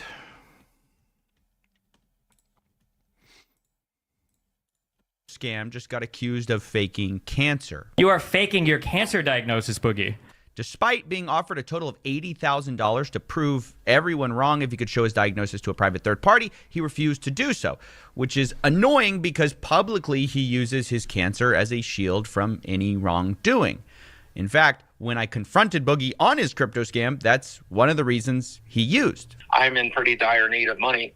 I have a lot of medical bills, and I'm fighting cancer. And more specifically, why he had to promote the coin and couldn't pay back $5,000. The money's already spent. It's at Mercy Hospital right now. It's gone. I used it to pay debts. I'll be honest, I have no idea if Boogie is faking cancer. I also don't understand why he wouldn't just show it if he had a diagnosis, but either way, we won't know without... He's faking cancer. If this guy had cancer and he could get $80,000 by proving it, he'd do it. Well, then those children need to be taken out of his custody and he needs to be put on a FBI watch list. Yeah, you goddamn right. It's fucking insane. I feel like things are slowly turning around where it is getting talked about a lot more that Islam promotes pedophilia, and you are seeing Muslim apologists get called out for it a lot more. So things do seem to be turning around where most of civilized society is starting to catch on to all of this and call out these Muslim apologists and be like, you know, you worship a child rape religion. Thanks for the donation, though, Dodo. Without an actual doctor involved. So I won't speculate on that. But what I can do is confront Boogie on this second claim, the cancer and medical bills, because I found out a few days ago that these statements were false. I know this because Boogie gave us a timeline of when he got paid in the first place. So when were you paid the $5,000? 5 days ago. Later, I verified with Boogie this payment occurred on June 19th. And when Boogie said all... Jalen donated to ours. Is Hunter Avalone still vegan? No. I found him talking about trad wives, good content. Haven't watched your debate with him yet. No. People ask him about it and he won't answer, so that gives you your answer right there. He's not vegan. Thanks for the donation, Jalen. All the money was gone on June 26th. That gives us a window of time where he should have receipts for about $5,000 of medical expenses. Boogie, when I asked, agreed to share these expenses with me, and the following conclusions are based on him providing accurate records, which I know is a dubious idea, but when he shared what he had, it fell far short of even what I was expecting. He gave me 2 receipts for the time period, one for $154, the other for a copay of $60, a total of $214 by the time we talked. So where did the rest of the money go? Well, Boogie claimed that it was really intended for medical expenses after we spoke, and that when he said the money was gone, he meant it colloquially and then accused me of lying. Wait, that's on June 28th. That's on June 28th. You showed me a payment for $550 on June 28th, which is after we talked, after you told me the money was all gone. Yes! Have you never heard of the colloquialism? Yeah, that money's all gone. It's all spent. I have a specific thing I need to do with it. Have you never heard that colloquialism? Use fucking Google then. It's very common. I'm saying... I'm not used to this level of scrutiny. I'm not used to this level of scrutiny. Yes. Okay, so I have a big problem with this. Because looking back at what Boogie said, it wasn't just the money's gone, which already means very specifically the money's gone. But he also says the money's at Mercy Hospital right now, which is a colloquialism I've never heard before if you mean it's not at Mercy Hospital. It's at Mercy Hospital right now. But even being as charitable as I can, adding in everything he calls medical expenses outside of our time window, like there was an $1,000 credit card payment. Okay, we'll just say that's medical, right? He's still only able to get me to about $2,500 worth of medical expenses for the month, most of it not to Mercy Hospital, which I wondered about. Did he need the fatty coin then? From where I was sitting, instead of having spent the money on medical bills, it looked like he saved most of it because of his starting and ending bank balances for the month. Wait, you're taking... A fucking liar. You paid about $2,500, like you're also talking about money you haven't spent, which you're trying to add up to $3,000. That's not the $5,000 you said was gone. And then you're taking... I told you it was $4,000 when we started this conversation, but of course you're lying about that too. Boogie, can you explain exactly how you started the month with $800, ended it with $5,000? You're saying the $5,000 you made from a crypto scam has nothing to do with it. I saved my ass off. That's right. The $5,000 Boogie made from a crypto scam has nothing to do with the $5,000 sitting in his bank account right now. That's there because he pinched his pennies. Now, when I pointed out Boogie could have refunded the scam if he wanted to, he freaked out and told me he's got a mortgage to pay. Boogie, you need to pay that $5,000 back. You need to find a way to refund people. You, it's spent. If I do, I won't have It's not spent. You have $5,000. No, well, I can't. I mortgage. But this is totally shifting the goalposts. Remember, the reason we were told the money was at Mercy Hospital right now, that was initially. Now it's because he's got a mortgage.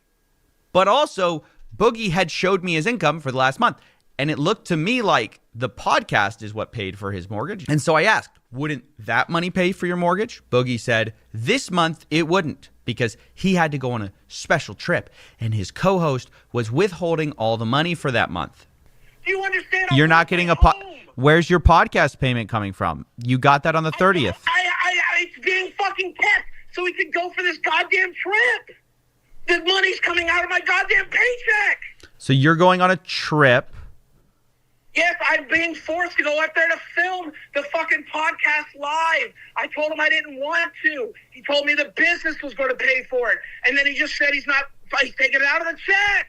Now later, I asked his co-host Keemstar about this, and he seemed surprised. He said the show definitely pays for Boogie's mortgage, so I was confused.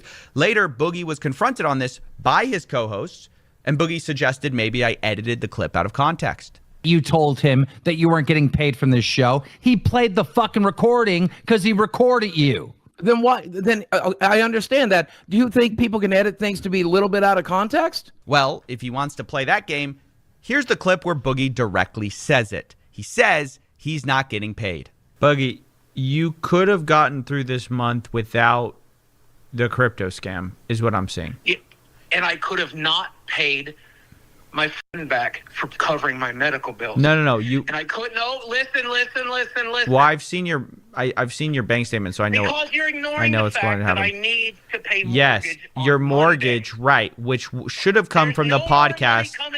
There's no more money coming in between now and then. Which should have come, but it should have come from the podcast. It's not. Right, because I'm not getting paid this month because I have to travel to do an on-location shoot. This guy is so manipulative. He has managed to move the story from the money's at Mercy Hospital right now to, well, I have $2,500 of medical expenses at some point in the month to, well, the reason I'm ending the month with $5,000 is because I'm such a great saver and I needed to pay my mortgage to, no, actually that mortgage was paid for too. The last point I want to address is the accusations he made against me on his show. He says he should have never taken a call with me. He says I recorded him without his consent, despite me telling him up front this was all going to be public and that I was approaching him for comment. This guy now acts like I tricked him. I should have never talked to CoffeeZilla to begin with. It was a joke, CoffeeZilla. Who told you that? Of course you fucking did. Much less the second fucking time. Then in this, by the way, CoffeeZilla records you without telling you he records you. That's not Name true. a He YouTuber does that. He told No, me. he did in the first time. In the first time. Well, I think it's worth showing you then how he talked about me behind the scenes when he spoke with me, because it was very different to what he's saying now. Now he's saying I'm taking him out of context, that he didn't know what was going on. Here's what he was saying back then. Amount of integrity. I really, really appreciate it. Hey, no. I mean, to be honest, I'm happy to do it. It's something that I really like people to know ahead of time. I mean, it's not. Yeah. I try to play a long game with YouTube. I'm not interested in like a quick video. Yeah. Like, who cares? Like, I'd rather, you look better and you get your point across than. Thank you. And it shows that you have the integrity that I believe you did. 110%. It means so much. Many YouTubers would not have done that for me, and you did, and I think that's incredible. And no matter what you have to say in this video, I'll never have a bad thing to say about you. Even on the show, even on the local podcast where my job is going to be to attack you back, I'm just not going to do it. I'm like, no, I think coffee was fair. I'll be genuine. Okay. Okay. Thanks, man. Thank you, man. Appreciate it. Of course. All right. I really appreciate you. Thank you, man. Have a good night. Have a good night. Yeah, Boogie's a lying fucking jackass, dude. Breaking news. Because they all yeah, there's that. put glucose directly into the human body and raise. Sarah Safari is a prime example of that. As a woman, you don't need any talent or skill to become famous. As long as you look appeasing, people will give you whatever gratification you want. You can say this is red pill, but it's true. Women don't earn shit. Her Is channel... Destiny unhinged or based? Can you react to this? He is out. I guess I can. I'll react to that in a minute. Thanks for that donation, Tool. Yeah, Kid Boo, women can certainly earn things, and I think good-looking men have a lot of the same benefits that good-looking women have when it comes to getting attention easily, being able to monetize like social media. I mean, let's be honest, even though I have a brilliant mind, people come to my channel for the beauty. But thanks for the donation, Kid Boo. I just be like, oh, I really like the tip, bro. Like, I really like. Arms are washed. That was like intense. Like, she doesn't even work out. She just talks to people at the gym. There's a white Do it. So you gotta do one currently. You're End up like his angry. It's hot. Sure. One. Who would ever cook? Yeah. Thing. Friendly. Like, she doesn't even work out. She has a fitness channel, doesn't even work out, and just talks to people at the gym. I've never seen anything quite like this before. Why does anybody watch? I just don't get it. Here, like, laughing at it. He's out here, it seems to me, celebrating it, whether he's trying to be edgy or provocative or not. This is seriously your take, okay? All right, cut the intro, cut the crap. I need to just go off, so let's just get right into this. Destiny is evil, okay? Yes, liberal YouTuber Destiny genuinely is an evil and Person in a crowd cheering for and supporting a traitor to this country caught astray. I'm so sad, please. Yeah, I mean... oh my god. I'm not gonna bother watching this. This is just stupid. If you're going to condemn any and all political violence, then you would have to say it would have been wrong for somebody to assassinate Hitler because you're against political violence.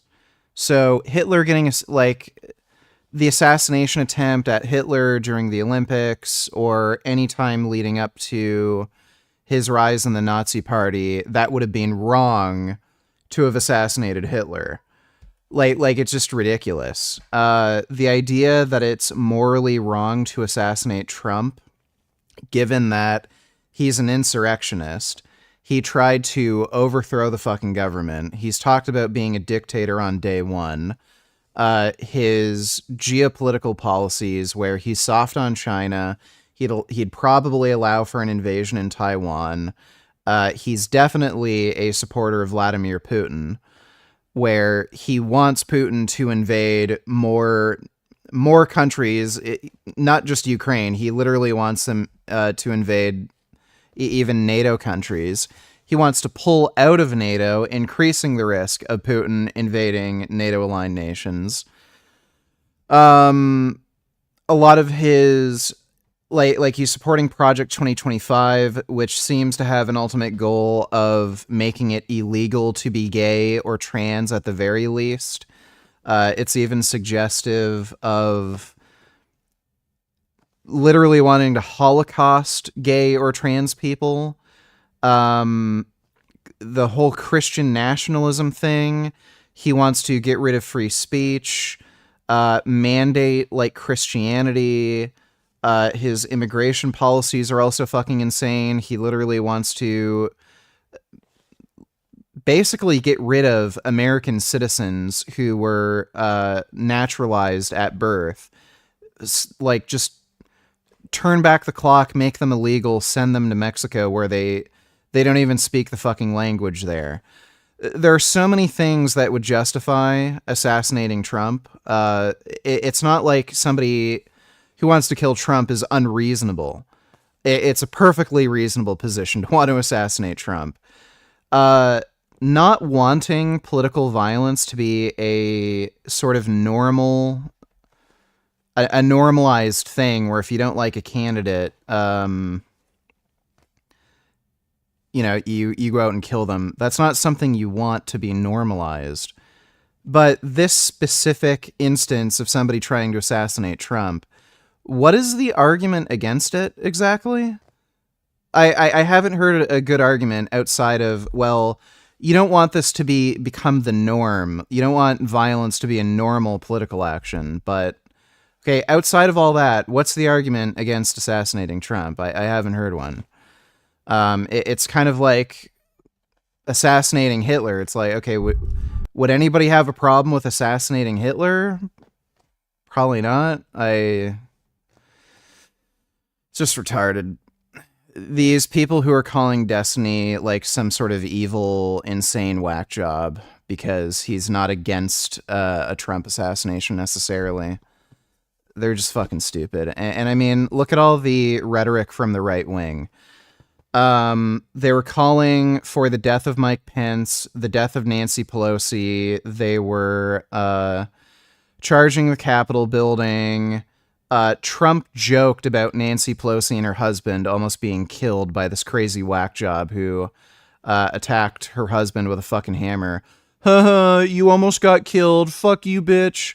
Like, the amount of Republicans that joke about assassinations and political violence, like Marjorie Taylor Greene. She has a .50 caliber rifle that she's shooting, and she's talking about blowing away liberals. They also use a lot of the same sort of rhetoric. Like, they'll call Joe Biden a tyrant that needs to be stopped. I mean, when you look at the weight of things, like who's actually encouraging more political violence than the other, Republicans are encouraging much more political violence than Democrats. And I don't even I haven't even heard of an argument against like why anybody should be against, you know, what happened to Trump. Like, why would I personally have a problem with somebody going out and shooting Trump? I don't know. The guy is a terrible person. He's likely going to destroy the country. He is certainly going to cause massive fucking geopolitical issues. Support the rise of tyrants like Putin. Why would I have an interest in somebody like that living? Grey Knight donated $2. Didn't you say one time in a past stream that there is a study that shows each new generation becomes dumber and dumber throughout time? I don't recall ever showing anything like that. I recall sharing something that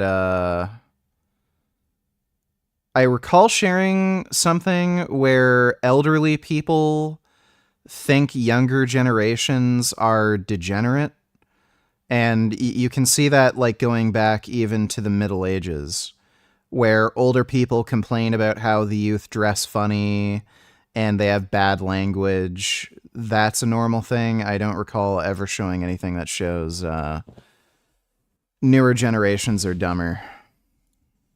Since 2014, the Nicoya Peninsula has been recognized as one of the 5 blue zones in the world, meaning its citizens generally live longer, healthier lives than the global average. Unfortunately, its status is predicted to completely disappear as the influence of urbanization and globalization are impacting the cultural traditions the region was once known for. I'm here to investigate how affected it's been and hopefully learn about the lifestyle that originally earned them the blue zone status. I came for a blue zone, and all I see is a cardiac danger zone. There's literally like red flags everywhere. KFC, Burger King, McDonald's, all within a couple feet proximity, which is insane, right at the freaking sign of a blue zone. In 2014, Nicoya was announced a blue zone. In 2016, KFC opened. In late 2019, Burger King opened. And then in 2022, McDonald's opened. So I'm expecting McDonald's in a blue zone to be a little bit lighter and a fresher experience. At least I can only hope, but let's go see. Yes, we got a good culture. Sidewalk on the other fridge. Where we walked, they had more people to have your food ready than in like 5 minutes. And the most popular dish looks like it came off the Cheesecake Factory menu. It looks like we have an entire chicken. Why the coffee? Yeah. What do you use? This video is fucking stupid. I don't know I just don't know anymore. There are a lot of dumb kids who are fine with watching just absolute crap. Let me see if there's any new info on the Trump shooter.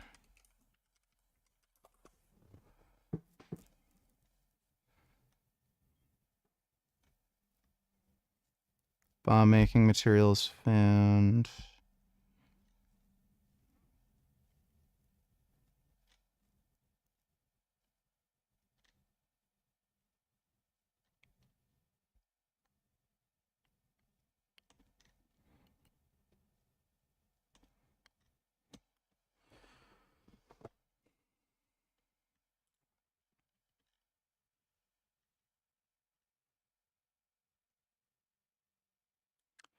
Haven't found any evidence on social media or other writings by Crooks that might help identify his motive.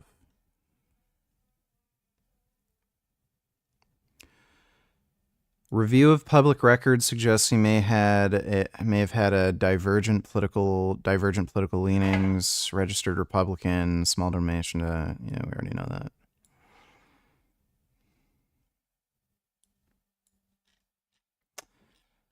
So it doesn't look like anything new.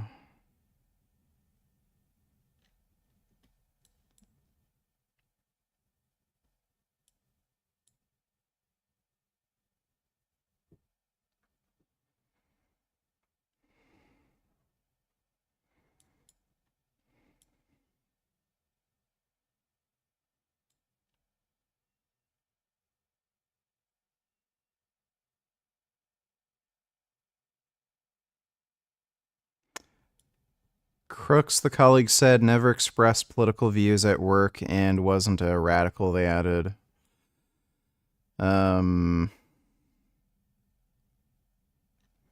Everyone's saying he's just a nice dude.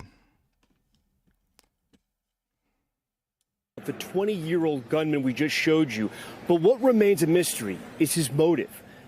Who, according to campaign what goes on owner, who was regularly bullied coming out of here is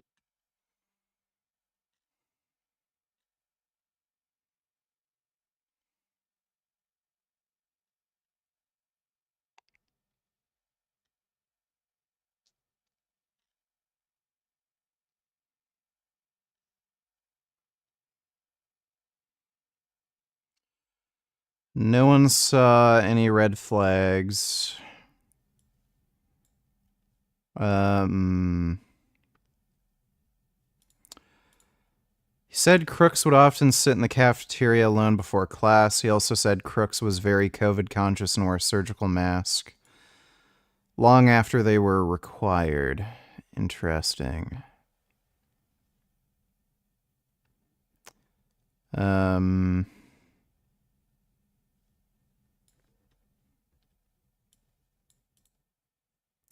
He had a membership at a nearby gun club. That's funny. I wonder how regularly he went shooting, because he fucking missed. My sister sent me a Harvard study attempting to claim that one egg a day does not raise LDL cholesterol. What would be a good study to present as a counter-argument? One egg a day does raise cholesterol. Give me a second.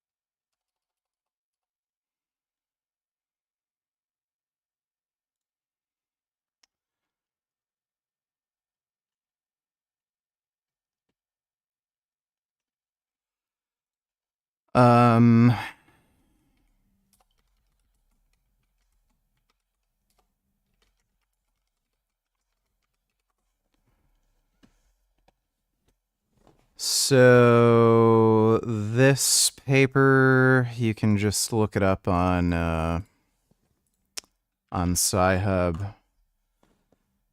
They go over how dietary cholesterol affects serum lipids, and they explain how it's not linear.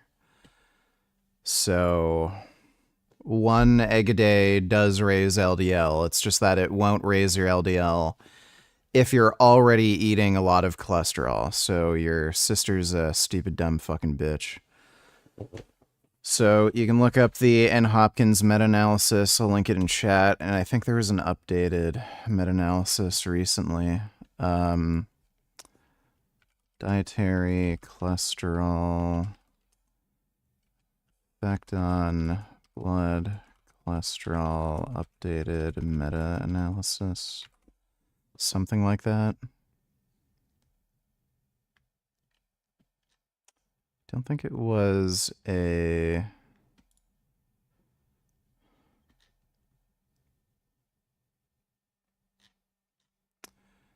Yeah, that's not it. Can't remember the name of the paper. There's a more updated meta-analysis, but it had the same findings. Thanks for the donation, Veggie Metal. Gonna play any games tonight? Yeah, probably.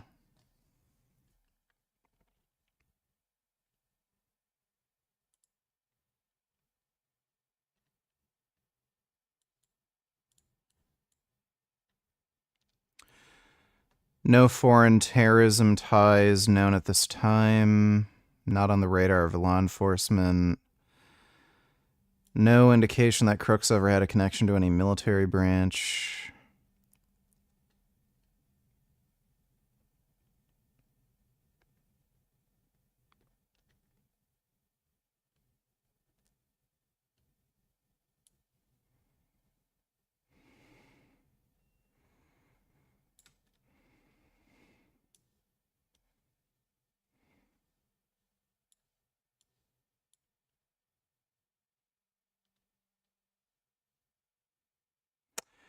AR style rifle, of course. Yeah, nobody knows why he did it yet. It's kind of funny that he's a registered Republican, though. Yeah, I had a funny feeling just based on how that kid looked that he's probably not just some, like, liberal.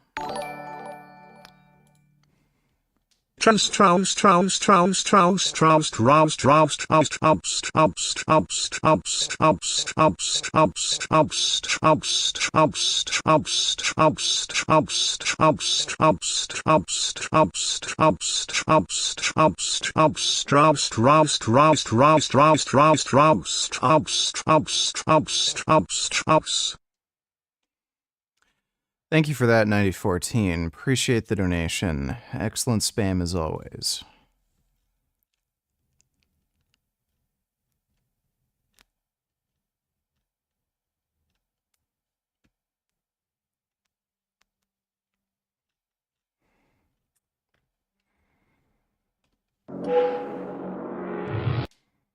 A different guy, and then there's a different guy. Okay, this isn't the guy. This is actually a person called Jew Posting, which, you know, great name, good getting the handle there. So that's not him. This is still him right here.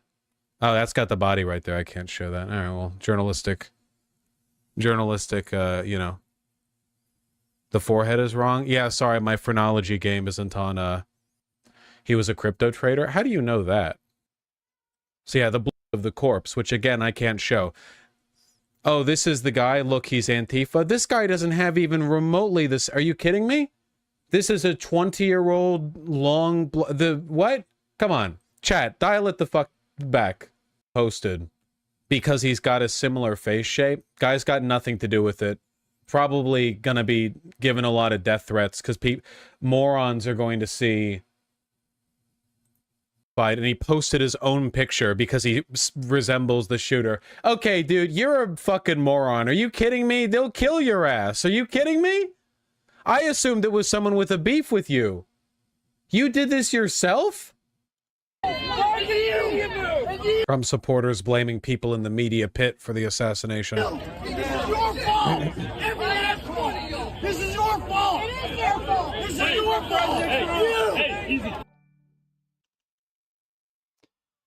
The left,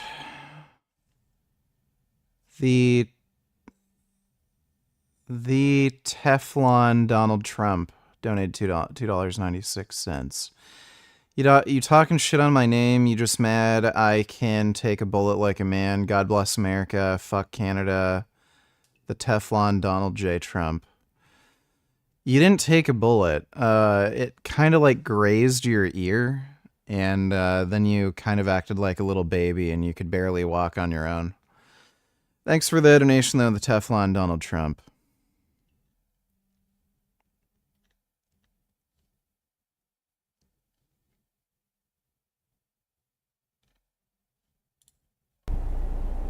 What if you watched the videos back last year, you'd know that I actually haven't been squatting or deadlifting since November of 2023. So it's been more than half a year without, lifting heavy weight essentially. And that's pretty much because in November, I was deadlifting one day on a leg day and I kind of just tweaked something in my back.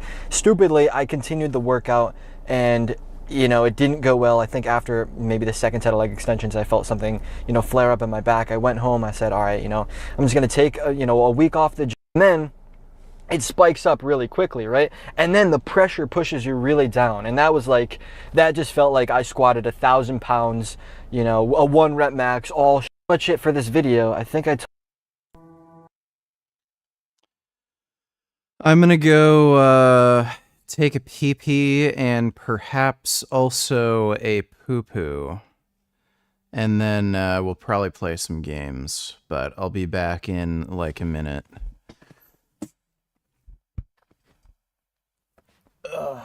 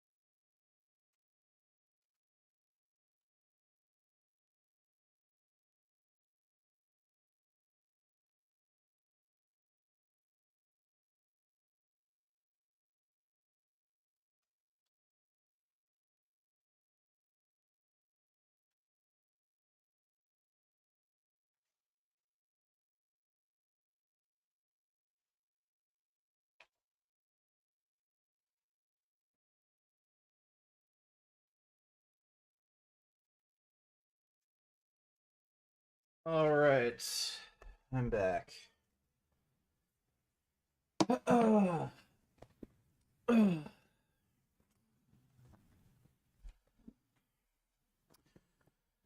Let's see.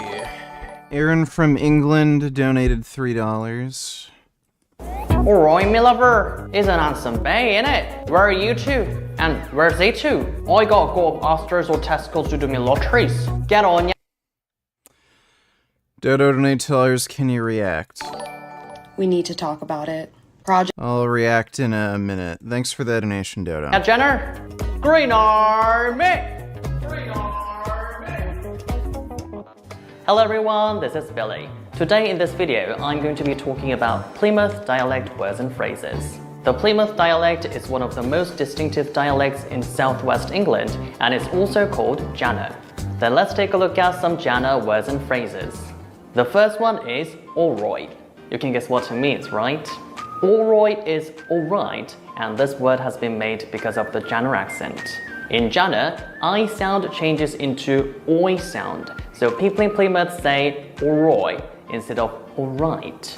So when Janners say hello to their mates, they use this word and usually put the phrase me lover and say like alright me lover. In this phrase, lover doesn't necessarily mean someone who you have a relationship with.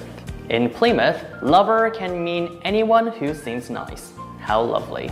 So when you want to say hello to Janners in a friendly way, you can say like, alright me lover. Then let's see how different it is. You're right, mate. Alright me lover. You're right, mate. Alright me lover.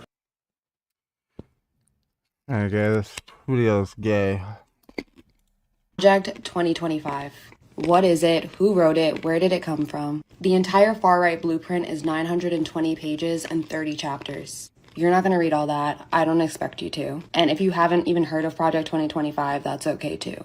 But you do need to know what's in it because it's pretty terrifying. Think a playbook for Handmaid's Tale, essentially turning the US into Gilead. I've looked for some good, easy explanations of Project 2025, and there really aren't that many. This is going to be the most comprehensive and simple explanation of 2025 that you're going to get. So background, Project 2025 dates back to 1973. That's when the Heritage Foundation, a very powerful conservative think tank based in Washington, D.C., was founded. They are the writers and the architects of Project 2025. And their main mission and goal is to move America to a more far-right Christian nationalist state. It originally came to prominence when they wrote their first manifesto in 1981 titled A Mandate for Leadership. And get this, those very same policies were the ones that were used and implemented in the Reagan administration. Seriously, around 60% of the 2,000 proposals written in the manifesto were implemented by Reagan. So now they're back again with a new edition, and this new edition is known as Project 2025. And it's supposed to provide guidance for the Don or whoever becomes the next Republican president. And these 900 pages and 30 chapters were written by professors, doctors, scientists, lawyers, scholars on each subject. And they've divided Project 2025 into 4 main pillars. News broadcast that we can see through a mile away as maniacs. Stephen Jacoby says you can't snuff the rooster. It was close. But when you talk about divine intervention, only a few centimeters could have ended his life. And if you look at other great leaders, or leaders in the past, the same thing happened to Theodore Roosevelt, where he actually had a stack of papers and books with his notes on it that prevented him from getting killed in an assassination attempt back in 1912. And he continued on with that speech. Now, that would have been something if the president simply took a small bandage or had him take care of him while he was giving a speech, continuing a speech rather. But that wasn't his decision at that point. It was the Secret Service, which I've spoken to John from Oakmont, PA. He was at the Trump rally. He said he couldn't believe how close that roof was to the stage. Something is not right there. The Secret Service detail usually include an aerial view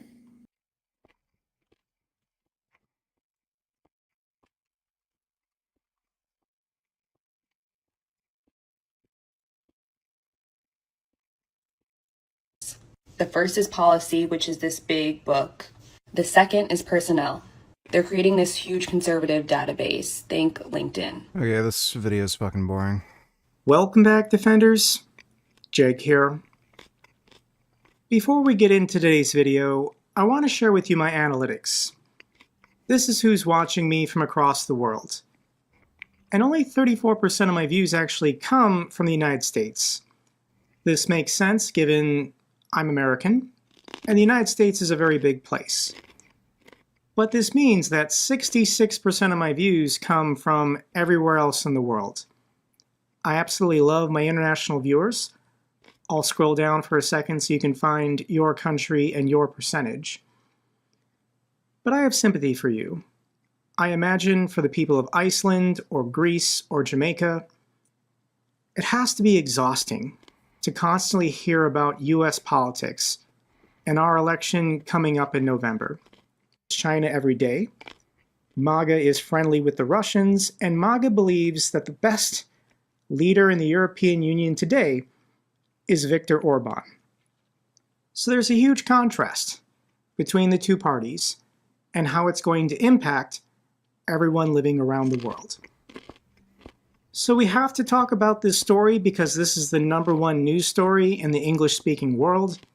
There was an assassination attempt on former President Trump at a campaign rally in Pennsylvania. If you've not seen the video, I'll link it down below. I can't play it because a bullet does graze President Trump's head, his ear. He is bleeding in the video. And as an American, I was horrified to see this clip. I felt physically ill all of yesterday because this is not okay. In a democracy, violence is never okay.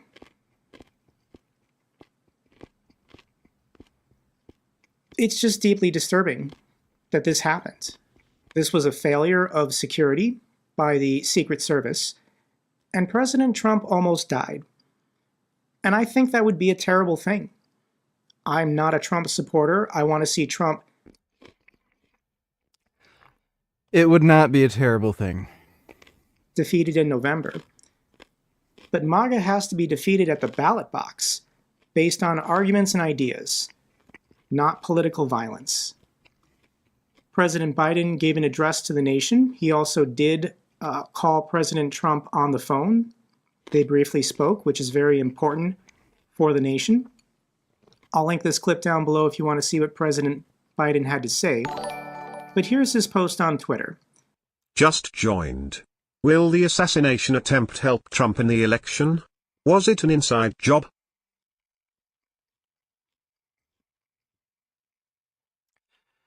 It was not an inside job. I don't know if it's going to help him with the election. I think it's largely going to depend on the political affiliation of the shooter. And it's looking like it's probably not going to end up helping him. It's probably going to be more of a neutral thing.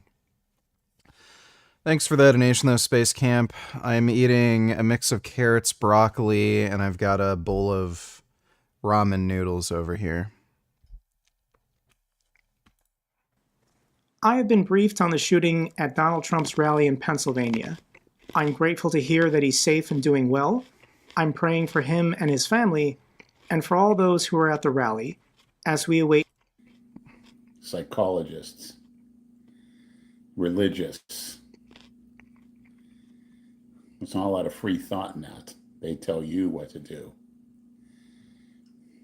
Tony MC says he hopes we are all well. Well, if we're on the Big Lenny podcast, in the home on a Sunday evening rather, having a good meal, or in the process of getting a good meal and corresponding with information, motivation, and dedication to the maniacs, you have it real good. Chuck E. Cheese Ranch talks about Trump's bloody, well, if we're on the Big Lenny podcast, psychologists, don't let an outside force. Misfit maniac, ridiculous. Tony MC's in the house of getting good. Was old, soon to be 77 if he isn't already. Think of those, maybe your grandfather. Absolutely. Topic we itself. Cover the event online by saying that President Trump takes a fall, or that ridiculous notion that he was hit by pieces of the teleprompter. And if those can remember Dr. Squat Fred Hatfield, when he squatted that 1,000-pound weight for the first time in history, he had that same fist pump in the air, which reminded me of Dr. Squat when President Trump did that as soon as I saw it.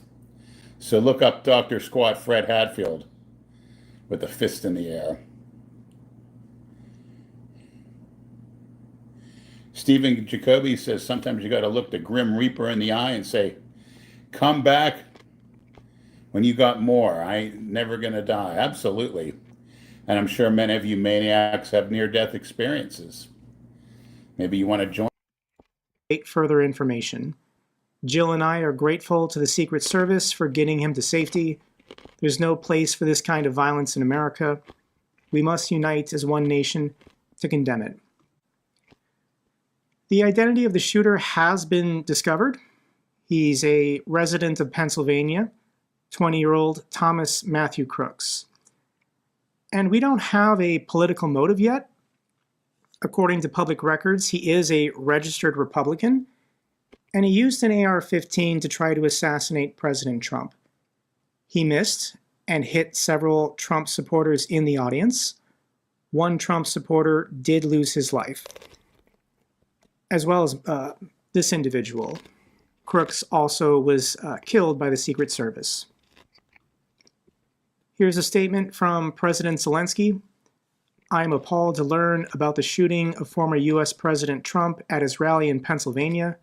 Such violence has no justification and no place anywhere in the world. Never should violence prevail. I am relieved to learn that Donald Trump is... Jalen Donate Tillers, good night. VG, any health outcomes to sleeping nude? I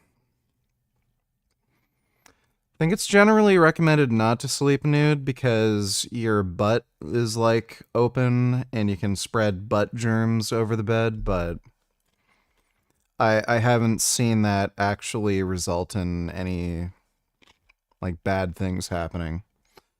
Thanks for the donation, Jalen. Sweet dreams. Is now safe and wish him a speedy recovery. My condolences go out to the close ones of the attack's victim, a rally attendee. I extend my wishes for strength to everyone who is horrified by this event. I wish America emerges stronger from this. So what's the Kremlin's reaction? Kremlin condemns political violence after Trump assassination attempt. Really? So this is the difference. This is supposed to be the difference between the West. He avoids chicken because it's a nervous bird. I will only have chicken if somebody prepares it to me or gives it to me, but my staples are ground beef and roasts. I can't even buy steak anymore. It's a little pricey.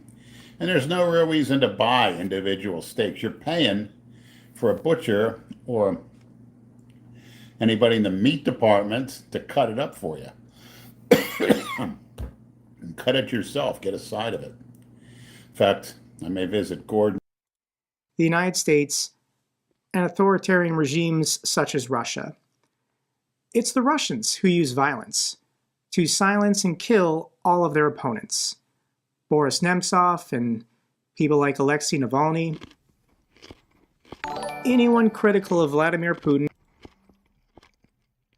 Trump assassin donated Tillers. Thoughts on sleeping in a pile of literal feces?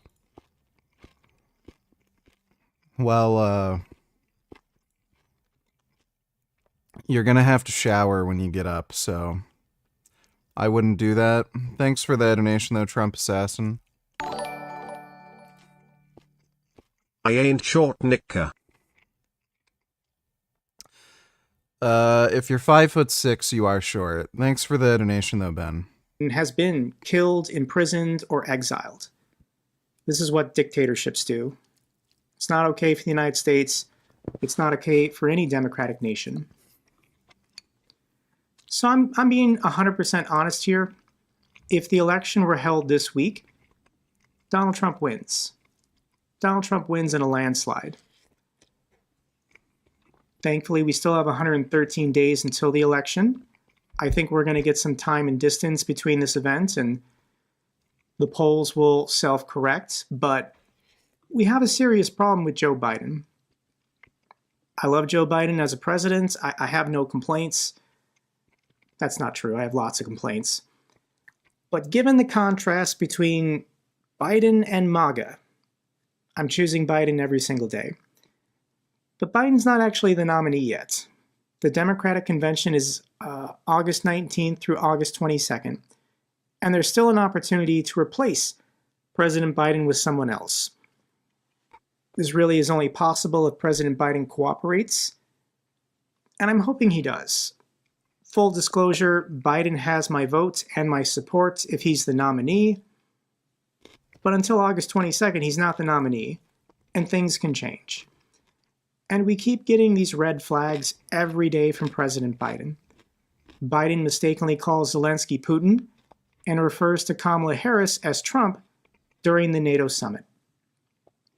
Mixing up names is common when giving speeches or appearing in public events. I've mixed up names. But to do it consistently, when everyone's already questioning your mental capacities, all President Biden had to do was You can't post links in chat. You can only give links through Streamlabs. go on stage for a couple minutes and stick the landing, not screw anything up, don't gaffe. And he couldn't do it. Sup VG, I still don't know your stance on cultivated meat. That guy vegan of course says you can't be a vegan and support cell meat cause millions of animals have to die for cell meat apparently. Yet lifting vegan logic seems to be a big cell meat supporter. Right now, with the way they're making cell-cultured meat, they still have to kill animals, so it's not vegan. Eventually it will be vegan-friendly, and at the very least it is a better alternative, anyway. Thanks for the donation, Sanderbling. Trump knows. That's right, Barbecue Sauce. Father is here. And I appreciate. Couldn't do it. Zelensky didn't care. Zelensky dismisses Biden's Putin gaffe as a mistake and says the United States is a strong supporter of Ukraine. So I wish, guys, I could make these videos for you every other day and just talk about Ukraine kicking ass and the Russians taking losses. But this is turning into a very long war. I was there, here on YouTube, making those videos when the Russians were kicked out of the north in April of 2022. I was making videos when the Russians were kicked out of Kharkiv in September of 2022. I was making the videos when the Russians were kicked out of Kherson in November of 2022. But it's been a long time since there's been a significant breakthrough, and the trenches are only getting deeper and deeper as both sides dig in. I can zoom in and show you the progress the Russians have made. And Less is more, donate $2, let me see.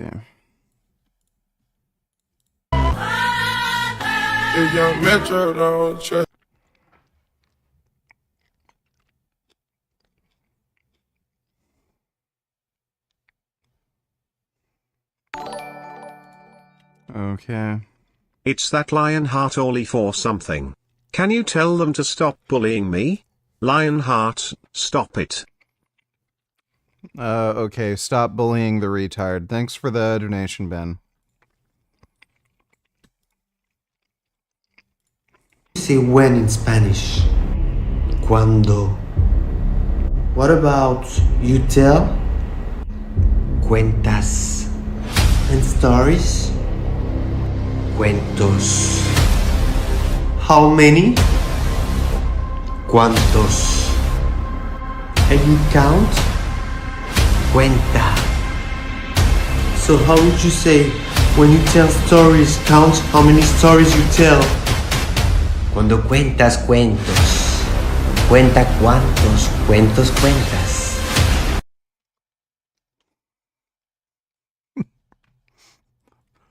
That's a little confusing. My man, baby, I trust you, okay?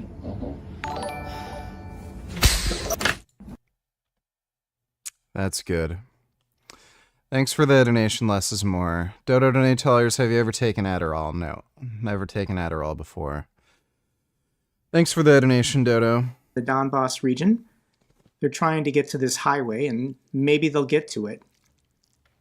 Russia can't win, which is why they're sending Viktor Orban on a world tour, talking about peace, talking about a... Asman Gold just reacted to Sunny V2's video about Tash. There's vegan booty is often called the...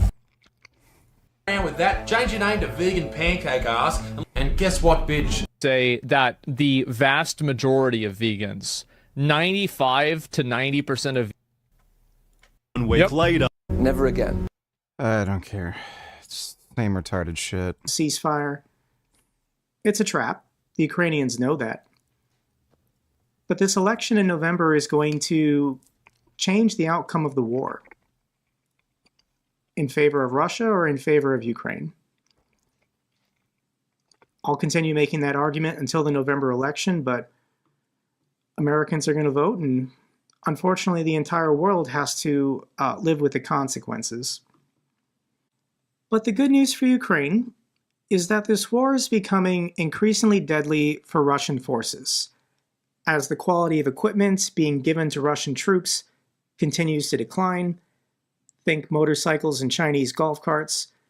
As the capabilities of Ukrainians continues to increase concerning artillery shells and FPV drones, Russia suffered their highest war casualty rates of the entire war during the months of May and June. Russia's war casualties in Ukraine hit record highs in May and June, exceeding 70,000 in 2 months, according to UK intelligence. This is killed, captured, and wounded. The average daily Russian casualty rate was 1,262. So even if the trenches aren't moving, Russia's hemorrhaging. Yes, Ukraine is still taking losses, but given this disastrous reinvasion of Kharkiv and the political decision to stick it out even though it's been a disaster, Russia is just hemorrhaging troops and material. Let's follow up on the hospital strike. Russian propagandists say the children's hospital strike was a Western false flag attack. I'll link the clip down below if you understand Russian and you want to hear the tone in their voices. But I'm going to read the clip for you. Look, they don't ask a simple question. Why would Russia strike a hospital? Why? The cost of a missile is not comparable. Neither from a military nor political point of view. It has absolutely no. And what is their answer? Because Russia is a diabolical evil. That's clear. And why is Russia doing it? Because it can do it. Because that's what Russia is. It's absolute idiocy. And Orban says, come to your senses, the Russians are a very pragmatic people. Why would the Russians do this? Again, we take two sides in this situation, Ukraine and Russia. But there are a lot of players here. The British, for example. You say, I think it was an air defense missile that hit the hospital. It was intercepting, as the experts say, or maybe it wasn't, but it hit there. And I'll take the more cynical version. I have little faith that a Ukrainian was sitting in this air defense system and pressed the button, realizing that this missile would fly to the hospital. But I can easily imagine a Briton doing it. It wasn't fired at the hospital, but upwards. It's just that something malfunctioned and the missile fell. What about the more cynical version, that they were aiming right there? Why not? No, the damage would have been different. So this is the Russians on Kremlin State TV speculating if Ukraine deliberately bombed their own children's hospital, or if it was an accident from an air defense missile going astray. And for some reason, they want to claim that the British would absolutely do this on purpose. The reason why Russia is blowing up hospitals, and this isn't the first... Right sauce, they're spoiled. They had it too good. Too good, especially the ones too young for Vietnam. They got to live through the 80s. Some of them squandered their money. First hospital they've blown up is they want to get rid of Ukraine's ability to regenerate, to heal their people, heal their soldiers. It's the same reason why they're blowing up home repair stores. They want to deprive Ukraine of the ability to take care of their people, to either kill them or force them out, force them to be refugees in the EU. And why are we speculating on this? The Russians every day signal they're going to do more of this. Worse things. Ukraine dismisses Russia's accusations of preparing false flag attacks at 2 Ukrainian dams. So who's claiming this? And this is the Russian Foreign Ministry spokesperson, Zakharova. And I'm not even going to read this, it's so stupid. But she... Current cultivated chicken from Upside Foods doesn't use fetal bovine serum. Apparently no animals had to die to make their chicken. Rich Roll, who is vegan, just ate some on his podcast. Go to 4554. All right, let me take a look.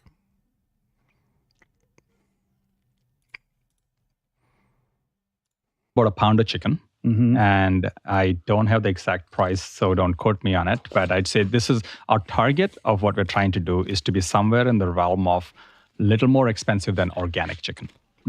And that's the target of what we're going after. And we come into the market, that's what we're going to be putting at in the range of $10, $20 for a pound.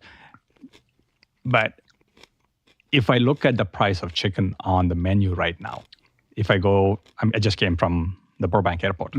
There was a chicken sandwich. It was $16. Yeah, that's airport pricing, right? Too. And then if I go into Shake Shack, that is not airport. It's in the range of $10, $12 per sandwich. So I think what we're trying to target is trying to get to those levels where you then have a choice to say, do I want upside chicken? Or do I want, a chicken that comes from, let's say, a vertical factory farm? That's what that product can do. And what is the time horizon on that? I mean, you have FDA approval of this product here, right? It was like June of 2023. You got the green light from them. And that opened up all kinds of possibilities. This next generation product, you have to now submit that to FDA. We have already submitted. We're waiting for approvals. That product has been on the market now for coming on 8 months, 9 months. We've been selling it. We are the only company in the world that's been selling cultivated meat nonstop. And the idea is to sell in places where people can recognize what it is and taste it and then say, I am ready for placing an order. And I think we're filling up the order book that we need for getting the next generation products on the market. All right, so now I'm tasting the one that is approved, the chicken fillet.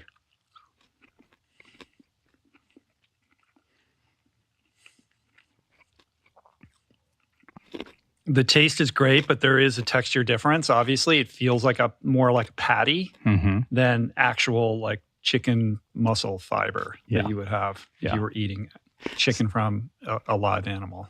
Yeah, the improvement is what we've learned from it. The flavors have been transferred.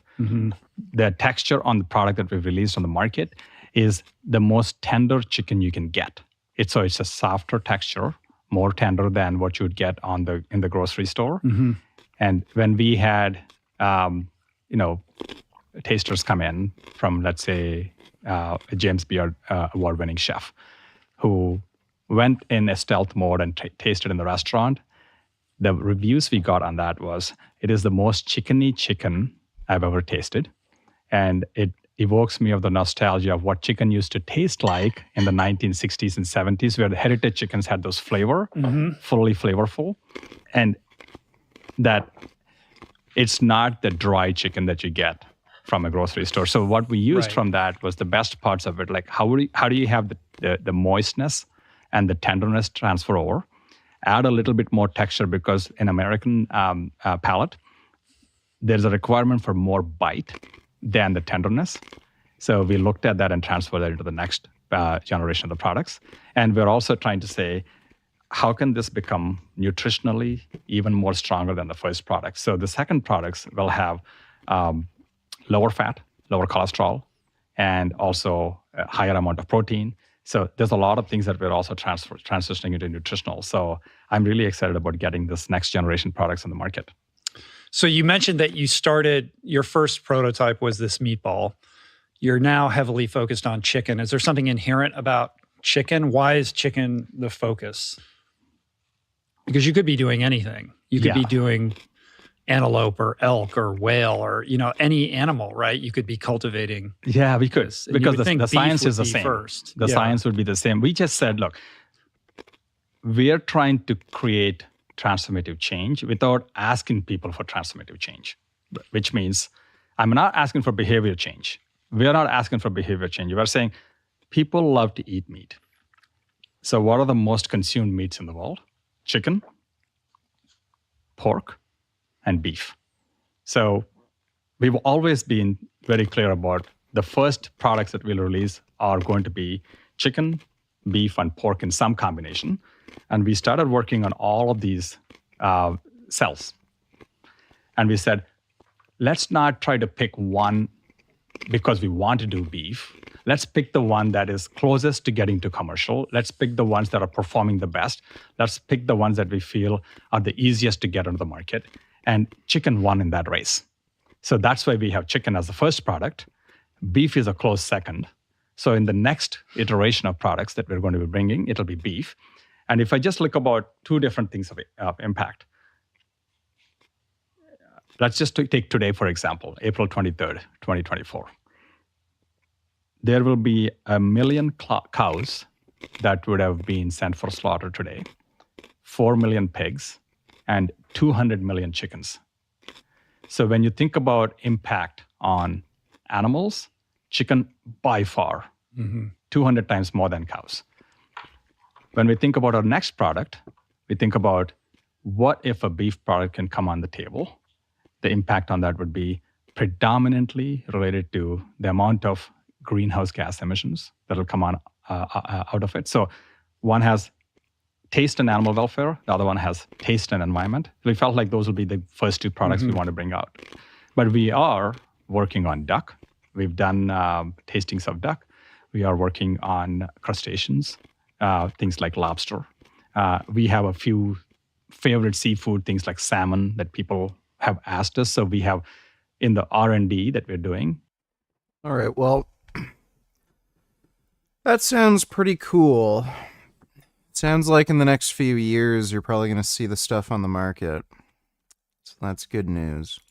She basically says, according to Russian intelligence, the Ukrainians want to blow up 2 of their own hydroelectric power plants just to make the Russians look bad. Even if you're a supporter of Russia, how could you possibly believe this when the Russians have already destroyed one of Ukraine's dams, the Novokakhovka hydroelectric power plant, and they've tried to destroy a second one, the Zaporizhia hydroelectric power plant. They've struck this dam numerous times. The power capacity generation has been knocked offline, but the dam still holds at the moment, but there is structural damage. On top of this, on Kremlin State TV, Soviet Weekly calls on the Russian military to destroy Ukraine's hydroelectric power plants. Blow all the dams. I think there's 4 or 5 remaining in operation. So I don't know how anyone with a straight face can take anything the Russians say seriously when absolutely they want to destroy these dams. Absolutely, they want to destroy hospitals. They want to destroy home repair stores. They want to destroy churches. They want to destroy everything until Ukraine just surrenders and joins their empire. Now, the good news is that these dams are pretty tough. The Zaporizhia one was struck numerous times by numerous missiles, and it's still standing. So if the Russians want to blow this, they need explosives in the dam or on the dam. I don't think a missile hitting it is enough, but It's very concerning. It's very alarming that they would even say this, because they've already blown up one dam. This is a disappointing headline. UK clarifies stance on Storm Shadow missiles and denies permission for use inside of Russia. President Zelensky backtracked on an earlier statement suggesting otherwise. So I think there's some NATO politics occurring here, and the UK wanted to grant this permission, but after consulting with other NATO partners, they basically said, no, we were just kidding. We don't give permission for Storm Shadow cruise missiles to be used on the territory of Russia. Either way, Ukraine still has their domestic drone fleet they're producing. Ukraine attacks a Russian oil refinery in the Rostov region. This occurred in the city of Semyonsk, located here on the map. And this is actually some pretty interesting video. I'll link this down below. And you can see from this CCTV video that they've got a person out there with what looks like an anti-drone gun. The anti-drone gun didn't stop the drone, and I'll also link the video down of the oil depot fire. This is never going to stop. Russia can't make it stop. It's every day. Atesh partisans claim that Russia is now mining the Novorossiysk harbor amid Ukraine's maritime drone threats. We really don't talk about this enough, but this is a huge victory. The Russian Black Sea Fleet no longer operates in the Black Sea. Ukraine's naval drones have proven superior, and Russia's just given up. They've retreated all their ships to the Sea of Azov behind the bridge, or to the ports of Novorossiysk. And they're now mining their own harbor to stop Ukrainian drone boats. Meanwhile, Ukraine and Bulgaria and Romania are currently removing all their mines because there's no Russian ships in the... Rank these mommies: Jinx Maze, Leela Star, Luna Star, Sasha Grey, or Adriana Chekik. I'm about to open up 5 windows and watch on 3 different screens while I listen to you respond to my dono while sitting on my booster seat.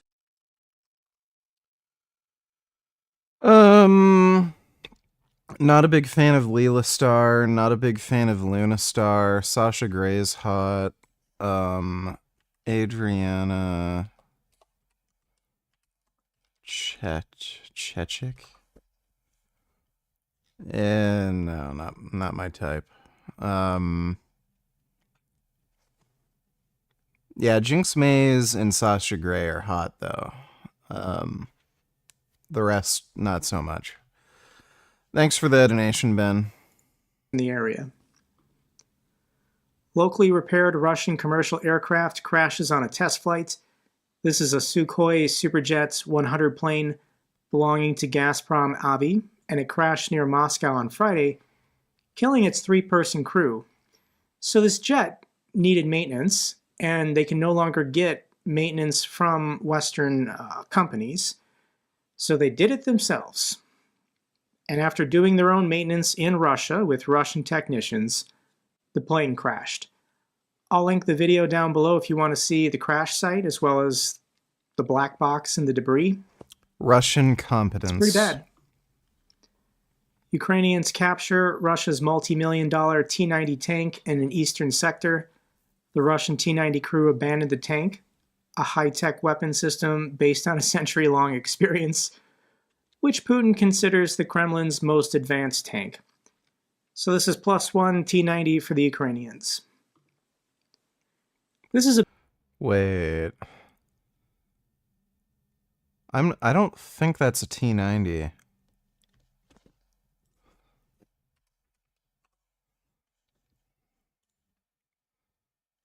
Yeah, I'm pretty sure that photo wasn't of a T-90. That was like a APC. Yeah, there's no way that was T-90. I don't know what that photo... That's something else. Mike Donate $2. Do you know how common porn addiction is compared to any other recreational activities such as drinking, smoking, eating junk food, etc.? Is it really anything to worry about?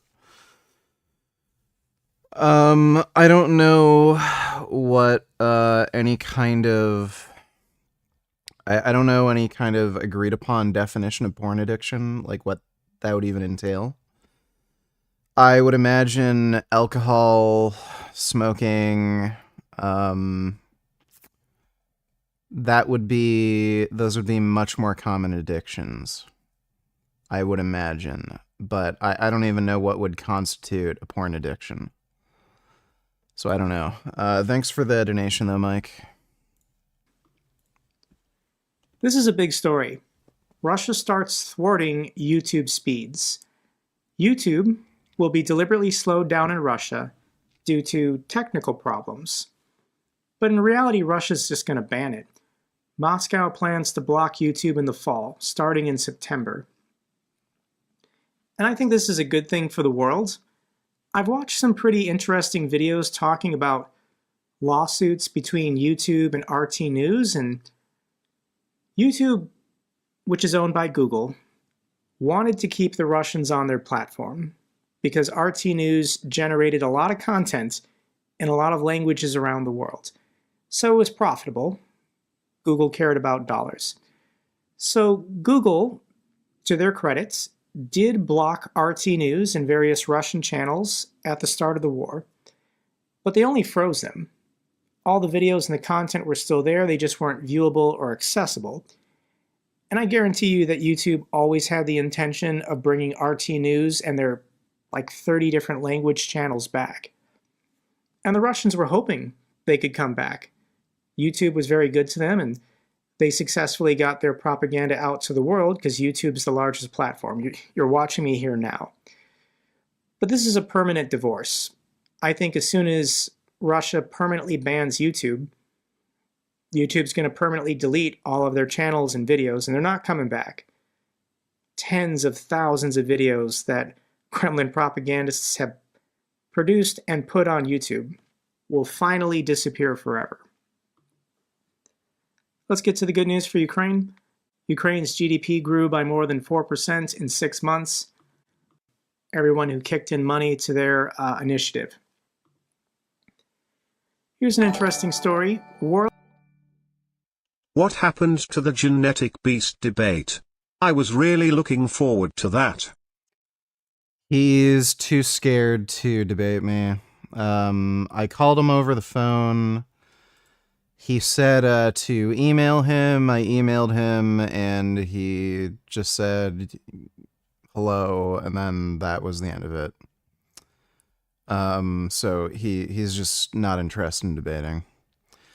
Thanks for the donation, though, Jackson Fisher. World's largest Ukrainian flag to be unveiled outside the RNC convention. So the largest Ukrainian flag in the Yeah, I've seen Russell Brand. He's a fucking moron. He's also a rapist. World will be rolled out during the RNC. This is happening on Monday. And this will occur at the Clarence and Cleopatra Johnson Park. This is in the city of Milwaukee at 5:30 p.m. And I'm from Milwaukee. This is my hometown. So if you're also watching this video from the Milwaukee area, and you want to go get a picture or a video of the world's largest Ukrainian flag, you can be at this park on Monday at 5:30. If you take a picture or video, please send it to me. I think that'd be pretty cool. Final video I have for you is from journalist Maria Avdiva, and she's in the city of Kharkiv. And she visited a deoccupation shop. Here's her video. Hello from Kharkiv. This is a very special place here. It's called Lavka de Kupai. Here. Almost 3 hour videos. All right.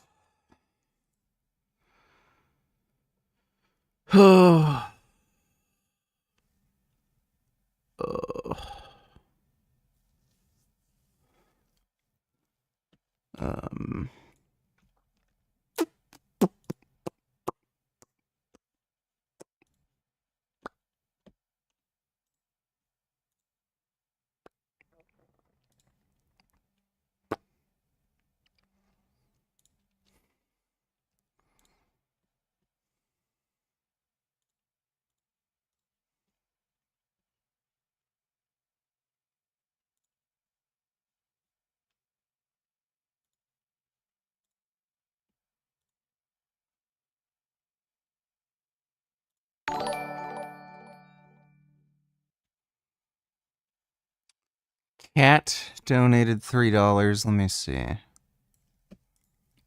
What's going on here?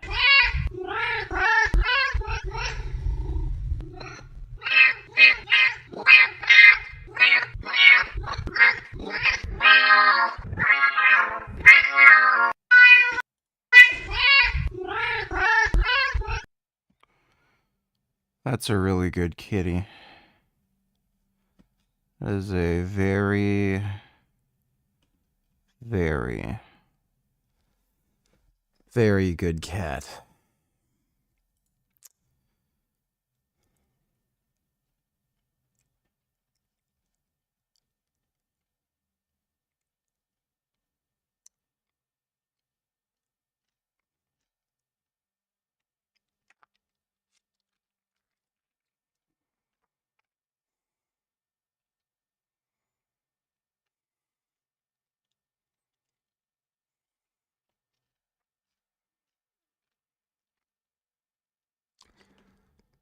Okay,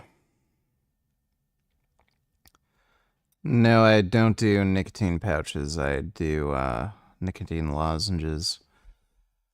I'm gonna have to, end the stream. I gotta go, do some stuff. And, then sleep. But, I will be on tomorrow. Likely in the early afternoon, likely, but we'll see. Hope you all had fun. Big thanks to everybody who donated on Streamlabs. Really appreciate it. Listen to this, it will wake you up, maybe lol.